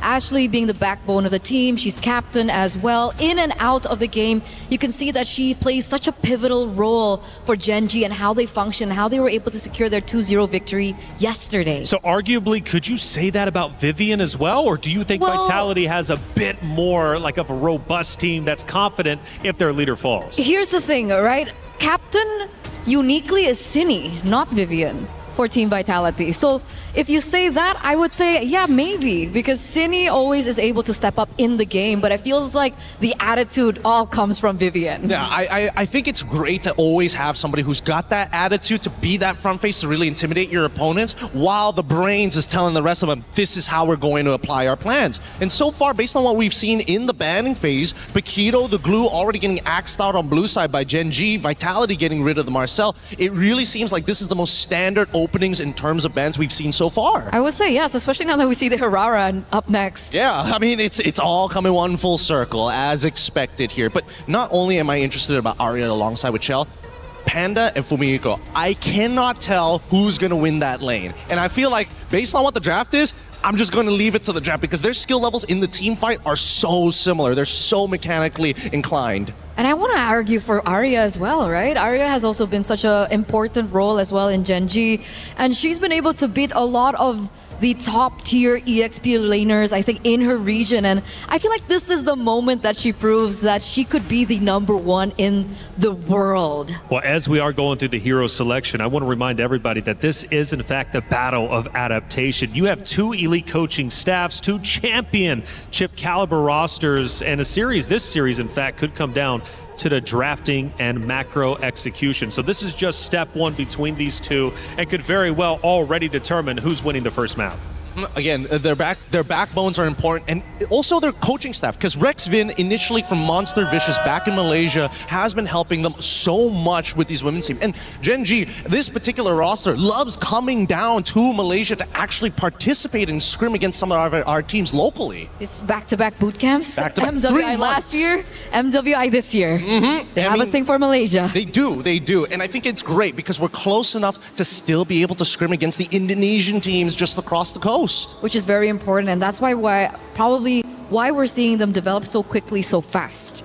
So Esmeralda gets banned out there by Team Vitality, and it looks like the Minotaur has actually been left open. So was it the interview hinting at a second phase ban perhaps against Ashley for the Minotaur, or maybe do they have something completely different in plan?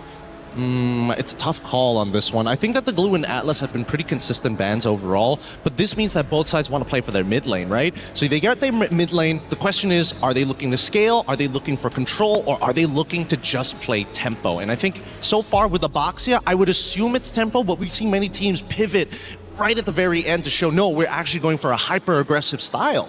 Okay, it really depends on how they're going to be able to draft around the Baxia, right? Because the thing about the Baxia is, the least I can say is Baxia is very dependable. Like, you can utilize it in a way for objectives and so on and so forth, but Team Vitality do really quick work, right? They pick up the carry to try and counter the Baxia later on in the game, and obviously the Akai that's also risen in quite popularity. I'm wondering if the Arlot might show up to find that combo between the Akai Arlot. Oh, it might be a little difficult now to actually get the Arlot, because again, yes, Esmeralda, one of her big counterplays has already been taken out. Same goes for Paquito, which is a little more 50-50, but the scary thing is, no matter what you pick first, the counter counter pick comes out immediately after. If they go Arlet, they go Phoveus. If they go Phoveus, they can go for some other lane bully like, oh, someone like Uranus or something to outscale him or sandbag him. Okay. So it's really who makes that first pick. And unfortunately for Genji, because they're on that blue side, they kind of don't have a choice. I feel like, do they want to prioritize Ashley's hero here? I mean, they did mention that there were 5 picks that she was. Oh! Whoa! That's not normal. Hey, and that's not normal. That is a signature Panda pick last year. The question is, does the Granger still fit in this meta? I gotta figure out whether they got enough damage. I mean, okay, an idea is forming in my mind. You're gonna poke out your opponents, we hit them with the Abyssal Arrow, and when they're low, we give the kill over to the Granger. We want the Boxia to open up the map, which would mean one of two things. Either A, their EXP laner is going to have damage, or B, they're going to have a support who's actually, who's big enough and tanky enough to be able to actually not only take the damage, but apply a lot of high base damages. So are we thinking like a hero like Grok? I was thinking, maybe not Grok. I was thinking like Hylos, because it's very consistent in the early stages of the game. We see the Arlet get played here, so perfect timing coming in for Team Vitality. Expect to see the Phoveus ban in the second phase. Yeah, they really want to be able to alleviate the pressure on the Arlet, make sure that the Arlet can roam around as fast as possible. And the fact that we see the Selena on the other side, it will also help the farming from Boxia. You know, like Boxia has been nerfed quite a bit. The farming pattern is a lot slower nowadays. And I feel like the Selena being able to pick up that, you know, tricky emblem, she's going to be able to help rotate with the Boxia. Yes. I'm getting the rough ideas in my head right now, because if there's anything that I'm most worried about, it's the fact that if you don't pair Selena with a concussive blast support, you're never leaving that lane quicker than your opponent. And so far, luckily, Vitality is focusing very much on this Arlet. Getting rid of the Uranus first, okay, that's totally fine. They're focused so much on this Arlet that, hey, maybe there's an opportunity that the mid lane isn't going to be as bad. Because all the options are still up and available. They're up and available. Right, Give is still open. If they want to go Jushin against the Boxia, they can also go for something of a similar route as well. They could even go for something like Gord. It sounds scary, but where's Selena actually going? We don't know. It could still be played as a support. No way. I mean, hey, right now, the biggest thing in the game is the fact that we don't have vision, and what does Selena provide? Hey, traps that give you vision. Is it really an Ashley pick? Ashley's been so, you know, synonymous with heroes that are, you know, big setters, finding opportunities, you know, like not a single target type of hero. Hey, maybe she's trying to look for a new moniker. It could be the possibility. But well, let's not forget, during the interview, we did ask, do you still want to take that title of Mother of Tanks? And she says, well, this year I might be trying for something else. Could be the... Oh, I got to come up with a good one here. Nah, I don't have something that's good yet. It's all terrible. I'll workshop it in just a little bit. But this second phase, Phoveus is wide open here. I feel like baits are being thrown out by both sides with these bans. What happens if they pick up the Phoveus? I mean, Arlet's not gonna have a good time. Like, I don't know what Arlet's supposed to do in that lane. He walks up, he just dies. So what was the bait from Vitality, though? Well, the fact is, they're already banning out things. For an example, they're already getting rid of the Uranus. They're also getting rid of the Freya. Again, both of these heroes, you would have expected the Freya at least to show up a little bit earlier. But now, since Genji didn't have the opportunity to lock in their EXP, it made so much more sense to just get rid of the axe out the Scalers, because their composition just doesn't have enough damage. Okay. I was about to say, do Genji want to pick up the Cho? But they're the ones that actually banned the Cho out. So now it all comes down to this. Red 4, usually the money pick here for Team Vitality.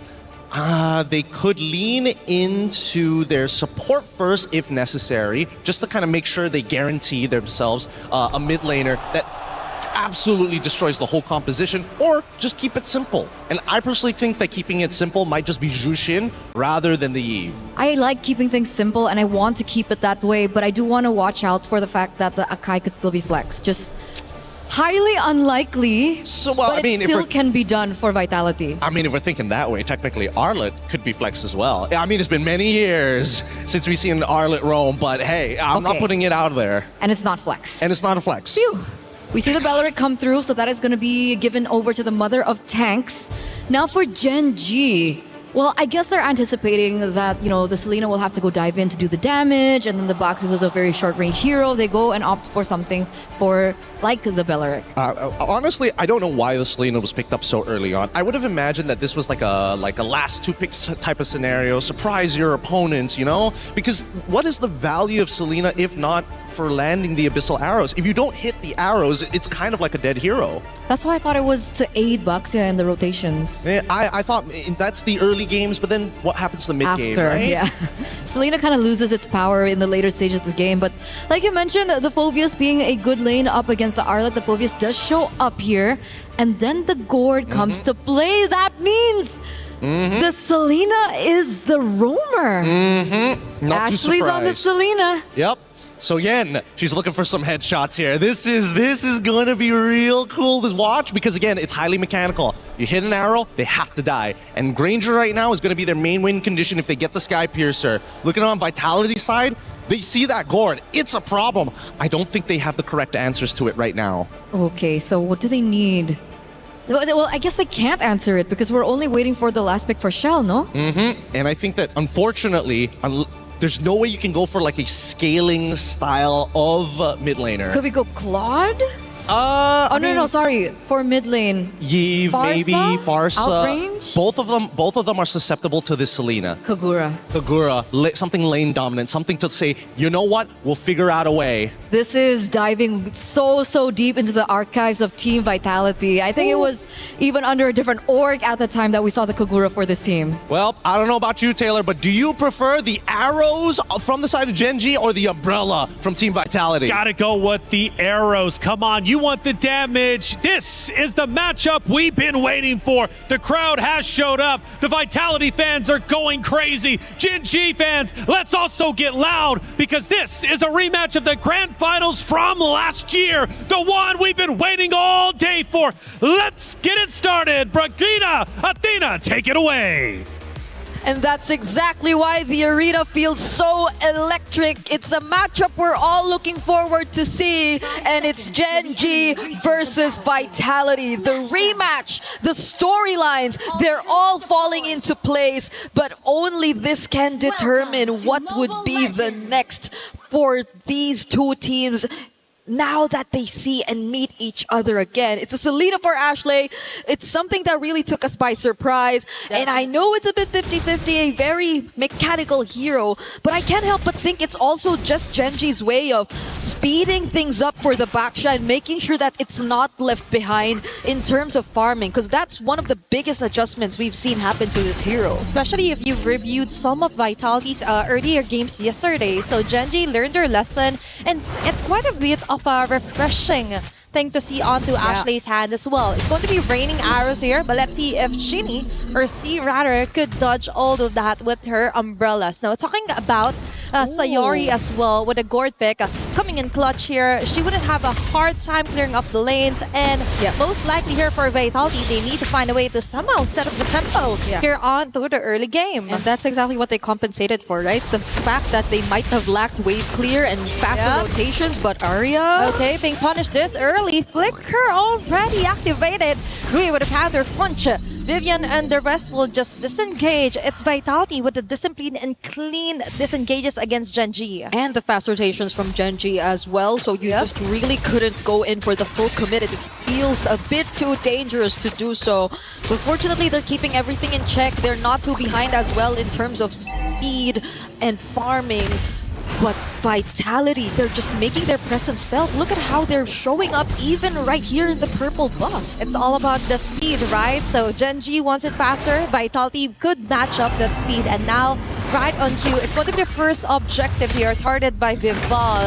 And it looks like for Vitality, they have quite a good position here just to try and prevent Genji from ever actually taking this neutral objective. I mean, it's pretty tough for Genji if they want to contest. This is an Arlot Akai in an objective fight, but yet they still decide to rotate towards the turtle. But can they find trades now? Okay, the arrow will hit in onto Fumi Echo. Rowe on a tight spot. An early first blood here for Fumi Echo. Vitality with a chase down. It's Panda 1 and Ashley going in for the trade up. That's 1-for-1. Arya on the front lane. That is an early aggression here from Vitality as well. They seem to equalize things, and it's working out for Vitality still. Genji had to lose Rui, and that was the entire idea they were trying to fight against. The fact that the Baksha could feel a bit slower in terms of speed and farming, but then they had to lose her, so that slows things down a bit, even though they already had the presence of Vaselina in their lineup. So now let's see how they eventually bounce back and get back into the game, because we haven't really seen much rotations just yet. And when I say rotations, it's more on the more successful ones wherein you actually land these skill shots and make sure that they convert into kills, which you could get much more value out of. Maybe they could compensate that with the arrows that Ashley is showing onto, and that's a quick kill here for Genji. Vivian on the other hand, going in hard. Fumi Echo left defenseless here. Traps is there. Vival and Fumi Echo combination here, hitting on the right marks here. Double kill.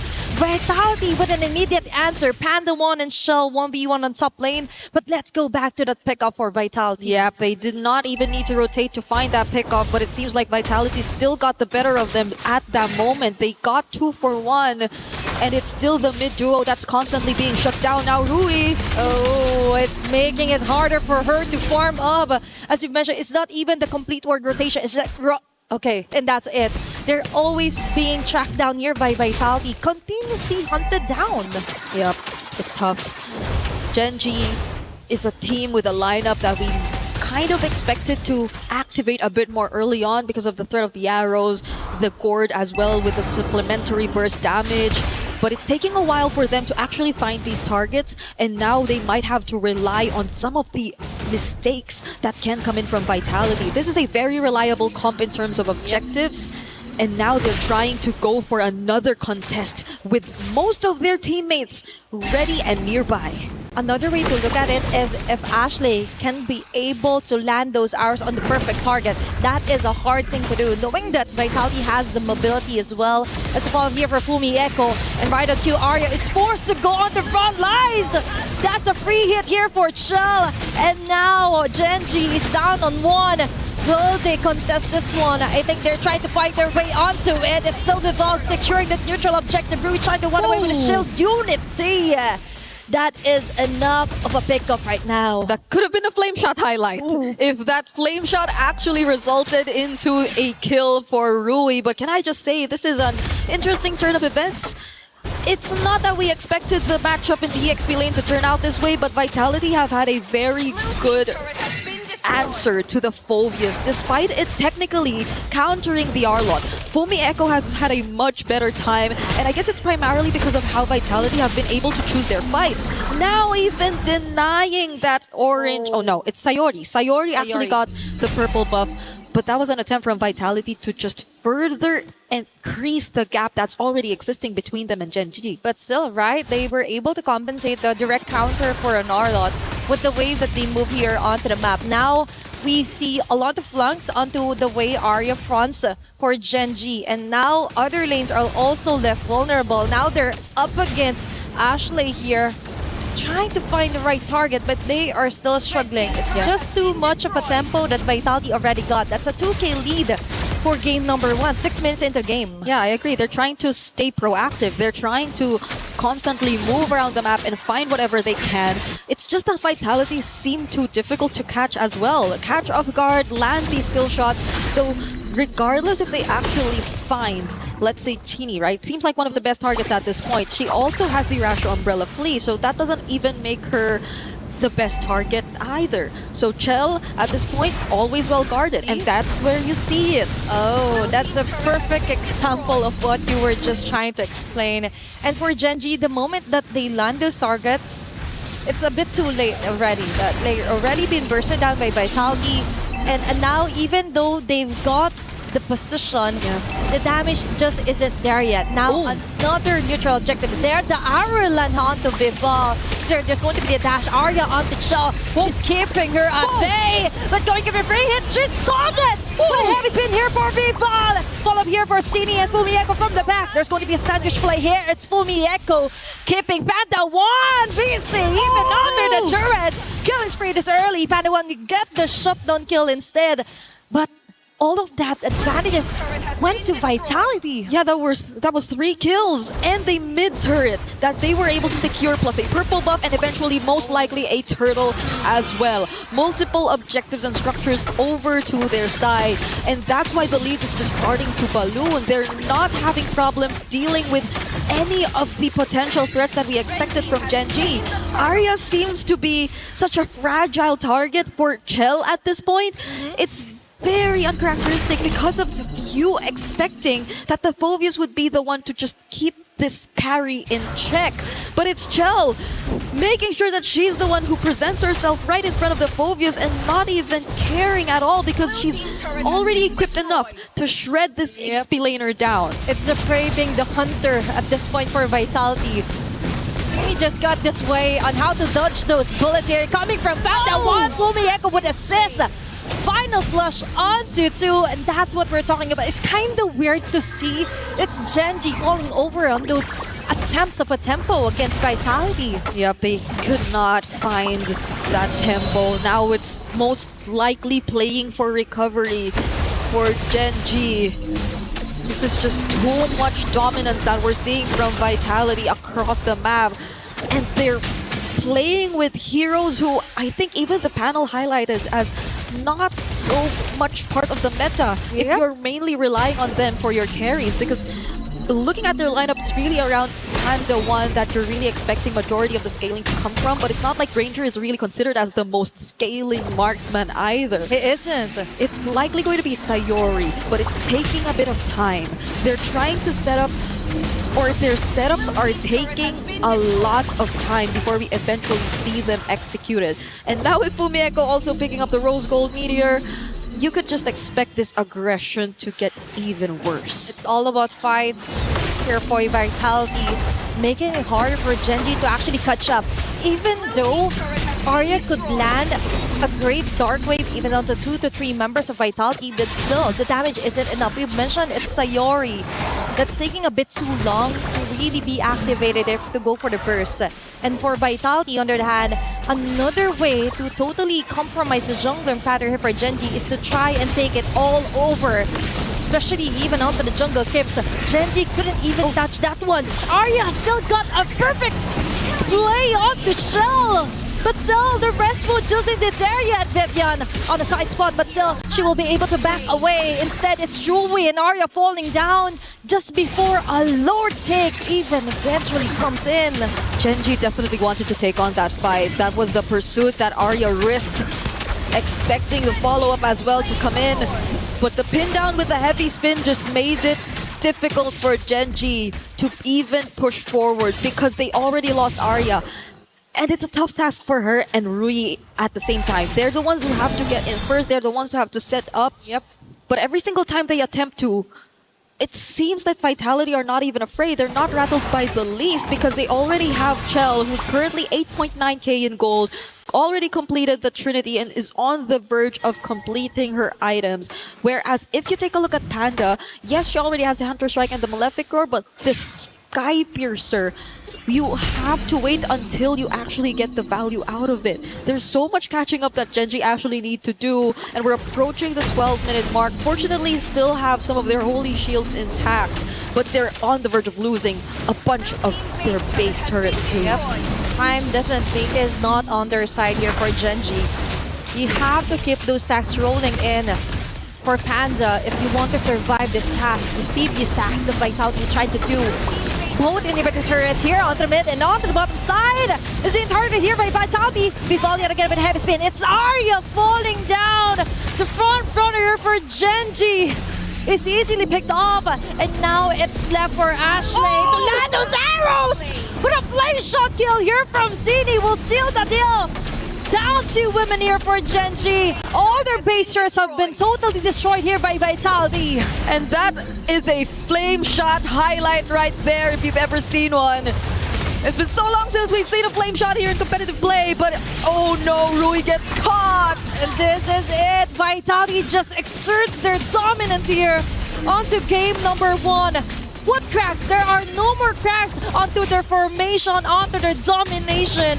as they slowly choke out the life of Genji here for game number 1 alone. I am starting to understand why the Phobius was baited out of Genji and why they were just willing to let it go. Just look at how difficult of a time Arya is actually having on this hero. And it's just really something difficult to digest because it's a matchup that you really would expect to go her way. But it seems like Vitality have completely read out the kind of approach that Genji actually want to play into. They pretty much let them play the early that they want in terms of speeding up the farm, but other than that, they are not landing any of these skill shots. They are not able to maximize the early threat and presence of a double mage mid duo that they actually decided to field here in this game, and they're just taking it step by step because we're 12 seconds away until the next objective spawns, and with an 11k gold lead, this was mentioned by our panel earlier, it's very difficult to find a way around this kind of situation. That is just too much to handle for Genji. Plus, considering that 3 of their supposedly damage leaders is linear. They're on a straight arrow, they hit or they miss. But most of the time, it's a miss. Because for Vitality, all they need to do is juggle around who will be getting the arrow, who will be getting all the skill shots here from Panda 1, and the rest could just go for the free hits. Now, Sini is still untouchable, by the way, with their Kagura pick. Yep. And it totally made sense. She has the mobility, she has the burst, and the flame shot, the cherry on top, just to finish things off here for Vitality. Yeah, none of them honestly even opted to go for Purify. At this point, it's just really them adapting through the heroes that they've actually picked up. And I think it's also very dependable for them to have this Akai in their lineup, because even when Genji decided to go in for multiple times, they just had to use it defensively, push them away, or even better yet, find the perfect pin down. But this is a Lord Siege incoming for Team Vitality. Let's see if it is here. Oh, another fight that's connecting onto 2 members. Panda already down. Fumi Echo taking out Arya from the process here from Genji Esports. Is Shell locking in onto the tower. An easy game 1 win for Vitality. They had zero plans of letting Genji extend that game any further. And Team Vitality are 1 step closer in securing their knockout spot. Genji decided to field a draft that required a certain level of execution in order to work. But look at how Vitality dealt with it. They were just very calm and they let it happen on their terms. Now we have to take a look at what's going on stage together with Damascus and Rob. Absolute insanity. Team Vitality showing why they're last year's champions. This is the match that we've been looking forward to this entire time, but apparently Vitality was looking forward to it more than anyone else. Hey, listen, if there is one that needs to establish dominance, it's Vitality. Yesterday, got scared a bit. That is a statement, man. Absolute statement made in that first match. Genji back to drawing board, but these Vitality fans, they're getting louder and louder. I wish that we had a camera behind the scenes to hear exactly what's being said in the Genji locker room. Like, I just feel like Ashley right now might be getting a little hyped up. You know what I mean, Damascus? At some point, you might have to tell them, you can't let them do that to us right now. You know what I mean? There's a whole lot of pride on the line. It's supposed to be the big run back. It's supposed to be the big one when you show that from 1 year to the other. You're like, I can win this time. I'm so back. Unfortunately, not yet, but there is still a chance for Genji to bring it back. So let's wait for Genji to bring it back and take a look at the highlights.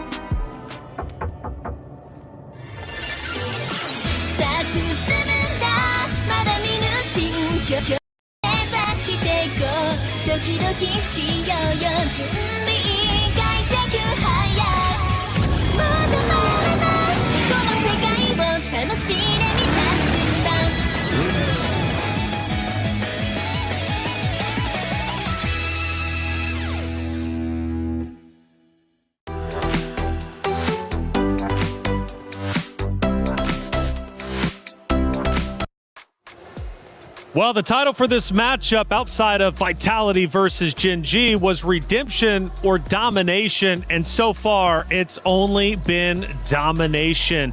My goodness, that was bad. Gen G's got to go back to the drawing board. They really do. What the biggest gold lead we have seen as of yet. Before we really start breaking things down, however, let's look at some big moments throughout game number 1, starting with our first big moment, of course, and this is most likely going to show Vitality starting to snowball. We're 10 minutes in and already you could see that gold lead get in. Yeah, I mean, the big thing, we already talked about it, was the fact that, like, once you have this Selena, what do you do with it if you're not dominating, right? And that's the problem. When you're playing from behind on things that require a Sky Piercer, Granger in particular, not exactly the greatest against tanks until that Sky Piercer reaches a certain point, and Selena must hit the arrow. You saw every single time the arrow missed, guess what happens? Vitality pushes the advantage further and further. Yeah, the question was, arrows, umbrella, which one do you prefer? Well, we got our answer throughout game number 1. And Turner, let's take a look at our second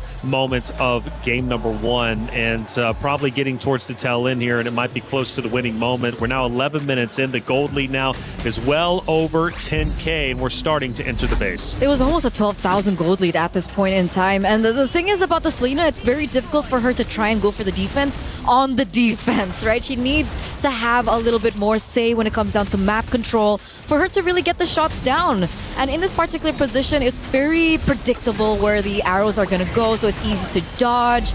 And then you see the synergy of composition between Vival as well as Fumi Echo. And technically, they do still have Panda and Sayori to try and clear, because they do have that, but at the end of the day, the firepower really wasn't there, and it was so difficult, I think, for Gen G at this stage in time. It seems to be the case, and I really want to pick your guys' brains about the hero selection as we watch the final moments again from map number 1. The hero selection clearly did not go too well. Before we get too deep into that conversation, though, we got our team comms from Team Vitality during the winning moments. Let's go guys. Bisa.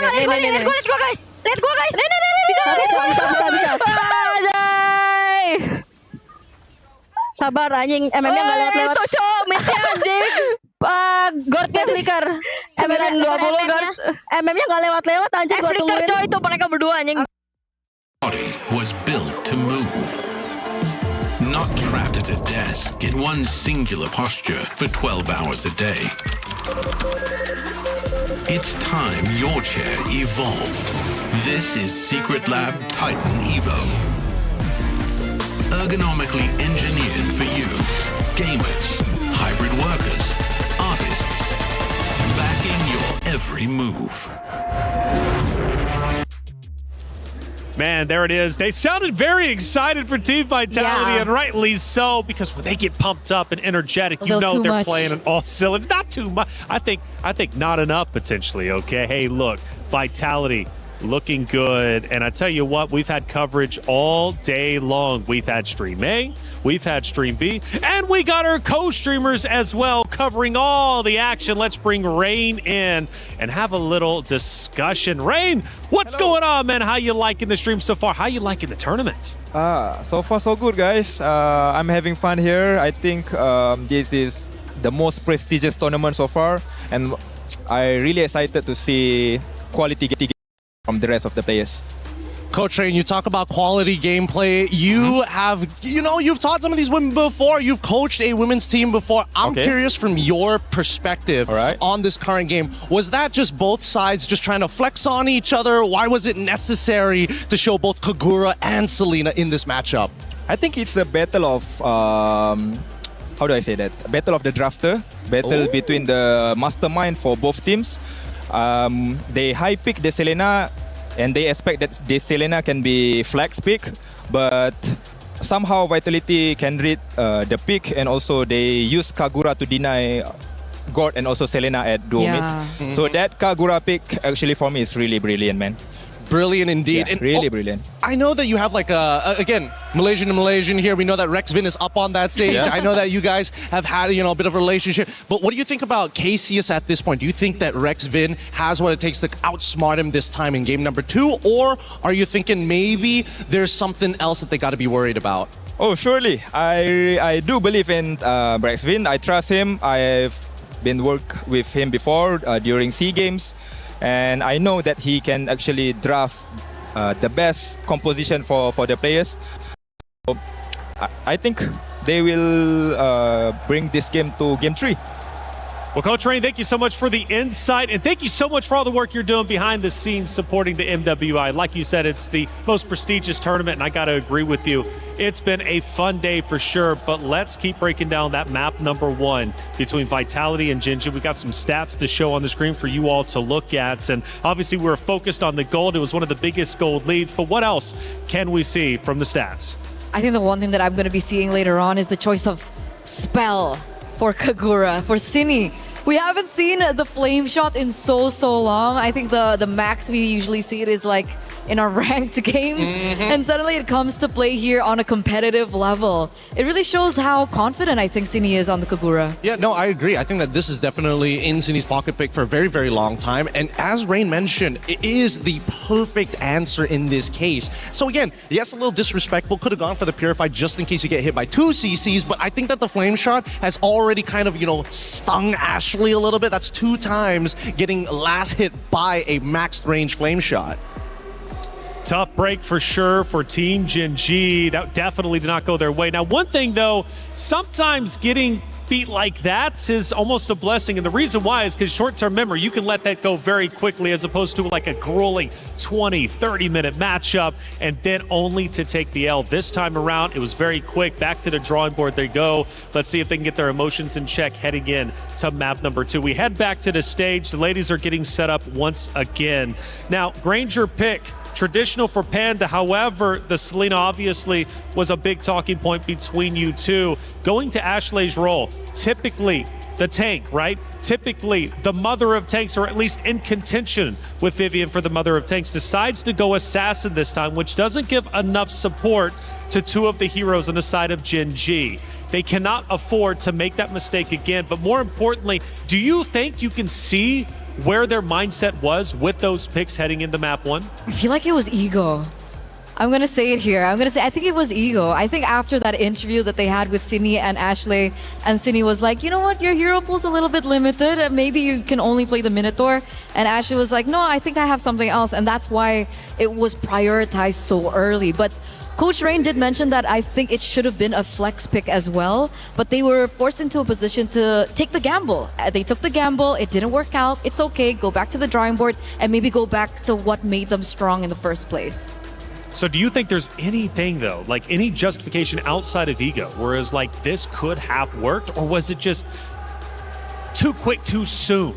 Here's what I think. I think that they had a great day of scrims, and Selena was part of that lineup. I think that might have given them the idea that maybe this is it. This is the pick that's going to, shake things up here and make sure that we can't get our mid trio targeted as hard as they did last year.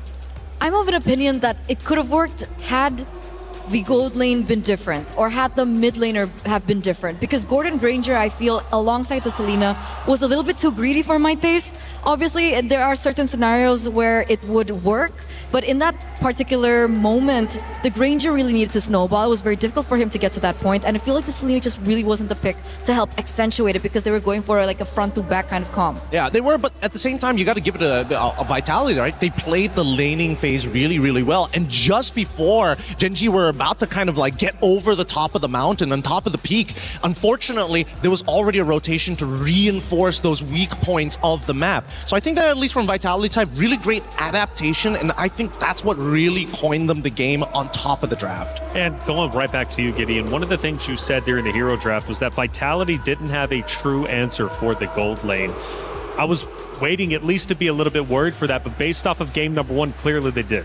Yep, it seems overall, I would have said that at least with that many tanks and with that many frontliners, initially Granger should be able to get something done in the carry lane. However, what I didn't expect was the way that the team comp actually plays once we get past closer towards the 7th to 8th minute of the game.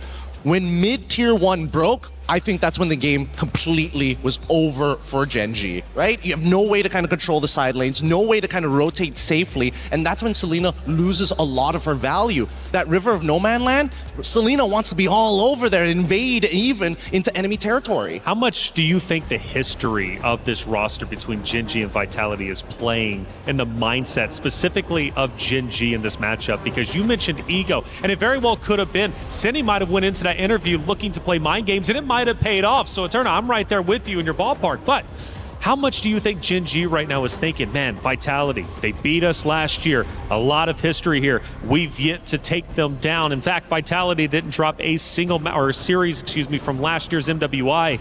How much do you think that is affecting Genji in this moment? I think it's a lot, but I think it's more so for Team Vitality. Because now they're the ones who have the target on their backs. If, let's say, Genji lose this, it's an expected loss. Everyone will be like, yeah, okay, try next time. It happened last time as well. But let's say Team Vitality lose this.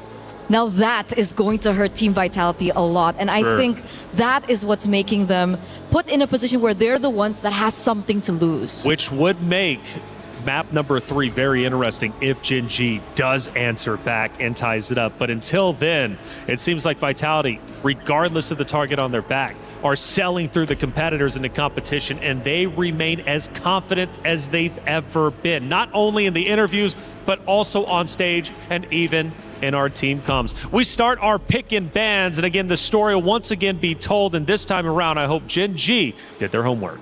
I hope they did. At the same time, I agree with you, Eterna. If Vitality somehow drop this, especially when they are currently on match point, that's definitely going to hurt the mentality coming in. But it's always harder to defend the title than it is to chase for it. And I still think that Genji have something up their sleeves. However, come down to the picks and bans, we're already seeing good adjustments here. Vitality is taking whatever they learned from the previous game and now applying it on the blue side. Yeah, they have the carry banned out, they have the Phobias banned out, they have the Jushin even banned out. And it's signaling, what is it signaling? Do they want to go for an early pick assassin now that the Hirara is available? Do they want to take that risk? Well, let's give it a moment here, right? Because it's kind of up to Genji. And Vitality is asking the question, oh, please give me the Hirara. That would be really fun to play. And if Genji allows it, then sure. But if not, I still think that there are better openers right now so far in the pool. Okay. It goes back down to this final one. And I mean, it goes and brings me back to Vivian's interview. Oh. When she was like, you know, everyone please do your best because I don't want to get sleepy. What is that attitude? Honestly, I did a little bit of content with Vivian for the club championships. I can't wait for that to start coming out because, man, she's putting people to sleep, dude. I'm telling you, she's got some banger lines in there. But now that we have the first half of the bans already done, Atlas immediately gone out of the question at this point of time. It seems a little strange. Most people like to hold the Atlas up, especially if Zushin is already banned out.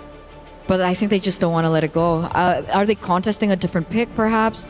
If we take a look at the first game, I think the Esmeralda and the Glue were heroes that were also banned out. Do the defending champions want to go and prioritize the Esmeralda here instead? Well, I think if they don't pick it up, it's probably going to fall into the hands of Genji. And so far, Hirara is going to be the first pick here by Team Vitality. I like it. It already tells you, hey, we've got a quote-unquote setter, a dodger, an assassin, but most importantly, somebody who can progress the game and accelerate it at a ridiculous rate. Absolutely. Hirara pick, it's quite exciting to see because I don't think we've seen Vival go on her signature assassins for so long. I think the last time we saw it was maybe one or a couple years ago. Too long. It's been too long. It's been too long. And her being on the hands of a Hirara, she has such a high ceiling as a player, and I really want to see that come into play.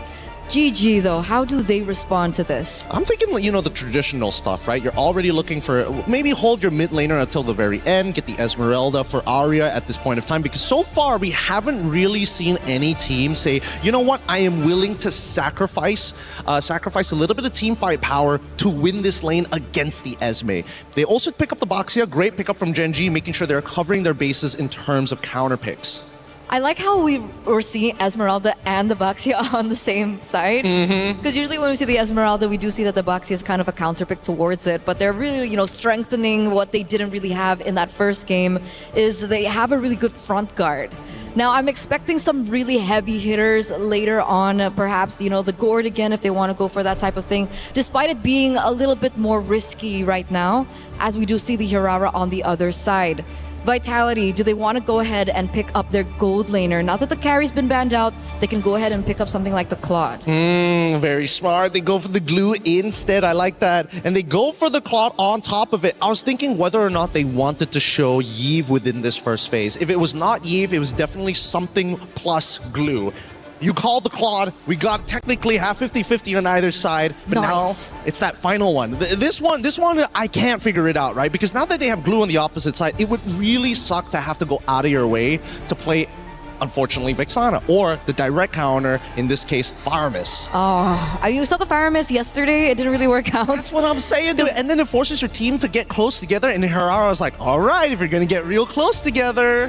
Which is kind of bad, and especially like Claude, alt, AoE as well. Because I was thinking they could still pick up the Faramis, and then they ban out the Valentina, but I think the Lilia is still the better option. Because in this particular stage, it doesn't feel like there's any space for the Yve, considering you're up against both the Hirara as well as the Claude. I feel like the Lilia was the safest pick. Yeah, I agree. And not to mention that this second half, I'm hoping that Gen G are the ones getting rid of this Yve, because Yve is kind of the only thing that kind of like keeps Gen G's current composition in place. Like, yes, you are worried that Esmeralda walks up to you, but I'm thinking that maybe Team Vitality, the fact that they left it open, they have to have something in store, right? I agree. I think the Yve would be very detrimental to the success of the Esmeralda as well. I know she has, faster cooldowns and she could rotate a lot quicker, but it's still a very risky play to want to play within the box of the Yve or the real world manipulation. So yeah, the Yve goes out. Yve is down. I'm thinking whether Gen G is considering leaving the Valentina open, even though we don't see many big ults on the side of Team Vitality. And that's the thing, those last two picks I think has to be the either big initiator alongside with the glue, because glue could technically be flexed into the EXP. Not the greatest matchup into the Esmeralda, but at least you won't die. That's true. I feel like Fumi Echo would like something a little bit more flashy though. Give me the Lapu. Yeah, she's been so, flashy with her Lapu Lapu. There's so much attitude as well in her gameplay. I do want to see that maybe come to light once again. I think the hero that I was really thinking about for Gen G to kind of ban out in the second phase alongside the Yve would also be the Valier. Valier up against the Esmeralda, I think it would be a problem for the Esmeralda alongside the Baxia, but I don't know if they want to go full both bans onto Cine. I would like to agree with you if I knew for sure that glue was going as a support. And that's the thing, right? No matter what, even if you have terrible mid lane matchups, your support makes such a difference in the 2v2 dynamic that it helps you say, you know what? If you take Concussive Blast, we clear this wave, let's just minimize how much damage we take. That's the way. It's Valier. Called it. It's just I'm in disbelief. You don't very often get these correct, but when you do, it's so accurate that there's no argument to it. It feels good. I feel like an analyst today. You get it now, right? You get why Wolf does this all the time. It's so satisfying. It's great. Wolf, clip that while you're at it. Now, Bruno, I think this is a little strange. Why go and look to get rid of a marksman bully in the Bruno? Because I have no logic to this. This just feels like either Cassius knows for a fact that Panda just does not want to get back onto the Granger again, or oh man, what could they possibly do? Irithel already out. Man, no more crit style marksmans. So what do we have left? We've seen Clint as well a few times here and there. Technically, the Clint is a lane bully as well if you want to play the early game. You're right. Unless GG, do they really want to go back onto the Granger? I don't think Granger is going to be used, especially since you already see Glue who can just absorb. Oh, never mind. Take it back. Never mind. They're going straight for Comfort here. Now, hey, I have nothing wrong with Comfort, because if they win that game, nobody's going to question them about the logic. But this means that they really need a very, very reliable roamer. Yeah. Okay, she needs to be able to clear fast, rotate fast as well, in order to help facilitate the snowball potential for the Granger. Or not, game one will happen all over again. Yeah, or maybe Panda just somehow dumps their shell in the lane, which seems a little difficult because it was like Carry v Granger at that point of time. So technically it would be Granger favored in those matchups unless you messed up at like level 1 or level 2. Either way, I think that Vitality at this point,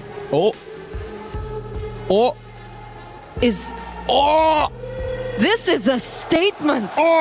This is a statement. Are we expecting Glue then now to go to the EXP lane? No.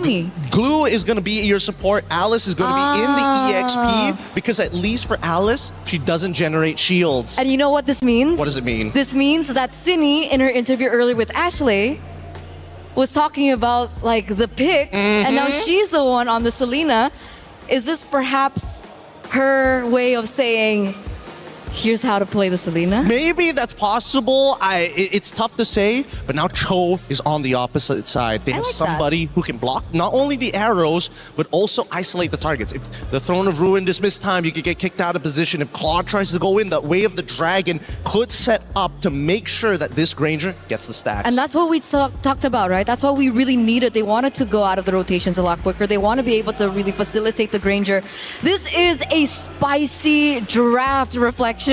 We have Selena on the other side, and this time it's not Ashley, it's Cindy. That's right, and maybe we'll hear in a post interview if Cindy did it to specifically call out Ashley. It's getting deep in here, but the question is, will Gen G stay alive? Will they be able to finally take down their boogeyman of Vitality? Let's find out. Brigitte, Athena, take it away.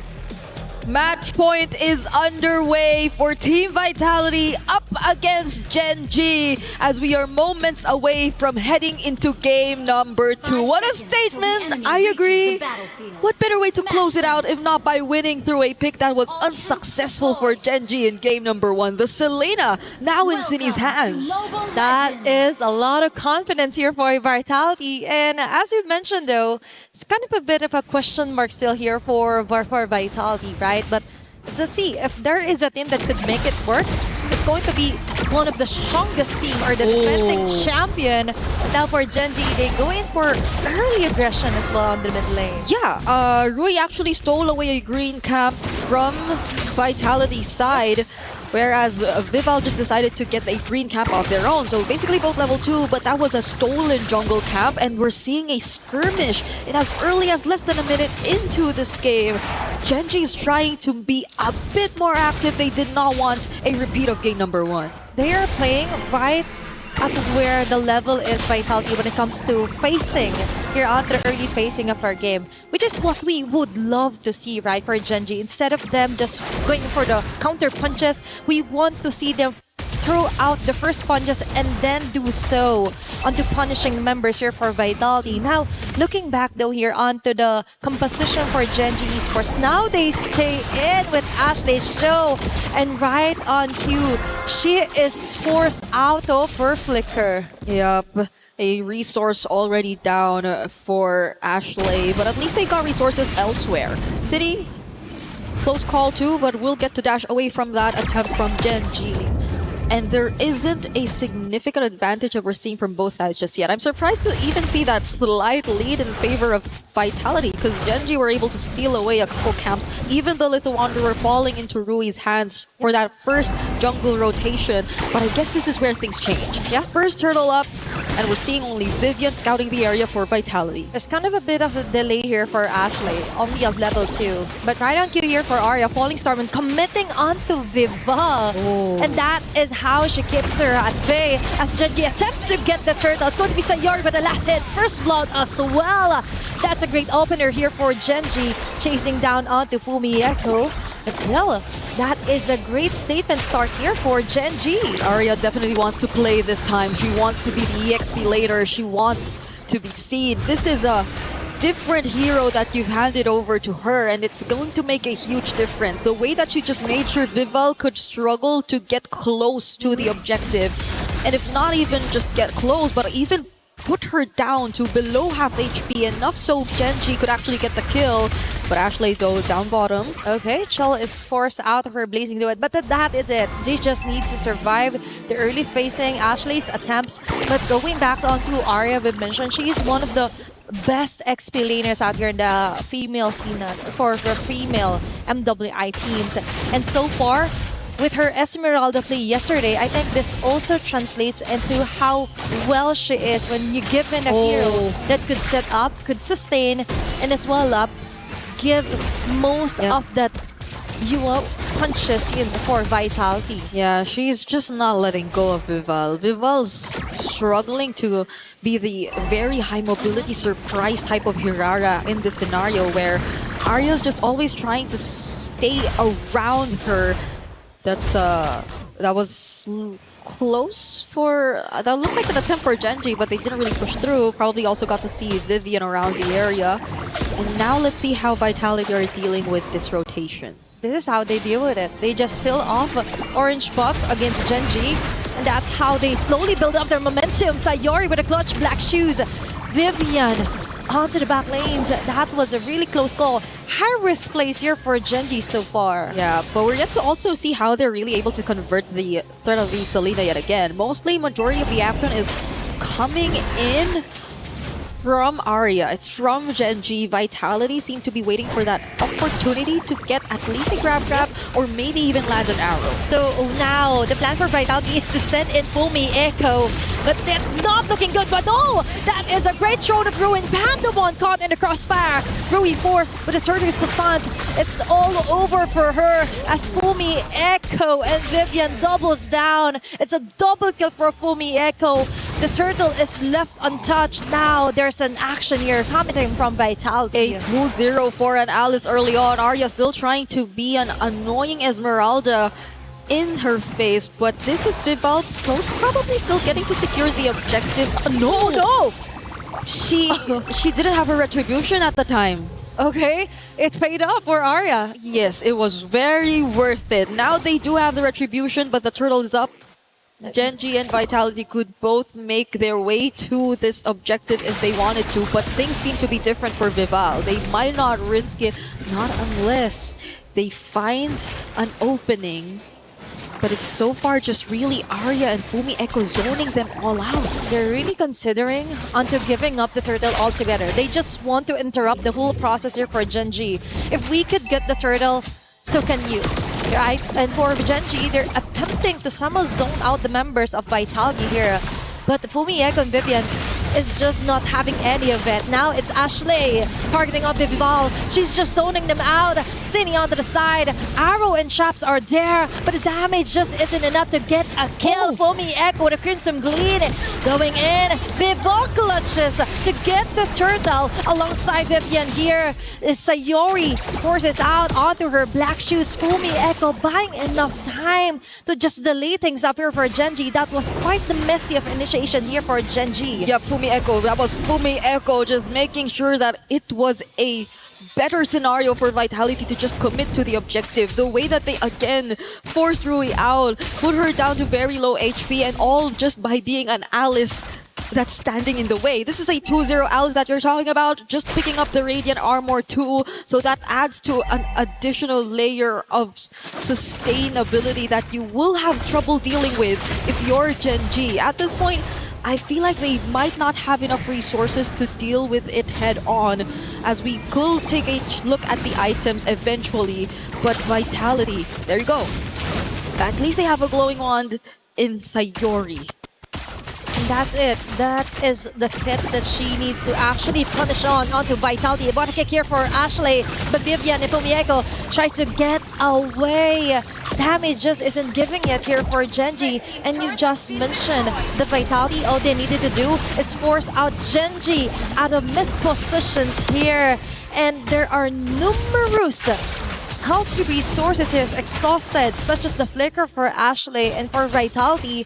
Things just keep getting better. Shell got the most out of her zone onto the bottom side. That's a hefty amount of gold advantage that Vitality was able to get in 7 minutes into the game. Yep, and I feel like Genji could have also went for more aggressive setups if only there weren't as much information. I know we haven't seen much of the arrows just landing yet from City, but I think the placements are also something that matter in this game. The way that they're always just able to scout, the movements from Genji, similar to what we saw just now, is being very pivotal in how this game is playing out. Oh, the arrow now lands onto Rui. Okay, that's a very crucial take here for Cine. Ashley commits onto the wave of the dragon. Cine immediately taken out here by Arya. Shell finds a great opening with a blazing duet, but Sayor with a single black shoes will be able to survive that. Panda 1 being cornered, of all people, taken down. The goal laner for Genji is down. Now they don't have enough damage to actually tore down the defenses here for Vitality. The Lord is left alone. It's still Vitality coming up on top, finding the right targets and angles against Genji. Yeah, and I think that's one of the biggest concerns we had for the draft as well. Genji, they do have setup, they do have pick-off potential, but can they actually provide the right amount of damage? Arya, oh, the knockups! She might not make it. Fumi Echo hot on her tails. Ashley in an instant taken down. This is just too much to handle. They're coming in one by one here from Genji. Yep, now it's Vitality. Oh, with the control over this objective. Rui has some information, can potentially catch up to. This is a backdoor that we're talking about after all, but will they let them through? Vivian blocking the way as much as they can, as well as Fumi Echo. Oh, it's still people getting on to the Lord. Arya finds her way in, but won't find her way out. As Vitality takes her down, that's a 5k gold lead. An objective onto Vitality. All in all, that isn't any in favor or pros from Genji. They've got nothing out of it. It seems like they still wanted to force the fight, however. It seems like they still at least wanted to get the attention of Vitality, maybe momentarily stop them from at least focusing on the objective, but Vitality refused to do so. They were just making sure that they will be able to secure the objective nonetheless, especially with Rui out of sight. If there was anyone who was actually able to approach, it was just either Arya, it was just either Ashley, but Rui was the main problem, and they need not worry about that. Okay, now it's a Lord. Oh, okay. I just saw Ashley activate the flicker just to try and cross that big boulder. I think that is huge info here right now for Vitality. Yeah. That is a huge giveaway right now, and Arya will have a hard time putting up on the front line here against Vitality. Yet again, they're down to the last bits of their base turret. It might even explode with the next bit of minion waves that Vitality was able to control. To BH, the macro isn't really that giving here for Genji. It's all about the map awareness, map control, all onto the side of Vitality. Ashley gets a kick onto Vivian. There's going to be a follow from Arya, but a falling star, but not the damage. The Respo, it just isn't there yet. Vivian goes in with a clutch play. Shaw with a free hit. The two women down here for Genji. They go at it again. Double kill yet again here for Vival. What a way to scout out the members from Genji! The coordination from Vitality, a single failed attempt from Genji is what cost them these 3 kills and possibly even a base turret that will go over to Vitality. The moment that they saw the way of the dragon already down and that multiple members of Genji were out of their base, they took that opening, that beautiful throne of ruin, that entry from Vival and the arrows from City, but Arya wants to fight again. Okay, that is quite a successful play here for Genji. They're just brute forcing their way in. It's Fumi Echo being cornered out. There's going to be a dashing out. Okay, the bullets will hit from Panda 1, but an immediate response here for Genji. They're still alive and kicking, and they've got 2 core damage here from Vitality. I think that is fruitful enough. The risk was worth it for them. But still, for Vitality, they're trying to survive. Ashley from the back with a great wave of Dragon onto Cine. But still, they weren't able to burst her down. Survival at its finest here for Vitality. The question remains, do they have enough to burst down whoever Ashley eventually finds? Because they burned the flicker for that kick. You would assume they could, because that was Cine who they were actually able to find. But even with the bullets landing, even with Panda actually providing the follow-up, it didn't seem like they had enough. What more if things get a bit messier in the team fights, and we're just talking about a 5k gold lead currently in the hands of Team Vitality. More so, once we actually scale into the latter portions of the game, once Genji actually gets to prolong it to that point, do we expect that the Ranger could actually deal with everything?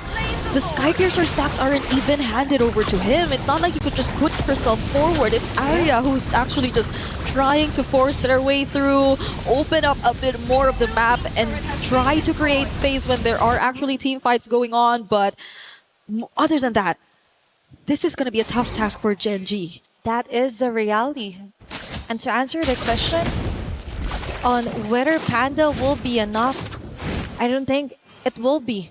Because for now, Vitality still has most of the gold, most of the damages, plus they're really having a hard time committing onto getting the right targets. And now there's also Lord in the mix. They're burning it down as fast as possible, but Vitality is just waiting for those arrows to hit, and that might be it. Now Genji needs to be really careful on where and when they should commit Ashley's flicker, even the Way of the Dragon. 5 seconds next before they go in with a Blitz clutch play. It's Vival trying to run away. Arya getting caught in the crossfire, but Fumi Echo does it again. She forces out Panda out of position. Vitality brute forces their way in. Fumi Echo yet again on the front lines. Panda will wait their time down. Vivian Shell with a blazing no and Panda and Ashley in a very hefty position, but they will do it. They will still survive, defend their fervor base, and Vitality won't be able to end game number 2. Vivian was brought back to the fountain, and Panda looked like it was about to really get bad for her, but even then, she was also able to just regain her HP back, and that was a successful attempt from Genji to defend and prolong this game. That's what we're talking about. Finally, they also get to pick up a stack for themselves for the Skypiercer. We take a look at that replay where it did feel like they were just trying to intercept and make sure that Genji weren't the ones who were actually going to start things up. And that was a beautiful way of just forcing Sayori and Panda out of position, as you mentioned. But Sayori was quick to also re-engage, get back, zone them out, and Ashley with the mobility too. But Vitality are not letting go of this. Okay, for Genji, they don't care how expensive it will be just to get a kill. As long as they get it, as long as they get the job done, they will take it. Vitality now has somewhat having a hard time to actually finishing off this round, because now Sayori and Panda is getting harder to catch from the back lanes. It is 30 seconds before the next flicker of Panda comes back. Sayori does need a minute to get her Purify back too. And there's only 10 seconds before we actually see the next objective. Genji want to get out of their base. Genji actually want to make something happen. But Cine already spots Arya, and they have a pretty decent amount of info. Enough to know that Genji are planning to do so. Plus, Vitality knows that Genji has to send someone over onto the top lane. They still have the control over the map. And for Genji, they have two things in mind. First, clear off the waves onto the sides. Plus, try and prevent things from de-escalating here from Vitality. But Arya goes in. That was a very risky call here. If she was caught, if she was dead, that would have been the end here for game number 2. Oh, no. But that might be it. Rui! What an expensive overstay there. Just when Vitality finally gets a Lord. Taking advantage of the fact that they saw Ashley dealing with the waves up top too. They've just blitzed the Lord. And what better way to close that out by finding a kill onto one of their most crucial front lines, their jungler Rui on the backsha. How many times have we seen that happen? But does Vitality close it out here? Okay, that made it even better here for Vitality. Fumi Echo from the back. Panda is forced to flicker her way out for survivability. Ashley as well. They can do nothing but stare back into Vitality, brute forcing their way in again. And they go in. Ashley is being held over here by Vivian. And they focus fire onto the tower as Vitality secures the 2-0 against Genji. And the results of the rematch remain the same. Team Vitality sweep Gen G to punch their ticket to the knockouts. And they do it in a very dominant fashion. You expect nothing less from the queens of MLBB. But the way they had to do it with a Selena, I feel like I'm still going to be thinking about that until I get to bed. Imagine finishing off last year's grand finalist opponent with a hero that didn't work onto their favor from game number 1. And Vitality still is very dominant.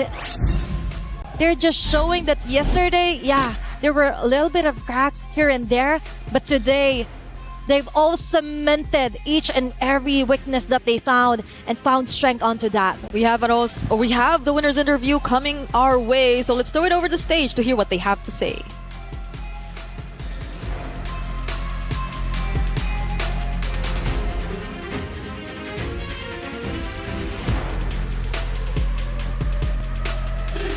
And the crowd goes wild right here today at the Paris Expo. Just take a look at that. Now here I have Vivian beside me. How does it feel to have the V-Hive here with us today cheering you guys on? I'm feeling proud. Happy and proud. Thank you guys. Viviane qui tient à remercier tous les fans de Vita. Merci à tous, fiers de pouvoir faire cette performance devant vous tous. Wow. Now, that was a spectacular showing earlier. Now, you really put Gen G in their place. Now, you really showed them who's boss, right? Because this was a rematch of what happened over in Grand Finals in 2025. Now, the question is, earlier on, Ashley used a Selena. And then you guys clap back. You guys clap back with that Selena. So was that to show them how to properly play Selena? Tell us more. Aduh, mampus gue nih guys. Katanya apa kak? Ya sebenarnya kalau yang dari kakaknya bilang ya dia pakai Selena. Itu sebenarnya unpredictable sih. Jadi gue nggak expect dia pakai Selena Rome dan juga gue nggak expect dia ngeband banyak hero gue. Dan tadi mereka udah tampilin sesuatu yang berbeda lah. Keren mereka di GG dan tapi kita tetap menang. Makasih. I would need our friends who are very well versed in Bahasa to help me out with that. But of course, who do you think you would meet next? Actually, earlier, Vivian, I saw that you had a post on Instagram and then you want to meet in MWI and you actually wrote Kiowe. Why? Why Kiowe? Like, are you a fan of her or she's someone that you're looking to defeat? Because she very beautiful, right? Oh, so you're a fangirl. Yeah, beautiful. And jungler, wow. Wow. So it's out of respect, and that's why Kiowe is the one that you want to see in France, here for MWI. Because she's pretty, cantik. Is it? Yeah. Wow. So yes, congratulations right here. You guys stamped that pass straight onto the knockout stage. The Vasquez, let our friends know right there on the sidelines that they have secured their ticket to the knockout stage. Of course, straight to the knockout stage. Vita qui sera de retour demain pour la phase 2, pour la phase knockout. Ça sera important, ça passe en BO5 demain. Et demain, c'est du single. Et on compte sur vous pour faire un max de bruit pour la team Vita, s'il vous plaît. Est-ce que je peux avoir un max? C'est ça qu'on veut. Merci à tous, vous êtes les meilleurs. Back to the studio for our next match. Is in our DNA. Whenever we let it out, it becomes our superpower. Now imagine an entire city being built to supercharge it. Kadir City, powered by play. Well, it was, in fact, domination instead of redemption, as it's Vitality getting a big 2-0 win over Gen G, who now has to fight through the lower bracket in order to protect their key. Love the interview with Vivian right after that, though. That was incredible, especially because we get some insight. Kyoe, she wants to face off against her in the finals, which is Geltec, who happened to beat Twisted Mind. So that matchup could be a reality. And we finally found the weakness for Team Vitality.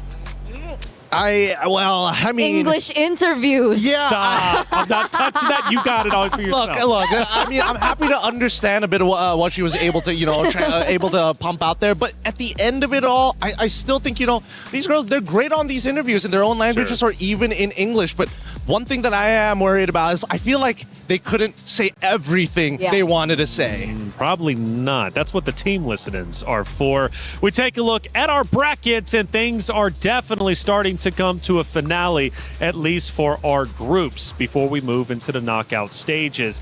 We started, obviously, with the opening matches just yesterday, which gave us some upsets and also some surprises. But the big thing to look for is we have Team Ray Young. We also have Geltec Cyber Team, who has moved forward, officially punching their tickets to number 5 through 8, guaranteed over in the knockout stages. For our Group B tournament bracket, however, we also have 2 other teams who have pushed forward. I believe we're going to be waiting on one. That's going to be Galaxy Phoenix versus Team Falcons Minute coming up next. But Vitality from Group B, the first team to officially punch their ticket into the knockout stages. But Ashley, she was a big talking point throughout that first matchup, and luckily we've got Rose sitting down with her to hear how that first series went.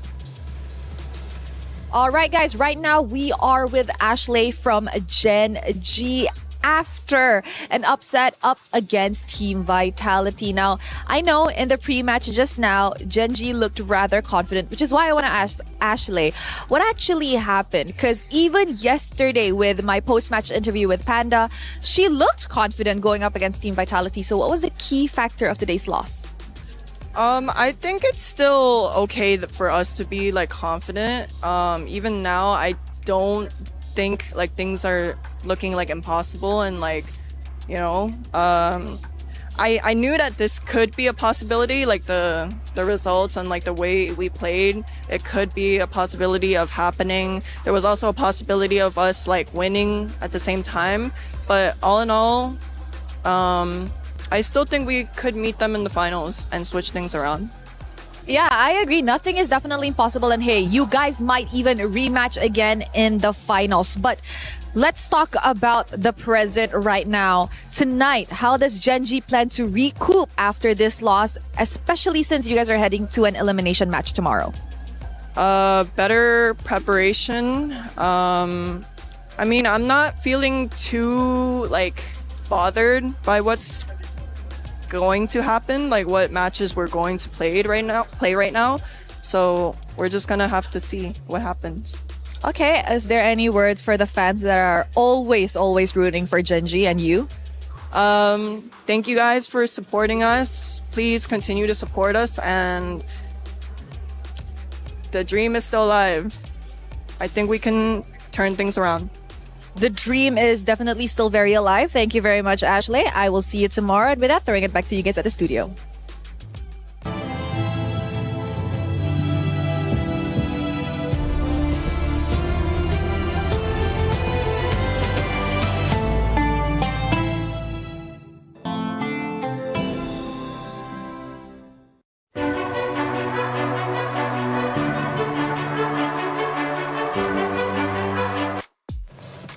Thank you, Rose, as always, for that interview. Ashley saying the dream is still alive. She's got full faith not only for herself, but also her roster of Gen G to make it into grand finals. This was only a roadblock, but I would say pretty big one. They take a 2-0 loss, and both times over a 10K gold difference. At least in this way, it was a little bit closer than that. But regardless, for Vitality, they just played around Gen G and did it well. They really did. And I don't know about your reflections, but after looking at that interview, it's clear that Ashley put on her big girl pants after a game like this of 17 minutes of grueling combat. Just look at the damage taken by Fumieko. Nobody comes remotely close except for Arya, and even then, Fumieko has half her damage. what are you supposed to do against that? It's an unkillable monster in the EXP. And that started in the early game, too, because I remember Gen.G was looking good in the early game until Fumi popped off. She really was able to find her moments, and it really just reflects how much she's grown as a player in the EXP lane. I remember the era of Team Vitality in whence Fumi Echo was the weakest link, right? She was the newest addition to this roster, and then she came in and then people were saying like maybe Vitality's not as strong because of the new addition, but I mean seeing that performance earlier on, wow, I think everyone was screaming her name all around the world. Yeah, she was definitely the best wingman for sure, and at times, honestly, one of the leading slayers dominating the competition for sure. What do we think about the titles? Do they match up and reflect appropriately for you? No, that's weird. I mean, obviously, it's a little strange to see the carry and the sandbag both going to the EXP. That is kind of wild, isn't it? It is, but at the same time, it also goes to show that Gen.G, towards that latter half of the game, weren't feeling as confident to walk up and say, yes, this is our zone. You cannot walk into our area of influence. They gave up a lot of space, and they kept on doing it until there was no space to give. And it also typically shows how the Grange just really didn't work out again. Like they tried it back to back. They did it in the early game. Game number 1, it didn't work out. Game number 2, they tried again. And this time they had a little bit of a better composition to try and help facilitate the Granger. But at the end, it really didn't work out. The damage wasn't really there. And that's why maybe we see Arya on the top of the charts of the damage dealt. Well, we have 3 great moments to look at. Let's look at our first wonderful moment that took place. And I'm sure it's going to be Vitality setting themselves up nicely, or even Fumi popping off. What are we looking at? Yeah, here is the first initial setup, right? Because they get the initial kick onto the correct target, but look at Fumiko, right? Blocking the shots from the Granger, allowing the glue to find the setup on towards Rui all at the same time. It's very rare that an EXP laner can do everything all at once. Yes, it's a little bit of a mistake on Gen.G's part for getting too close together, but how can you predict the trajectory from where the flowing blood is coming from? It's tough to say. It is tough to say indeed. Let's take a look at moment number 2 and see what ended up unfolding. We're now getting deeper into the match, towards the tail end, about 6-7 more minutes left. We're at 10 minutes and 45. And it looks like they're going straight for the throat here for Team Vitality. It looks like they're going for the push. Ashley here gets a good moment coming in from Vivian, but you will see, I believe, Fumi Echo being able to, there it is, the counter engage that always happens. So despite Ashley being on a hero that is way more active, she can look for more opportunities around these team fights and these skirmishes. There's always that counter engage coming in from Fumi Echo that really just ruins it for the rest of the team. And it's not just that, right? There's also the argument of like, wait, why isn't Sayori just kind of drawing the line in the sand and saying, you know what, you can't get past here? And unfortunately, that's where the Hirara suddenly appears, right? Again, the combination of locking down the target, forcing out the Purify as soon as possible, and if she doesn't have Purify, Sayori will die and will not be able to use the Black Shoes to get out. Well, moving on to our third and final moment that we'll be reviewing for this great matchup. We take a look now towards the end. We're now starting to pressure into the base. Gen.G knows they are backed up against the wall. The pressure from Vitality is unrelenting. I think this is the moment where we do see that Vivian got really, really confident, right? If I remember this correctly, yes. They try to get on top of Ashley. Ashley flickers out in time to bring her right back into the fountain. I was laughing so hard at this. It's one of those moments where you're like, all right, I got you. Oh, no!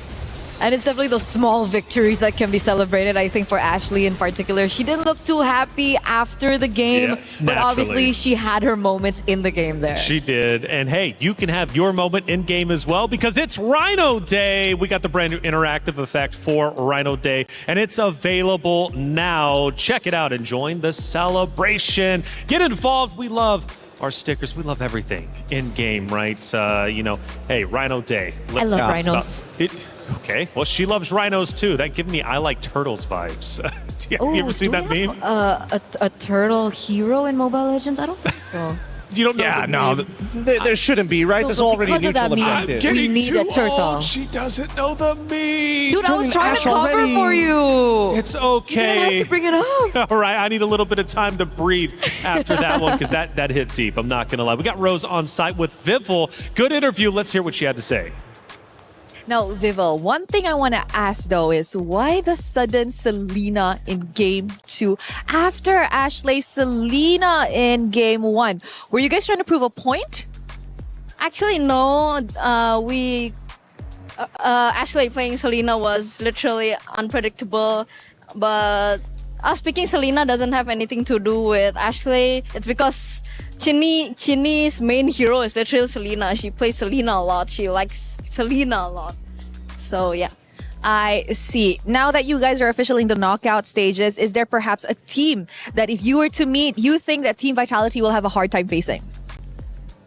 I don't think there will be, because all this time we want to go against any team. There's no team that could pose like an obstacle for us, but if I have to mention, it's probably Team Ray Young, because they're from Malaysia, and Malaysia is one of the powerhouses of Mobile Legends. Oh, wow. Confident from Vival. You know what? Congratulations today. Thank you very much. With that, throwing it back to you guys. Bye-bye.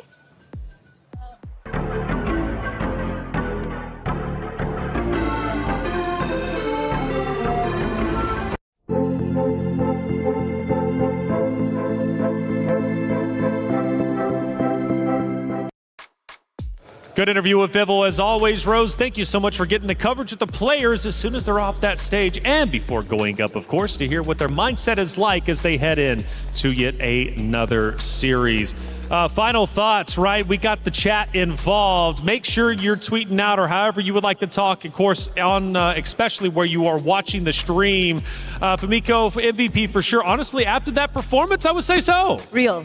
Yep. No, it's hard. It's hard to argue against it. Man, my guesses are really gets me to. Yeah. Oh, people are still doing their predictions as well. Very good. We like that. Fearless. Shout out to you. Get those predictions in, and hey, keep it going. Again, Fumiako getting all the love. GOAT EXP. Is that Miracle? Sadness, I just want to say I hope you're happy. Seems about right. Feels like Mirko. Yeah, seems about right. I think Fearless is Mirko. It's his alt account or something. Is that right? Probably. Probably Mirko. Well, we did hear earlier that he was looking at chat for just a little bit during that Phil section. Maybe he is Sadness, but why are you calling yourself Sadness, Mirko, if that is you? We're going to have and hash that out and figure that out. We need to make him happy. Another series is about to be underway, and this next one is going to be the final one for today, but an important one nonetheless, because it moves one team forward into the knockout stage. It's Galaxy Phoenix versus Team Falcons MENA. Both of them take that stage, and I tell you what, this is going to be a big one for sure, because there's several storylines to get through. First off, history is within reach for both of these rosters. For their regional battle, the highest regional placing they've got in MWI is 5th through 8th. Okay, you get that just going to the knockout stages, but they go a little bit further, they could make history. They're my goats. They're your goats? Team Falcons MENA are my goats. This is the first time I'm hearing about it. Because, Dave, when did this happen? Yeah, I don't know, because I'm looking at Galaxy Phoenix and like the names that they've beaten just to get here. How can you not? That's the keyword. That's the What did you keyword? say? Beat? He said a sentence, names. though. Names? Names is the key word? Names is the key word. She is the gold laner. She is my goat. Okay, Names is the GOAT. Okay, fair enough. You guys must be a duo or something, actually. You guys go way back, actually, if I'm not mistaken, right? 10 years at MLBB, of course, 6 for you. Yeah. Veterans up on this stage. A long time to hate each other. Oh, why do you got to go that way? She was natural. Sadness. She was the Sadness comment out there in the Wait chat. until the next IGN of hatred. Falcons MENA, okay, has a big fan up here. But realistically, do they have what it takes to take down Galaxy Phoenix? Oh man, that's the brutal question, because they've been to so many international female tournaments and they always just fall short. And I gotta say, this matchup is really heartbreaking because I think Galaxy Phoenix are so strong. They are the team that has actually played in MPL Cambodia. And that's not a simple task to do. There is technically no restriction on it for what kind of gender going into these MPLs. Sure. But the fact that they are playing on the same stage as some of the best in Cambodia, who's been around for at least 5 to 6 years, and they're the one region that everybody in Southeast Asia agrees upon that they are big stonks. Big stonks indeed. And talking about stonks, apparently we've got the Queens posing themselves. Where were they at? I'm hearing the Eiffel Tower. Let's check it out.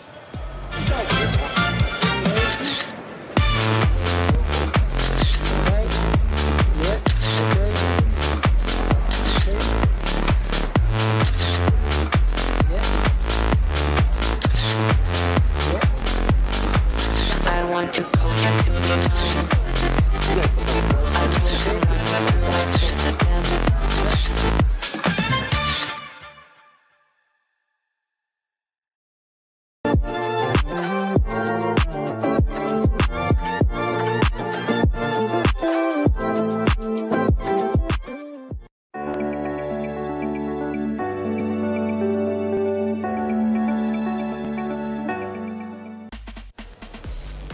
was cool. I couldn't have done it any better than Kiyoe in that moment. Well done. Hopefully we get more of those videos. Super unique. Hey, it's about time to send it to the stage, though. I'm ready to get this matchup started. It's Galaxy Phoenix versus Team Falcons MENA. Cheryl Damascus, take it away. Thank you, Taylor. It's time to kick off our fourth and last match of the day here on the Stream A. On one side is Galaxy Phoenix, fresh off a great performance, sending Navi into the lower bracket, taking on Falcons MENA for a spot on tomorrow's knockout stages. What are we saying about this match, Sharon? Yes, that was absolutely amazing. And as we speak, these two teams that are about to take center stage right here on Stream A are teams that has flown under the radar. Now, Galaxy Phoenix is someone that you don't want to underestimate. Why? Because they have played in the open circuit. Now, they have been competing in MPL Cambodia. And of course, we have over on the other side, Team Falcons MENA, where they see their open circuit counterparts winning wildcard. Are they able to rise above right here in this match and secure their knockout ticket? Let's find out from you guys at the studio. Let's go. Thank you, Cheryl and Damascus. As always, the stage is set. Galaxy Phoenix versus Team Falcons MENA. We've got at least one big supporter on the desk. Eterna, you're hoping they can get the job done. We'll find out, of course. But again, I mentioned that history within reach. Both regions, going for their highest placings in MWI. Now, that won't happen just by making it to knockout stages, but it at least gives them the setup, the chance to make history for their respective region. Now, we talk about Team Falcons MENA. Let's talk about them a little bit more. Nucci from Falcons, from sub to starter this time around. This year, she's looking to make a big impact. And I love that about her, right? Like the first time I met her, I think was back in the African qualifiers. I actually went to Africa to see her, and she was so nervous when she was able to make it to the international stage alongside names. There are other few members that are no longer there, which is what makes this lineup so special, because technically this is a new roster. They've rebuilt it completely around names, and names is such a household name at this point now if we're thinking MENA, if we're thinking Africa, because she's been the prominent gold laner for so long in that region. And she clearly is getting a lot of love here on the desk, but I'm sure from the supporters in the chat as well. Make sure you're getting loud for Team Falcons MENA. But let's also show some love to the opponents of Galaxy Phoenix. What makes this roster a true contender? What makes this roster so special, Gideon? Because they made it here for a reason. Clearly, they're doing a lot right. Well, I mean, they beat the defending champion of their own personal region. Again, in most of these situations, you're expecting those champions to always reoccur here at MWI. But let's not also forget, they were the ones who beat Navi PH 2-0 in that sweeping motion. And let me tell you, I was 2-1. That would make a lot more sense. 2-0? No way. Everyone was stunned with that victory, and everyone thinks that that's the momentum that they need to make it through to the next stages here in the knockouts. So let's take a look at the drafting phase now as we get to game number 1. We're seeing the Guinevere being banned out. We're seeing Freya. Yves gets eliminated, and as well as the Paquito. Okay, I'm liking it so far because that only leaves for the EXP the big generals of the Phoveus alongside with the Esmeralda. Again, both situational. Now that the nerfs have started to come through, but Esme has been in a pretty interesting spot. I would like to see whether somebody has come up with an answer to the Esme in lane and not in team fights. We all know how to deal with her in team fights. Just gotta keep on kiting her, gotta space her out. What was the counter to Esmeralda back in the day? Oh, so many, like the Dyroth, you had the Alpha. Dyroth! Yeah, there's so many lane bullies. Do you think there's space for a Dyroth? Okay, you know what? Sometimes when it's a good counter in lane, it is not worth to go for. And that's something we learned between Leslie and Claude yesterday. Yeah. Just because you can make it doesn't mean you have to. You gotta kind of space it out. Baxia, the follow-up band here alongside with the Matilda, leaving Marcel wide open. And now we're seeing completely different from what we saw earlier today, right? From big openings of focusing more on the Atlas, leaving the Freya open. It really goes to show that there is a wide varying hero pool that isn't standardized amongst each of the teams and regions. I really like that you mentioned that, because just yesterday we saw that Team Falcons MENA actually brought in a Carmilla jungle. Yeah. Okay. Yeah, we've seen a lot of bans yesterday against the Carmilla, and I was like, why did they go for Carmilla bans? And then I hop over to Stream B and I see a Carmilla in the jungle, and I was like, is this what they're scrimming with right now? Who's giving them these ideas and who's letting them think that this is right? But yet, they still are able to find these games. Hilda, an early call is an easy answer to Marcel. Marcel wants to go in and out. Hilda says, I'm gonna stick to you like glue and I'm gonna hurt you while you do it. Also a very strong showing with the Claude early pick as well. We do usually see the carry being picked up after, but we do see that Falcons MENA want to secure a strong lane of their own, right? They have the Esmeralda, very quick in. If they still want to secure maybe like a 50-50 lane, they do still have the option to go for Harith, so perhaps the mid lane priority pick was a more decisive decision there. They pick up the Lilia first in the first phase. Yep, they want to make sure that their mid trio is going to be decently strong. They're going to save their jungler for later, and I think the Esmeralda is very, very safe now, but it kind of depends when we see the turnaround. Do they want to reveal where the Hilda is going to go by showing who's going to be the EXP, or are they just going to keep her as a flex? That's true. Hilda can be flexed into the EXP lane. I thought it would be like a sure answer. I mean, technically we aren't on dangerous grass, so Also it true. doesn't really warrant that it has to go into the roaming position. Expanding rivers would also allow the Hilda to rotate a lot quicker around the map, so that's definitely something that we should still keep an eye out for. But insta-pick there, the Valier goes in 50-50 against the Lilia. Valier is not the best hero for clear. Yeah, it's not the best hero for clear, but he is the greatest hero at ruining a support's day. Try and engage. Try it again. Oh no, you're stunned. Oh no, you're trying to engage. I'm gonna push you away and then we're gonna do this all over again. It's a really frustrating hero, especially if you have no easy way to gap close against your opponent. And even then, you better have two options of gap closing, because that Searing Torrent is ridiculous. I could have sworn you were going to say gaslighting. I thought about it for a moment, but hey, look, maybe that... Did I say it? It's happening! Are you Mirko? You like that? All right, now, second half of it is where it gets a little tough, because I feel like Galaxy... Whoa! Getting rid of some of the favorites here. Yeah, Carmilla instantly banned out there in the second phase. Galaxy have done their homework, but I thought that perhaps because they picked up something like the Valier, they wouldn't mind a Carmilla in the jungle. Well, then it would mean that taking quote-unquote having a Purify, inbuilt Purify, is useful, but I guess this also means like Galaxy Phoenix want a team fight to some degree. I don't know to what degree. I don't know whether or not it's a full dive composition and that Valier is going to be the dedicated anchor. But since Yuzong is already banned as well, I'm not 100% sure. Yeah, how would they go about it if they don't have the Yuzong? Do they have to go for like a Uranus of the worlds? I mean, yeah, the Uranus isn't the worst option, but at the same time, that means that the unfortunate truth would be that their jungler would need a scale. So in terms of just raw scaling, they need a secondary win condition. And I don't see it just yet. They can just play for one win condition, but we've seen how that turns out in these games. Too many eggs in one basket. It's tricky, very 50-50. They need to be able to execute it precisely if that's the exact game plan that they're going for.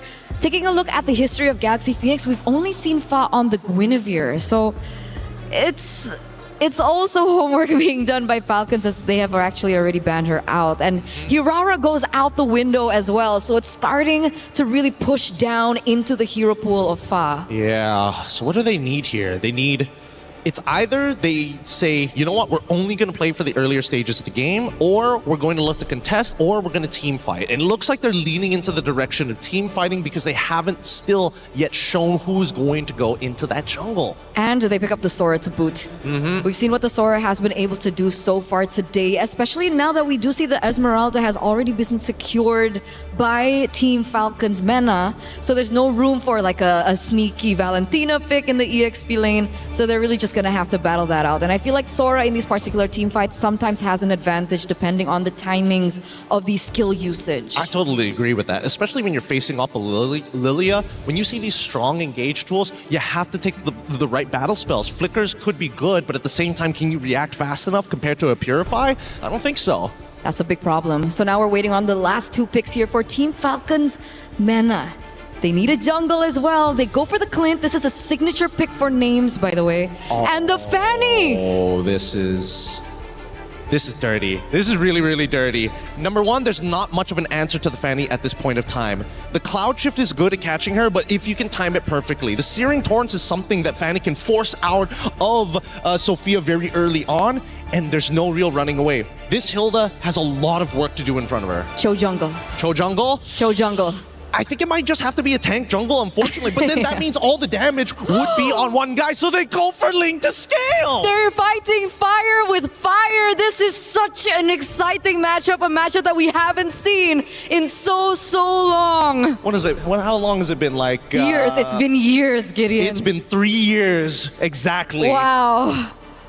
Well, not only was our hero pick historic, bringing old memories back, but both teams again are going for history themselves, trying to reach the knockout stage, trying to better their region than 5th through 8th. Can they do it? This is just one of those very steps. It's Galaxy Phoenix versus Team Falcons Mena. Mirko, Athena, take it away.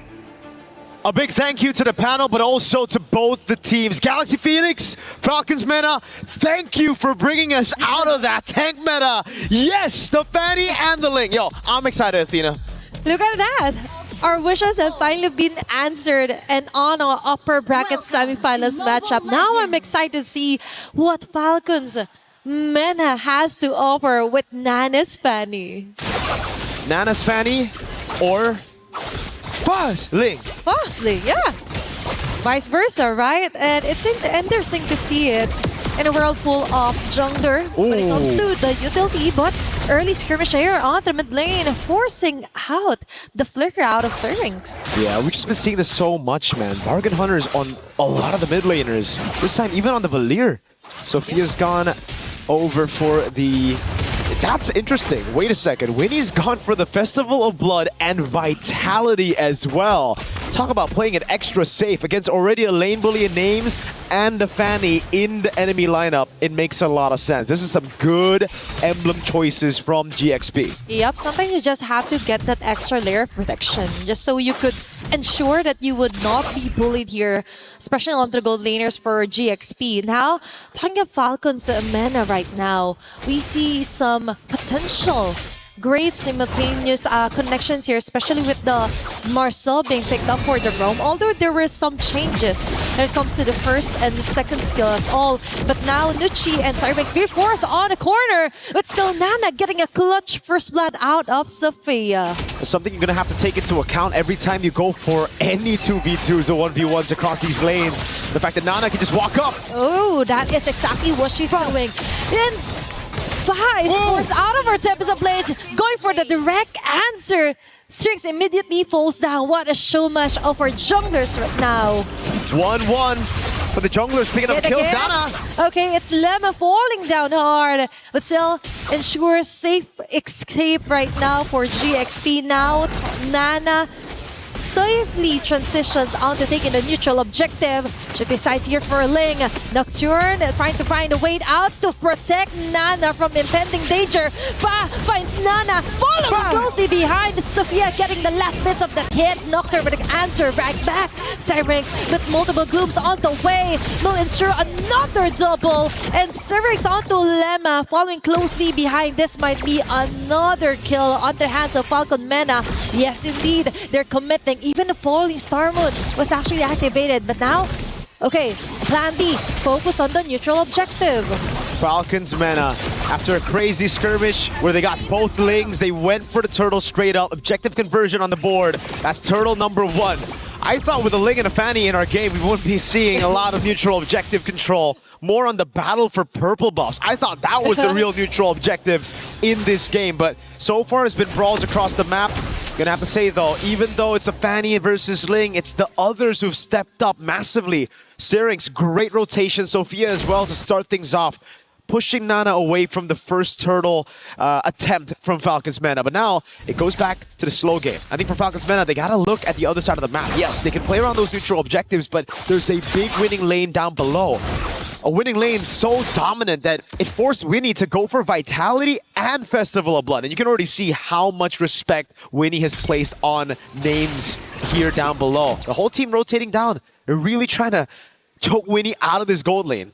And that's the thing, you have to capitalize on where you're good at, especially onto lane-to-lane comparison to the gold lanes. Hey. But now they focus onto the roamer still. It's Lemma having the hardest time of her life here. For game number 1, immediate takedown onto Sophia with that assist here.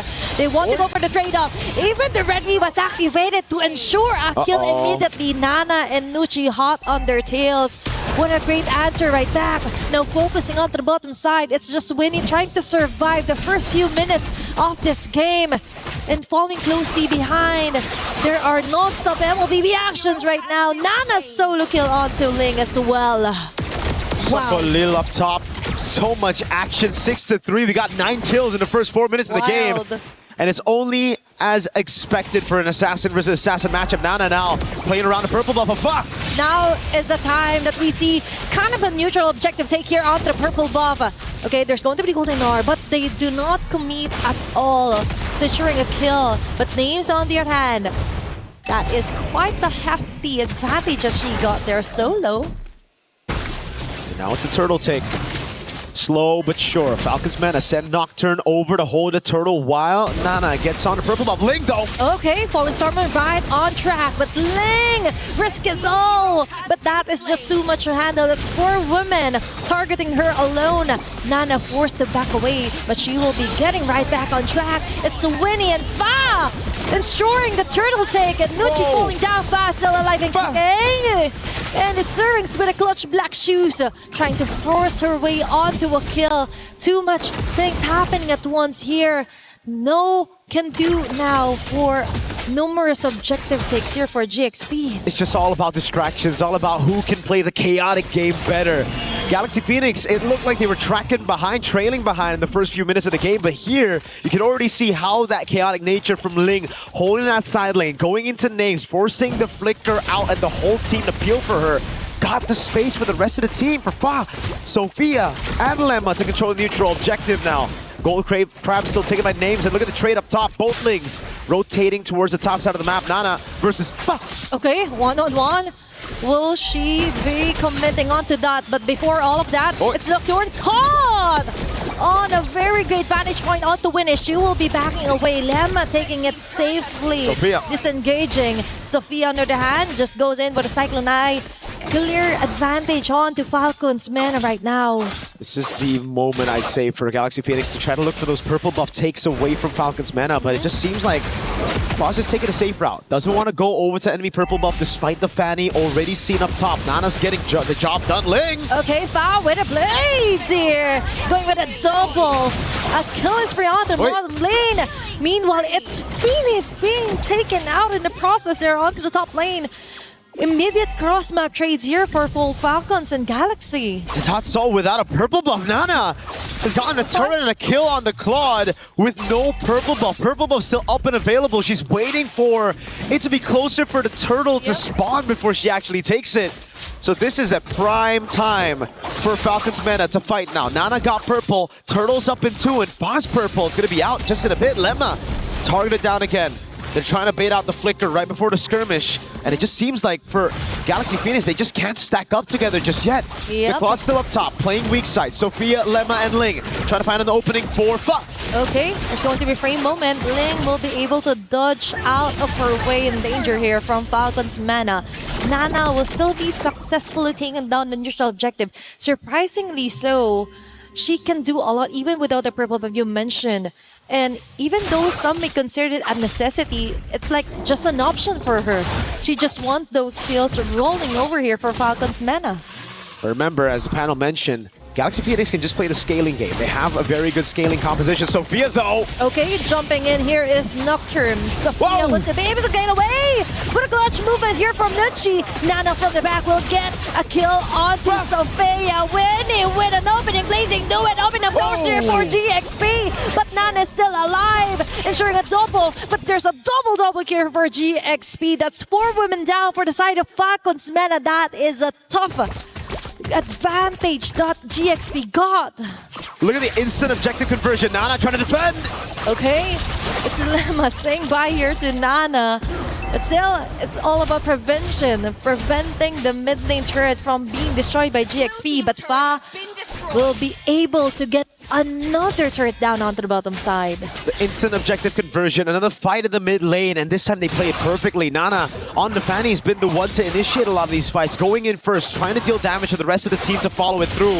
But Fa playing like a true assassin, coming in late. Okay, this is the tricky thing. She has the skills to actually go out of her way to get a kill of all people. And Suring's falling down. GXP, what a great move, ensuring the most crucial take-off. In fact, got a very assassin moves right there. That's exactly what you want from your assassin. Foss just moving across the map, taking Syrinx down, and then instantly getting away. I thought Nana had the cutthroat to take her down, but no. Foss been clinical on this Ling after that first death.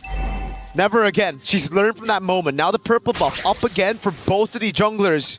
Nana has it already. Faz a level ahead of Nana, and they're going to go for the far lane first. They're going to have that control over this lane. Let's see how they play it. Is it the Lord Dance, or is it a straight blitz to a team fight? Okay, it's all about the macro and micro movement here. Nana risking it all. Sophia still survives. It's Leva shutting down Nana. Golden are on the mid lane. Winning gets the opening with a blazing duet. Flow with a godlike kill. Numerous members down, making it a triple kill for Fa. And GXP taking down 4 members yet again from Falcons Mena. If there were people who didn't catch Stream B and were asking the question, how did Na'Vi get sent down to the lower brackets? Now you know, Galaxy Phoenix are here, and they're here to conquer it all. Falcons Mena down by 4,000 gold. Galaxy Phoenix are taking away the purple buff for the first time now. Nana won't have her purple buff. Tier 2 up top, falling down. Tier 1 in the mid lane. It's all the map control already given over to Galaxy Phoenix as now they continue to push on the pace. Yep. Jungle is now compromised for the whole Falcons meta. Now, Lemma is also a menace when it comes to the life here for Nana. The first concern was that maybe no one from GXP could keep a Fanny at bay, but now it's all possible. They've got an advantage, they've got the numbers, and now they also got turrets falling down against Falcons Mena. Now 5,000 gold lead for Galaxy Phoenix. The orange buff take, the purple buff was already stolen away. Now it's Fa with the purple buff in her own jungle. Let's see what they can do with this. They played the Lord really well. They delayed the push up top, waited for a build-up on the waves. Now they have 3 to play with. Fa's gonna go in onto Nana. Final tier 2 in the mid lane falling. They still have a Lord, but Holy Shields should delay this push by quite a bit. Okay. Fa is ready to rumble if ever Nana commits to it. Nana falls down here hard. She has to back away. That's a great disadvantage. Without any purple buff, she can do longer team fights onto GXP, and now that is the next course of action. They have to level it out against GXP. But Fa right now targeting Nocturne, half an HP left. Purple is up, but they're risking it all. Golden R will hit or miss some of the members here for GXP. Fa on their back lanes. Weapons of Blades activated as well. Series falling down as well in the process. Fa has this wonderful way onto actually taking down Series over and over again without missing a bit. And there's just not enough damage from Falcons Mena to get the respect out of Galaxy Phoenix. They can do whatever they want. They can walk up, they can just dive in, especially with Ling on this Sora. Winnie is taking a ton of damage in the mid lane, but it doesn't even matter. Just walks away as Fa sieges down this turret down below. And with the first Lord, they've gone both mid and bot to a quarter of HP. That'll make things a heck of a lot easier as they wait for Lord number 2. Nana's doing a good job. Notice everybody on this other side of the map, so she goes for the counter jungle and takes something back for herself. It's all about improvising. Yeah, your jungle is compromised, but all you can do for now is go for the sneaky movements around the map and go for the best course of action, which is to push out other lanes across the map here against GXP. Now, Lord will be up for grabs. Will we be seeing longer Lord dances around this one? Is Mena or Falcons Mena willing to risk it? Now that GXP yet again, they're having the control over the map, and it's Nana yet again being the person to actually push through and interrupt the plan for Fa. This is scary. Fa knows there's no purple buff just yet on the hands of Nana. Yep. Okay, that's kind of scary here for Nucci. 1v1 up Because top. that is a very crucial play if ever Golden Or will catch no one at all. Instead, it catches her. Falcon's mana right now is slowly crumbling down. It's fine, ensuring the lore tick. They could follow through for another kill. And that's 2 members immediately down for Falcon's mana. And it's through not just playing the far lane, but playing the purple buff. She just waits around the purple buff, makes Nana sweat. Once Nana hesitates just a bit, Fa takes the route into the Lord that was already so low from the rest of the members holding it down. We have the damage L rankings and Names is number 1, but we have to take a look at the damage allocation. A lot of times, Names is just playing front to back. She's dealing a lot of damage, but it's to the main frontliners of GXP. Winnie, Sophia, even Fa, they've been safe, coming in late or even playing far back. Lord taking a tier, base turret down, and it's the bottom turret to fall next. Okay, it's all about where your bullets are hitting, because right now for GXP, it's all hitting onto the right marks here for Falcon's mana. Attempting some plays yet again for Fa, targeting Names and Nucci from the back. She has to back away. Nana chasing on there, but still, it's Winnie ensuring a double kill. They're taking too much time out to chasing Fa that they forgot they have to defend for their base. Nana. Winnie clearing out the last bits of the minion wave here for Falcon's mana. Nana as well. They have to prolong this one, but GXP, they just want to finish this, get it over with, and it looks like game number 1 will be going onto their side. A solid 31 kills in game number 1 of our last series of the day here in Stream A, and my goodness, did it live up to our expectations. Ling versus Fanny, at this point, it raised the bar for the competition. If you don't have 31 kills at 11 minutes for an assassin versus assassin, you're doing something wrong. Yeah, this might be one of my favorite matchups so far for MWI. It's exciting, for sure. And it's just day number 2. And I think it raised a lot of the doubts that people had on Galaxy Phoenix yesterday, right? We saw it in Stream B, but a lot of people were tuning into Stream A thinking, okay, maybe it was a fluke win against one of the Titans in MWI, but I think with this performance, it's a statement victory to the world that the other teams are certainly catching up, and Cambodian MLBB looks like it's at the top with Galaxy Phoenix.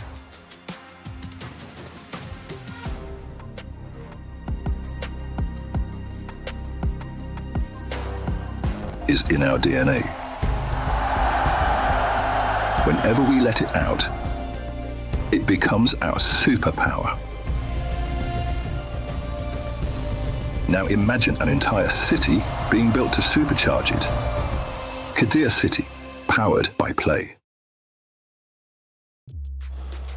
Well, based off the pick and bans, we knew it was going to be exciting, and it absolutely was. Galaxy Phoenix takes map number 1. Can they close it out in a 2-0 like everyone has done so far in the past 2 days on our stage?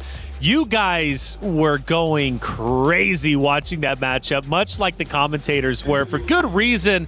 Tanks, they're out. Assassins are in. Gideon, what does that mean for our tournament? It means that this tournament might be super exciting now, because the day when Assassins come back in and the tanks start washing out, you get games like that. High KDAs, high intensities. Every moment cannot be wasted, and every second counts in moments like these. That's why that game was just so exciting. And becoming a color caster, so much easier. Fair enough. Assassins. 31 kills in 11 minutes. Let's see if any of the moments from those kills were actually in this big moment from that game number 1, because from what I was hearing, man, it was Ling versus Fanny the entire time. Fa was also getting a ton of attention, right? Plenty of just exciting, electric moments from the Assassins. But we knew coming into this, the new meta would bring potentially that conversation. Ladies have been a bit slow in order to develop that, and I understand that coming into this tournament, you want to go with your comfort picks. But getting deeper into the tournament, especially if you want to beat the high-level opponents you have to play against, you've got to risk it all and go for gold. And that's exactly what they're doing. You also shouted out names at the beginning, too. Let's see what, or let's hear from you, I guess, one of biggest supporter of names and how she did. No matter what happens, you guys are still my GOATs. I want to make that very, very clear. But I have to say that when it came down to the in-game execution, it felt like they were kind of outclassed. You can see it from even these highlights. The beginning of the match, oh, the Ling was just so well done. And we were talking about the drafts on how they really set up so well for the Fanny. But on the other side, they were also unprepared if the enemy picked up an assassin. And this Ling was just everywhere around the map. There was no way to shut him down. Yeah, just the mechanical prowess of this team is ridiculous. We saw the hand cam of Fa just now, and she's using the traditional, you know, forefinger and thumbs, not going for the spider six-finger activations, and still was able to precisely pick up every single one of her swords. Most people can't even get all four. Yeah, honestly, mobile gamers are just insane to me with how many fingers you're able to put on there. I've seen one player use 8 fingers, which is crazy, to say the least. But 4, 6, however you get it done, either way, she was doing it well. We got even a little bit of dancing on stage, of course, as Galaxy Phoenix and Falcons will take over map number 2. But seriously, the Assassins making things exciting overall speeds things up a lot. I mean, again, we mentioned that from the new meta, things would be sped up. I mean, 31 kills in 11 minutes. I mean, how extraordinary is that? It's huge. It's huge. We haven't seen it in a very, very long time. 11 to 20 maybe would warrant maybe a 30-minute game maybe, or like a late 20-minute game, but only a 15-minute game with that many kills on the board, it's already so special. Yeah, and I mean, keep in mind, right, because as many kills as she was able to put on the board, it's a contribution of the entire team. The assassin isn't there to just wipe out every single person. You're specifically wiping out the low targets on the team. You play as cleanup, and if you're lucky, you find a priority target that you could 100 to 0. Which is what was so differing about the gameplay between Nana and Fa, right? We saw Fa coming in the later portions of the team fights, understanding that everyone else on the team could get them a bit low. But for Nana, it was a lot more trickier because it seems like in her gameplay, she went in for the initiations a lot of the time. And unfortunately, there were moments where she got caught by the Sora. Yeah, unfortunately, that's just the truth of the matchup between the Fanny alongside with the Ling. Ling can clean up, Fanny can clean up, but the difference in scaling, Ling does much better in the later stages of the game with the items that he's able to purchase. Fanny, really, really good in the early stages. Like, under turret, you are not safe. Fa getting a lot of love in the chat, by the way. The stage is on. We saw you out there, Rico. It's so refreshing to watch, okay? Ling and Fanny. And that echoes the sentiment of what you're saying. Right?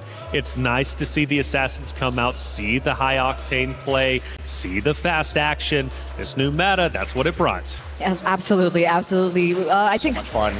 We've talked about it. The casters were also talking heavily about it, and hopefully coming to this next match, we'll see another Assassin v Assassin. But usually when we do see the first matchup be an Assassin v Assassin, game number 2, sometimes they resort back to safety. They resort back to the tank jungle. Well, hey, I tell you what, even though the ladies on stage are vicious, they had a little bit of fun with Don't Touch the Hero.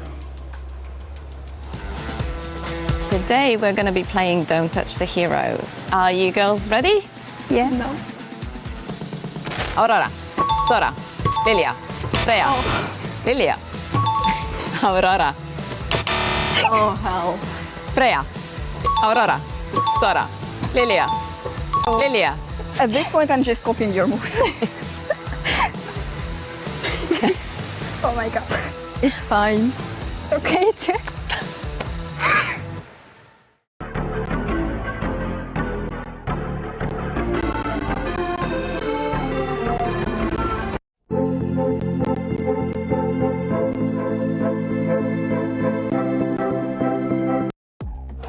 That was entertaining, and it takes at least a little bit of the pressure off that main stage of the MWI. How do you think you two would do in it?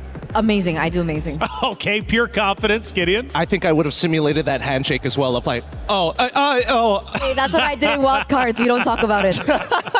Look, it's tough. It's tough, and I have to admit that these girls are doing a very good job because I would have absolutely ruined myself. Sora, okay, Sora. Oh, no, I'm not supposed to do that. I think you would have done well, though, posing for the Eiffel Tower on the green screen. Let's head back to the stage, though, because it's time to get things started once again between these two great teams. Now, going back into game number 2, Do we stick with the fresh meta, right? Do we continue to try it? Obviously, for the side of Galaxy Phoenix, why not? I mean, they were dominant. They ended up winning. For Team Falcons meta, though, do we go back to the bread and butter? Would that even work against the Assassin comp? Personally, I think yes, it does work very, very well. There was a reason why the meta always revolves around these three things. If tanks are in the jungle, assassins are out, then fighters need to come in to deal with the tanks. Then once the fighters become the main meta, the assassins come back because the fighters can't keep up with the assassins. It's this nasty little trifecta that always happens every single patch. Every patch indeed. And for Falcons meta, how do they deal with Fa? I mean, Fa was on fire the entire time, repping Claude. What's the counter to that? I think that's a really good question because come game number 1, we saw that they actually respected Fa by taking away the Guinevere. And they're going to do the exact same thing actually as we get into the drafts here for game number 2.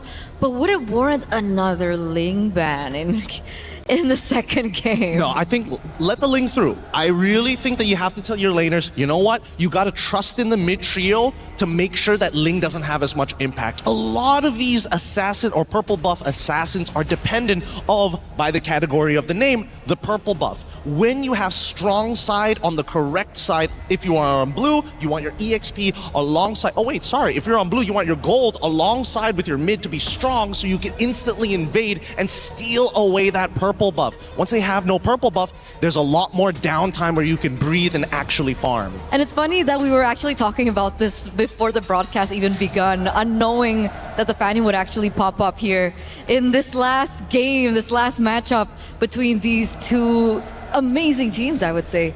Freya gets banned out, Baxia also gets banned out. It is looking like they might be setting up for yet another assassin jungle matchup. Did they ban Baxia out in game 1? I don't think so, right? It's only like towards the latter half. So they only went onto that third pick to ban it out. The fact that they're banning it out now, I feel like Galaxy Phoenix are already thinking about what Falcons are going to do to adapt.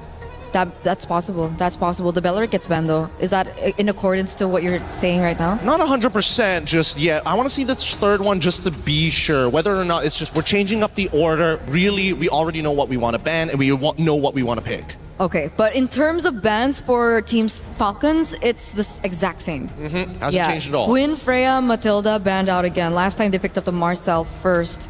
I'm wondering if they want to swap things around. I think they can still do it because again, like we saw in the previous game, the mid duo, they were already going to war and they called in both their junglers at the exact same time. So it's moments like that where it's like, can you be a little bit more precise? Could you set up a better scenario? Can you win out that 2v2? And I think that's what GP is thinking about as they get rid of the Carmilla. Once again, just making sure that they cover their bases. If I'm not mistaken, it was Galaxy that banned out the Carmilla in second phase. So the hero that they left open this time around is the Paquito. And I feel like the Paquito does really well against the Assassins, no? It does. Magically, yes, it does. But Esmeralda is still available. So technically, counterplay is in play. It's just whether or not who's going to make that first move, right? If Marcel shows up here, then it's kind of whatever on the opposite side. Okay. Let's see. It really depends on what this first pick coming in through from Team Falcons is going to be. And this time it's not as decisive. They're actually really thinking about it. Are they considering perhaps a different pick in game number 2? I mean, could be. There you go. Esme, they give up on the Marcel very early on. Do they want to give that up though? That's the thing. The Marcel is a little dangerous here. As much as Esmeralda becomes the super tank, Marcel can peel people off of their main targets pretty well. And more importantly, he's just fast. Absolutely. I think the next matchup here, are they going to once again prioritize the Claude? It was something that really worked out for them at the very end. It could be the carry, it could be the Claude. But at the same time, now that I see Esmeralda, there's a smaller chance of actually going for the Harris. So that's kind of out of the way, which leaves us with 3 potential heroes. One of them, I think, might be a bit better than the others, which is the Moskov. Moskov is particularly good when the junglers are playing assassins. You have a way not only to create distance, but actually push them away from you. It makes sense if you want, more map control as well. But if they're going to be playing assassins, that could be of tremendous value, and you can utilize that to control the far lane. You can split push and then eventually use your ult to join in on the fights. If they don't bite. It works both ways, but now with the Claude already locked in for the side of GP, because again, we know that GP are going to be the ones who are more likely to go for the assassins in comparison to Team Falcons. So what's the setup now for Team Falcons? Oh, I like this. I like the single target lockdowns. I like the high-lows a lot here. So they learned. They learned a little bit. I would have also preferred the Hilda. That would have been also a pretty good option. Moskov, they are thinking ahead. You know what? I should stop. I should stop. I'm here doing checker moves. They're playing chess already. Absolutely, yeah. The Moskov comes through here. It's something that we did discuss earlier on. Hylos as well. Considering now that Galaxy Phoenix are in a position where they might be unprepared when it comes down to an assassin pick. But for some reason, looking at this comp, can Paquito jungle work? Paquito jungle, with the nerfs, I don't think so. I personally don't think so. He doesn't get any extra benefits going into the jungle. Yes, he'll have impact, but he also still is going to be a little slow to hit level 4 because of that clear speed. You're better off in the EXP where you're still going to be relevant, and better yet, I think that right now, it's not very clear what kind of composition either side want to actually play. The Alice, very good option here from GP. Dude, Ririth... His drafting has been crazy. He is calling the shots here. Can they go on the second phase? Do you think that they're actually looking for an option for mid lane that can scale? I'm thinking like Farsa Sicilian type nonsense. Oh man, I mean Renmar did mention the Sicilian, but if we want to go like a lot simpler, we can go for something like the Kimmy. Kimmy? Like Kimmy does also scale, right? All right. If we see here on Red 4 that GP decide to get an assassin, hey, that's not the only assassin, nothing to worry about. There's still the Hayabusas, there's still the Hellcurts, there's still the Hanzos still available. Oh man, you know what? The fun ones got banned out as well. Ling on the opposite side is the response. That's why I saw the Fanny being banned out and then the Ling response. There is still space for, the Hirara, the Nolan as well. It's something that we're more, accustomed to when it came down to MWI. The Yve gets banned.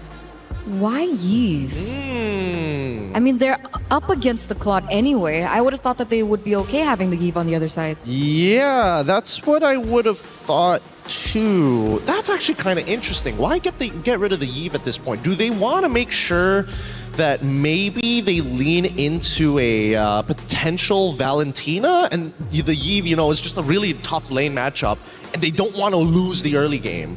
Or do you think it's Alice in the jungle? Alice in the jungle? I mean, that's old stuff, but it might not be the worst here. At the same time, we see that Zushin is getting banned out on the opposite end. Yep, very, very intelligent bans here from either side as we now see GP on the most important pick. So perhaps they were just setting up for the Jushin pick.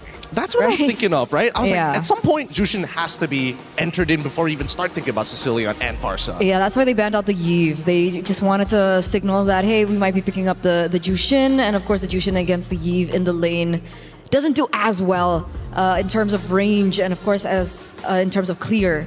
So as we get into the second phase of the drafts, this is where things are really going to just span down. Because they basically have a mirror splitting image of the exact roles on either side, right? It's not, hey, I'm going to give you a new question. It is, this is what I'm going to do. And the opposite side said, you know what? We're going to do the same. And Selena gets locked in as the dedicated mid laner. It could go into the jungle, to be fair, but it seems very unlikely. It is. And this means that perhaps we're going to be seeing something less exciting in the jungle. Could we be, is it possible to have assassin in the jungle and assassin in mid? Assassin in the jungle, sure. Assassin in mid, I think there's got to be a very clear setup, right? There has to be I need vision so I can do this. And if you have that vision, I think the only one that makes sense would technically be the Hanzo, because he's the only one who can just walk in single-handedly, steal a camping, then get out. But I want to see what Falcons want to respond, because looking at the Selena, what could be going through their minds? And Yi Shin gets locked in here, alongside with the Gore to deal with a potential secondary tank. Okay, so they have like the bases covered, right? They have a really strong mid laner, heavy burst as well, a lot of high damage. I'm really worried about the front lines coming in from Team Falcons and whether or not Galaxy have enough damage to deal with them right now. What is their choice? Suyo against the Gord and the Esme. Interesting. This is a high-risk comp coming out of GP. They understand, I think we got better mechanics and we're going to out-mechanic them. And I think that Falcons, they got to prove them wrong here. If they play a solid, standardized game, they will inevitably win the longer this game goes. And technically with the Marcel and the Selena, if they can go for heavy invades into the enemy jungle, it could just work out. Well, the team comps matched up before, and it went to the way of Galaxy Phoenix. This time around, Team Falcons tries to play around Galaxy Phoenix. Will it pay off? Well, let's find out. It's game number 2. The two Titans face off once again. Miriko, Athena, take it away. Here we go into the Lanadon for possibly the final game of the day. At least that's what Galaxy Phoenix wants. For Falcons Meta, they want to prolong the series all the way to 3 games, 1 each. Now, it's all about speed when we look at the composition coming in from Galaxy Phoenix. The Suyo, clearing fast in the jungle, together with the Season Hunter Selena. We have to take a look at the emblems later on. If it is a Season Hunter Selena, that means it's all about getting tempo, getting to the individual objective first, and then blitzing it before Falcons Meta can even react. Yep, it's all about snowballing here for GXP, and let's see if they will be able to do it. Because it turns out when it comes to our drafts earlier, it was quite surprising. Okay, now we confirm it with Galaxy Phoenix emblem builds here for the Selena. Yep, the Season Hunter on the Selena. This is classic. Usually you would use a Uranus in XP or even a Paquito. Someone that can cut, someone that can clear really fast. Almost a take there from Lemma. Delays Nana by quite a bit, and this certainly will give Fa a bit more of an advantage to play with. Definitely. So GXP is now playing right to their strengths, making the game faster. It's now all about Nucci being forced out of her Revitalize, but it's okay because now for Falcons Meta, they just have to be really careful into giving those numbers rolling in for Galaxy Phoenix. Yeah. Falcons Meta really want to try to match that speed that Galaxy Phoenix are playing with. Thing is though, they just don't have the composition to do so. They don't. I think at this point they have to just give away some of that pressure. Nocturne's already rotated though. Get out the flicker, Mountain Shocker up. Okay, that's a big resource spent. That is, imagine, just to try and prevent the inevitable here from happening from Lemma. Although the flicker was actually used here. So might as well for Falcons Meta. Small wins do matter, small steps ahead of them before they actually try and contest this neutral objective. Now, talking about the speed of the game for GXP, if they are not able to actually capitalize on their snowballing potential, I think that might be one of the cons of what they wanted to do here for game number 2. So let's see it. Level 4 already. They go for the gank on Nocturne. Nucci. Okay, Nucci trying to hold over onto Fa. Syrinx with a successful first blood and Mystic Gush right on her face. Ling tried to run away. Also, the flicker force out. That is numerous advantage for Falcons Meta. But Sophia and Lemma just goes on ahead of it, eliminating Jungler altogether. Ling falling in with Crimson Gleam. They're keeping it watch here. Neutral objective should be covered now. Fa right on cue will be secured. That one, and Sophia going wild on the front line, getting just enough of the damage to take down Nucci in the process. Nocturne fighting onto 3 women here from GXP, and she's taking most of the damages, but still not enough to sustain numerous team fights. GXP actually turned the tides into their favor on that one. All in. Golden Hour. Lemma gets away. Nana's caught in a bad spot. Okay, she's trying to run away as fast as she could, and that might be the end for now of that very colorful fights. It looks so good for Falcons Meta. Just for a second, you thought Galaxy Phoenix's composition, their main win condition got derailed so early on with Fa taken down up top. But then, a monstrous arrow. Clinical, crazy accuracy by Sophia. Back to back, landing on these crucial targets. And she becomes the assassin. It almost seems like Fa on the Suyo becomes a bit more of a distraction, just to open up for the real carry, who's the assassin in mid, Sophia. Yeah, Sophia, the first one that we saw a very spectacular Selena play today. Although we've seen that play out onto Sini as well earlier for Team Vitality. But so far, for her accuracy rate, is all over on the roof here for GXP. Now for Falcons Meta, we've mentioned that they also have to kind of derail GXP, but also not just derail, but also have to choke them out and compromise their own jungling pattern, because it looks like they're the ones copying or ones just reacting to what Sophia and Lemma is trying to do. Now we see Nana slowly making her way, delaying some of those jungle camps to just try and delay things up here for Fa. One thing that you have to notice as well is the fact that with the Soul Sever getting nerfed in this patch, it's going to be very difficult for Fa to actually look for that damage. Okay. Ling Okay, they may just be able to compensate that if ever they're all together right now. SOD will hit out and Names goes in. That's too predicted here for Lemma, but at least for Nucci, they still got the kill. Sophia going in hot. Kinda heavy position here for GXP. They have to disengage, and that is exactly what they will do. Looks like it's going to be a free turtle here for Falcons Mena. It comes through Names and also Syrinx being able to just shred through these frontliners. Link's not nearly tanky enough to deal with all of this damage. Yep. It's a very, very good mix of magic and physical. Winnie, though, was able to get a couple of hits down below and now is starting to go on Names. Wave not in the place for them to dive. Okay. But Fa might just want to go for it. It's all about making it easier for Fa. If Fa isn't able to do it, there are other members that could compensate for the lack of damage so far because of the nerf from Fa. There should be a turret takedown below. It should also be an invade. It does seem like for both junglers, they're just going to trade sides of the map right now. Nana going up top to the Beetle. Ling is playing it safe though. Doesn't decide to blink. It will be turret for turret. Abyssal Arrow doesn't land. Fa. Oh, that's two ultimates onto the middle lane committed. Not any equal exchange at all from GXP. Although they've got a turtle onto the top lane, I think GXP still got the most out of it. Denial of the buff, turret onto the bottom side, plus they forced out multiple ultis here from Falcons Mena. So now it's back to the slow game. And if you're thinking about the slow game, it really should be beneficial for Falcons Mena. They have a very good composition to scale into the late game. The Moskov, Gord, Yisun, Shin, heck, even the Esmeralda, all will find a lot of value. But then you look at GXP and the fact that they can split things up a lot as well, right? It comes down to delaying these skirmishes with the Marcel, making it awkward, and then landing the crucial arrows to possibly turn things around.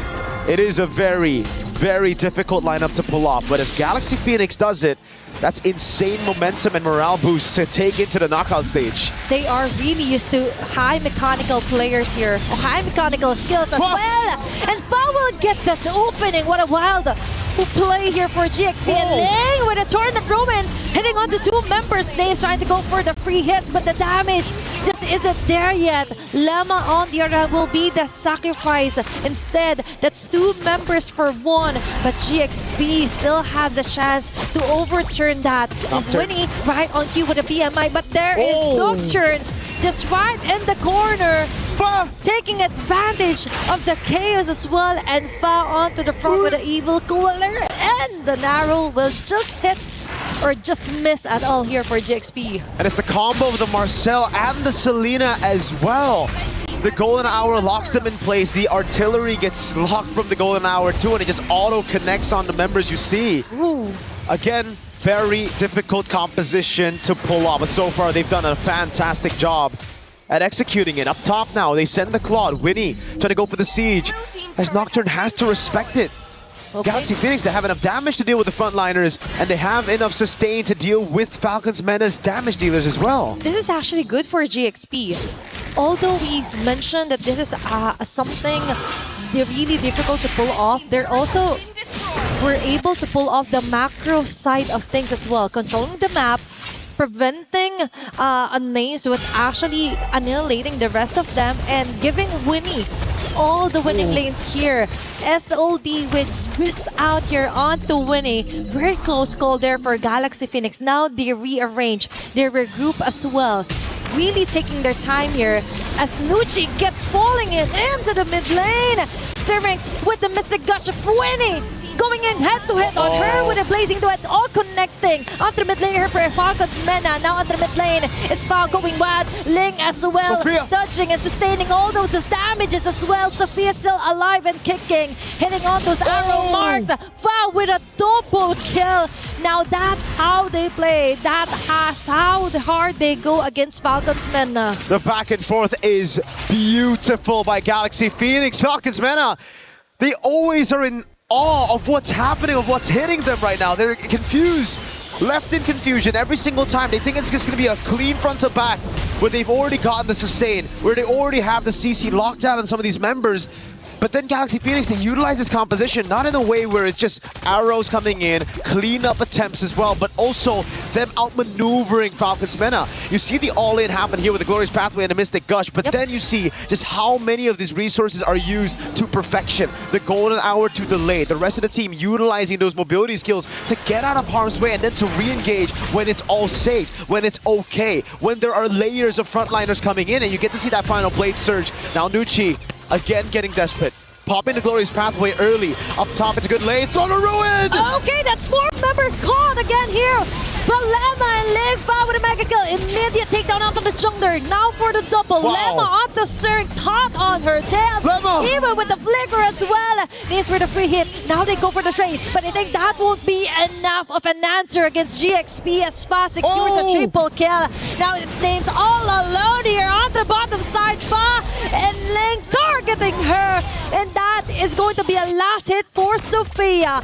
4 members are actually a wipeout against Falcon's Mena by GXP. Even when the arrows don't land, it plays such a crucial role in these team fights. Sophia with an arrow that didn't land but forced the step away from Names. She had to take that Blade Surge to the face and then the Purify desperately to try to get away. GXP are playing one hell of a game of MLBB. 5,700 gold lead. A Lord up top pushing in as well. And all this while, they've been able to get these turrets down before. It's a Holy Shield down below. Look at the items. They've been able to get so much, and Fa has a Sky Piercer. I believe it was 60 stacks earlier. This is massive for someone who died so early on before Turtle 1 to get 60 stacks. After a Sky Piercer, you usually start feeding. Oh my gosh, it's all about the QSG as well from the arrows from Sophia that made it easier for Fa to actually come back from the first blood suddenly from Falcon's Mena. Plus, it creates a lot of space interruptions against Falcon's Mena, which is what they're exactly doing. And now its Names being targeted. Holy shields pop off. Another arrow right onto the face and a fall of the tornado throwing here for Ling. There's going to be a golden R. Okay, frozen on the moment is Serang. So with the Mystic Gush, they tried to find an answer and they find it on the body of Ling. But still GXP, they were able to pop off Holy Shields, able to destroy a base turret. And now they're eyeing out a possible or a potential kill. But still for Falcon's Mena, they're trying to force their way in against Winnie. Oh with my Blazing God. Duet now, he's going back up again. And Nocturne onto the front line is not enough to sustain at all as Fa gets an opening with a mega kill following up for a moment as well. What a chase down here. It's 2 members down here, but Nana gets a shutdown kill. And GXP, what a play here. Woo. 80 stacks on the board. She's fully stacked up. There was a shutdown over to Sophia, but GXP got the base turret in the far lane. They won't even have to send anybody over down below to set up that slow push anymore. So it's all about playing it calm now. I know they've thrived on playing it chaotic, on just going for these chaotic brawls, but it's time for them to slow things down as they wait for the Lord to spawn. 30 seconds on the clock. The wave in the bottom lane will be slow pushing. It's all about taking prio in mid and top and then forcing Falcon's Mena to react, either by sending someone bot or by completely giving the Lord over to GXP. This is how they set their name high here on MWI. They may be tagged as newcomers, but with the way that they move... Oh my God, that arrow landed. It was just the Traceless that saved her. Okay, that is multiple dangers up ahead here for Falcon's Mena. I think if they want to contest this Lord, they have to cross over onto Sophia, which in fact will land another arrow in the trap. And Fa yet again. Incoming attack. And Ling with a drone of ruin Fa targeting Names. Okay, there's going to be a mini stun here for Falcon's Mena. Ranks with a Mystic Gush, but she will be caught yet again here by Ling. Nocturne cannot sustain the 5 members attacking them continuously. Galaxy Phoenix, another arrow in the face of Nana. Fa with a finishing move, double kill as well. Sophia might fall down, but still for Galaxy Phoenix, that is a huge win advantage. That is a huge kill advantage. And now they're slowly making their way onto the base. Mid lane base turret being targeted. There's going to be a Glorious Pathway to try to link things up here against GXP, but no. This might be the end as Fa closely survives no ranks and names, getting a name out of Leng and Wenny. Still defending for their life here against GXP. And they get 3 base turrets already. Everything stripped down to the crystal. I know I said to play safe. I said to play safe. I said to play it slow. You know what? Screw that. Just do your thing, man. Galaxy Phoenix, they like it fast. They want to go in. They want to just look for those chaotic duels. And it's facilitated through Sophia landing these arrows. It's just ridiculous how disgustingly accurate Sophia's been on those arrows. Finding these angles that makes it so difficult for Falcons Meta to react to. Another arrow again just lands on Nocturne. I'm surprised she doesn't have Wishing Lantern at this point. It's a poking tool. It's like you're playing Navaria. It's like you have an Astral Echo place on all of them. The hitbox is doubled whenever Sophia's on the Selena. That will be the cherry on top if ever she plans to build up the Wishing Lantern at this point. Because now for GXP, they got a Lord. They've got most of the turrets out of the way. Now they just have to find a very good setup, which so far they have been landing onto the body of Ling, and with the use of Lem as well with the golden hour. Not to mention, if you manage to dodge those critical ultimates, the arrow will still hit you just on cue. I just mentioned this one, and it happened right before the Lord responds. Okay, Lemma might have been too early onto that fight. Okay, that was an overheat for sure. Yep. Okay, maybe now they need to play it slow because they got the Lord, they got everything, but they still have to respect the fact that Falcons Meta have a good scaling composition. If they're able to prolong this game even further, they might be able to contest the Lord. You can already see that clear with the Gord, Easton, Shin, and Moskov. This Lord is gone straight up. You need all 5 of your members with the arrows landing. Remember, if these arrows just land inside of the base, they can just walk back to their fountain, get all their HP back, and then reset all over again. That certainly has delayed things for GXP, and it's given Falcons Meta a second win. It's all about stretching out the game here for Falcons Meta. For GXP, yeah, you are dominating, but there is still the wave clear present, and heroes for Falcons Vega, or Falcons Meta rather, that is slowly catching up. Speaking of stacks, 37 on that Thunderbell, 56 on the Sky Piercer, so we see how that has impacted GXP, how it's given Falcons Meta a bit more chance in this game. It's no longer at 80, so they won't start disappearing from the map whenever they get low. It's all about maintaining a low profile for now for Falcons Meta. But still, you can't keep a low profile as there's someone always attacking and giving the vision here, which is Sophia from Galaxy Phoenix. Now, they might not force out a team fight just yet. More on the macro side of things is Galaxy Phoenix, Phoenix needs to focus on. Look at Fa. Okay, Fa and Lemma has other things in mind. No, they don't want to wait for the Lord. They want to go in. Okay, Golden R caught all the 3 members here. Syrinx being caught here by Ling, and a follow Throne of Ruin as well. Fa with the last hit. It's going in with the Blazing Duet with Winnie. Frozen Moment as well. Double kill. That's 2 members down. Now it's 3 members left to defend for their base, but no, they still get it. Fa with a triple kill. Galaxy Phoenix just fucking hit. This might be the winning goal, winning moment that they need. 5 members still up, and it's only Nocturne left, and this is it. Galaxy Phoenix ensures the 2-0. A maniac for Fa. Delayed Savage, or rather a denied Savage by Nocturne, but it don't matter. Galaxy Phoenix are able to get the job done with a clean sweep. A statement victory to send them into top 8. And perhaps a declaration of war with this composition. A statement for sure. A win with one of the craziest, one of the toughest compositions to pull off, and they pulled it off all the way. It was crisp, clean, the arrow, the flanks, not waiting for the Lord and just subverting all of our expectations, especially Falcons Meta's. They weren't ready for that play. They thought it was going to be slow. They've expected teams to just play around the Lord after losing, or after winning this hard, after getting defended over and over again. Galaxy Phoenix may have come as a newcomer this season, but no, they should never be treated as such. What an amazing way to end the day for MWI.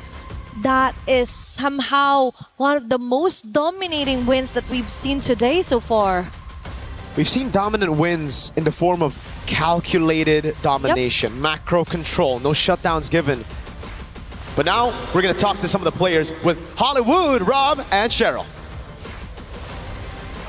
Now, heartiest congratulations. You guys just punched your tickets to the knockout stages. Galaxy Phoenix has risen to the occasion. Now, I do have a question for you, Sophia, and that is, this is the first international appearance that you guys have been, and you have dominated the world stage. So how are you feeling? Are you guys like nervous at all? Because this is a spectacular performance.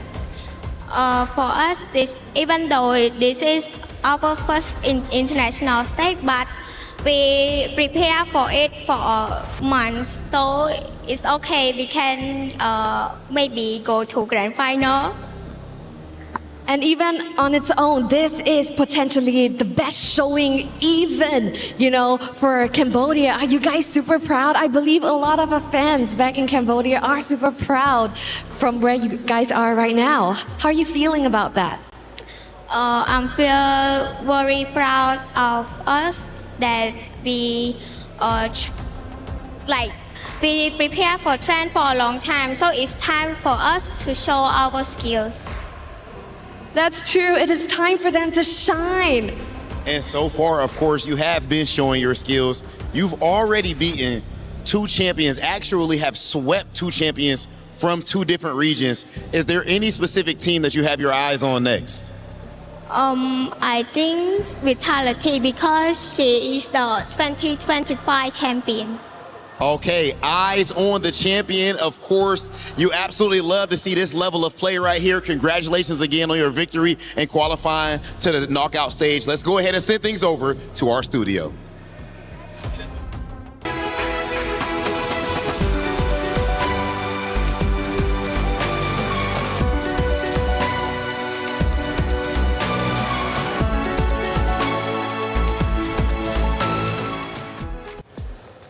Galaxy Phoenix pulls it off with a 2-0 victory. They did it very well, and they will officially be moving forward into the knockout stage. Congratulations to them. For Team Falcons Minna, however, I know you're a supporter. Yes, they take the 2-0 loss, but they're not down and out just yet. They move down to the lower bracket. So it's okay. It's okay. And luckily for us on Stream A, we don't have to, watch too many elimination matches today. Wait, do we have more tomorrow? Let's see.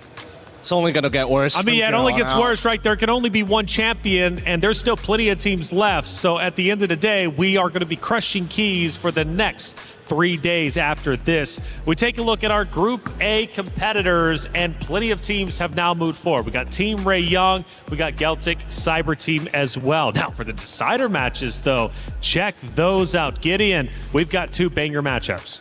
Yep, we got Twisted Minds and Team Falcons ID. We also got Seda Esports and Virtus Pro, all of which I'm excited to see here because I think they're actually at a pretty even level overall. But man, I'm looking at Group B and I get excited. Yeah, Group B's looking great, right? And Team Vitality was just called out by Galaxy Phoenix. That could become a reality matchup in the knockout stages as Vitality and Galaxy Phoenix have now officially moved on. Still awaiting the results from Foot Esports. It might be our loss. However, Genji Esports, Navi face off against each other, but Team Falcons Minna, Foot Esports, it might be our loss. Either one of those opponents are tough.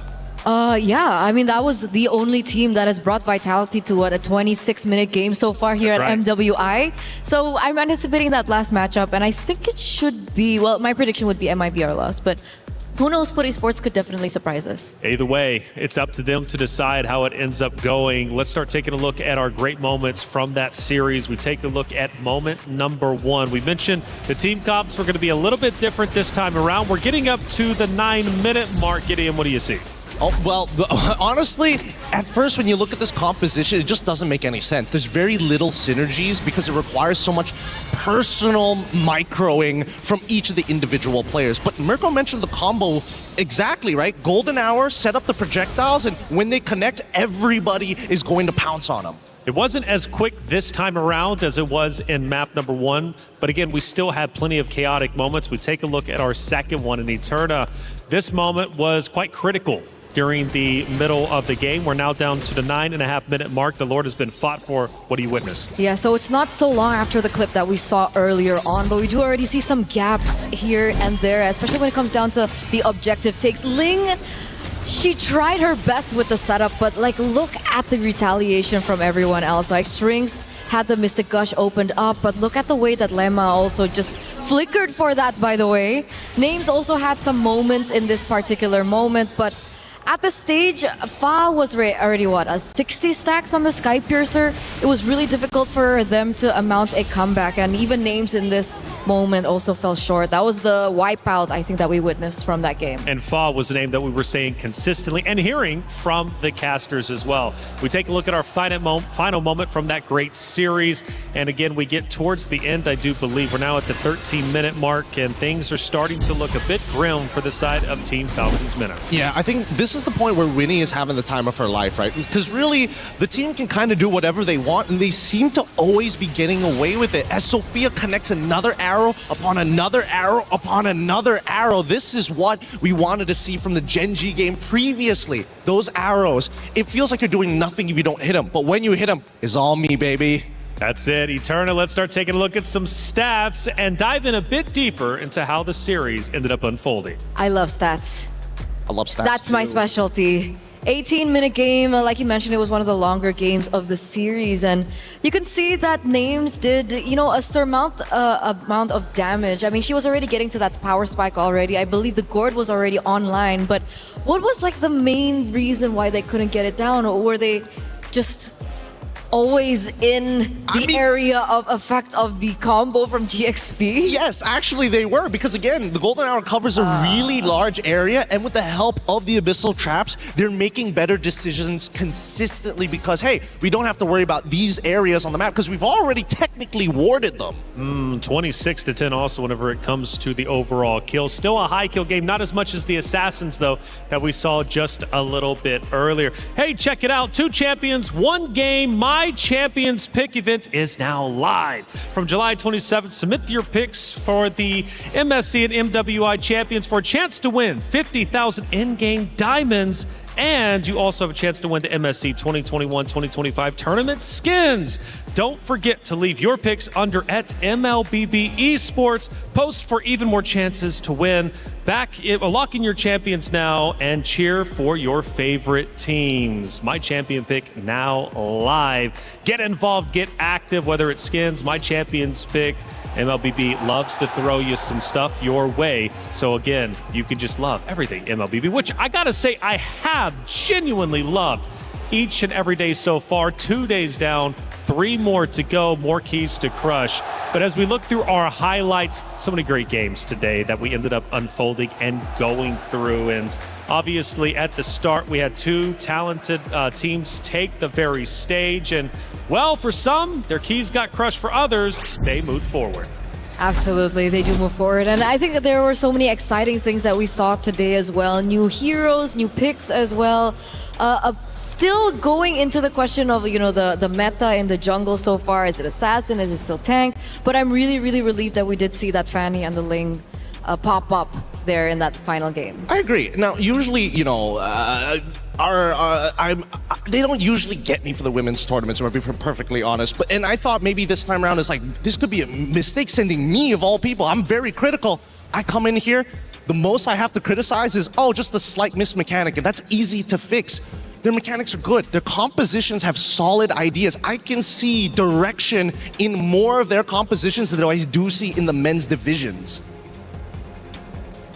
And hey, check it out for Vitality, though, who ended up going toe-to-toe with Genji, that rematch from last year. That was also a great series that ended up unfolding. And that one goes to the way of Vitality, which was a big move coming out from them, looking unstoppable even now, which is truly phenomenal. A lot of great teams have moved up. And again, for Galaxy Phoenix, they called them out specifically. They want to play that very roster, and they have a chance to take them. That would be crazy to say the least. You mentioned that target on Vitality's back. Well, now it just got a little bit bigger with Galaxy Phoenix. I think everyone, I like what Miracle likes to say, like over and over. I think he mentioned it in the group draws as well. He's like, to be the best, you have to beat the best. That's it.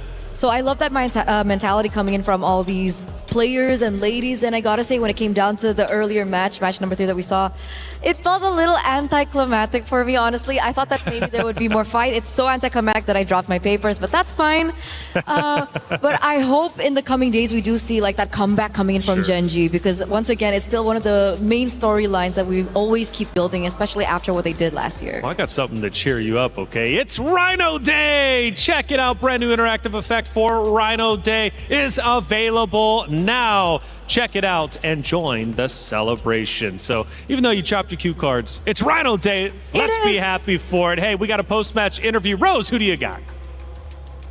About the game, because just now Fa was amazing, a Maniac on the Suyo, and a debut on the Lingdis MWI. Let's talk about it. What made Galaxy Phoenix bring out the assassins? គេសួរថាមិនបានសម្រាប់ចិត្តយកលីងមកលេងព្រោះលីងហ្នឹងគេខានដកយូរហើយឥឡូវដោយសារតែជា favorite hero របស់ខ្ញុំហើយខ្ញុំក៏ខានលេងវាយូរដែរដែលខ្ញុំដកមកលេងហ្នឹងក៏វារៀង practice តិចតួចដែរមុននឹងលេងតែដោយសារតែវា favorite ស្រាប់អញ្ចឹងស្រួលវិញ so first of all she said Link is her favorite hero and it's been a long time quite a long time that she didn't use it but before the match she did practice for a few months. That's why she chose chose to play this hero because she feels so confident today. Yeah. Amazing. I love it. And the confidence definitely played off. And you know what? I know there's a lot of Khmer fans back at home that is supporting your journey here in MWI. Is there anything you want to say to them? ខ្ញុំពេលប្រាប់ដាំទៅ fan នៅខ្មែរអរគុណសម្រាប់ការគាំទ្រហើយសូមបន្តគាំទ្រពួកយើង Galaxy Phoenix បន្តទៀត Okay, she said thank you for the supporting and I hope you guys keep supporting us Galaxy Phoenix fans represent Cambodia. Yes. Thank you very much, girls. Congratulations. And with that, that is it for this interview. Bye-bye. We were there for every click, every clutch, every respawn. We were there for the years of grind, and we're here. Now, the proud founding partner of EWC, powering the biggest event in gaming, shoulder to shoulder with the world's best, making history. Greatness deserves a stage. Lenovo Legion, reach your impossible.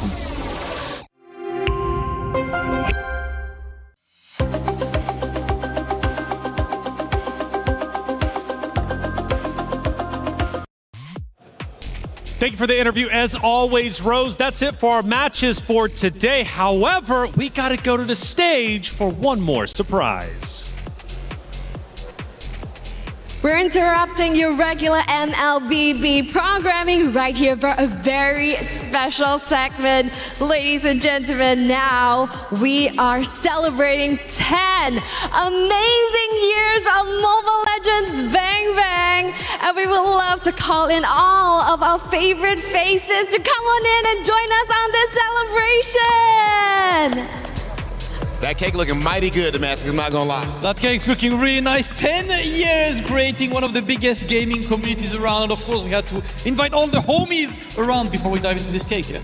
Okay, 10 years, ladies and gentlemen. Can I please just get one comment really quick from you, or it don't gotta be quick, whatever, however you feeling. Just, how you feeling about 10 years of MLBB, any words for the community? We're so blessed to be having these 10 years, these beautiful 10 years with all these beautiful talents. There's so much more that we have to offer you guys, so please stick around and enjoy year after year after year, because we're still gonna be here. Come on, man, enough said. I feel like pretty much right there, that is a mic drop. Ladies and gentlemen, of course, tomorrow we have even more MWI here at EWC26 as we have a few more losers bracket matches. And of course, we are starting our knockout stages. You do not want to miss it. We'll see you guys tomorrow.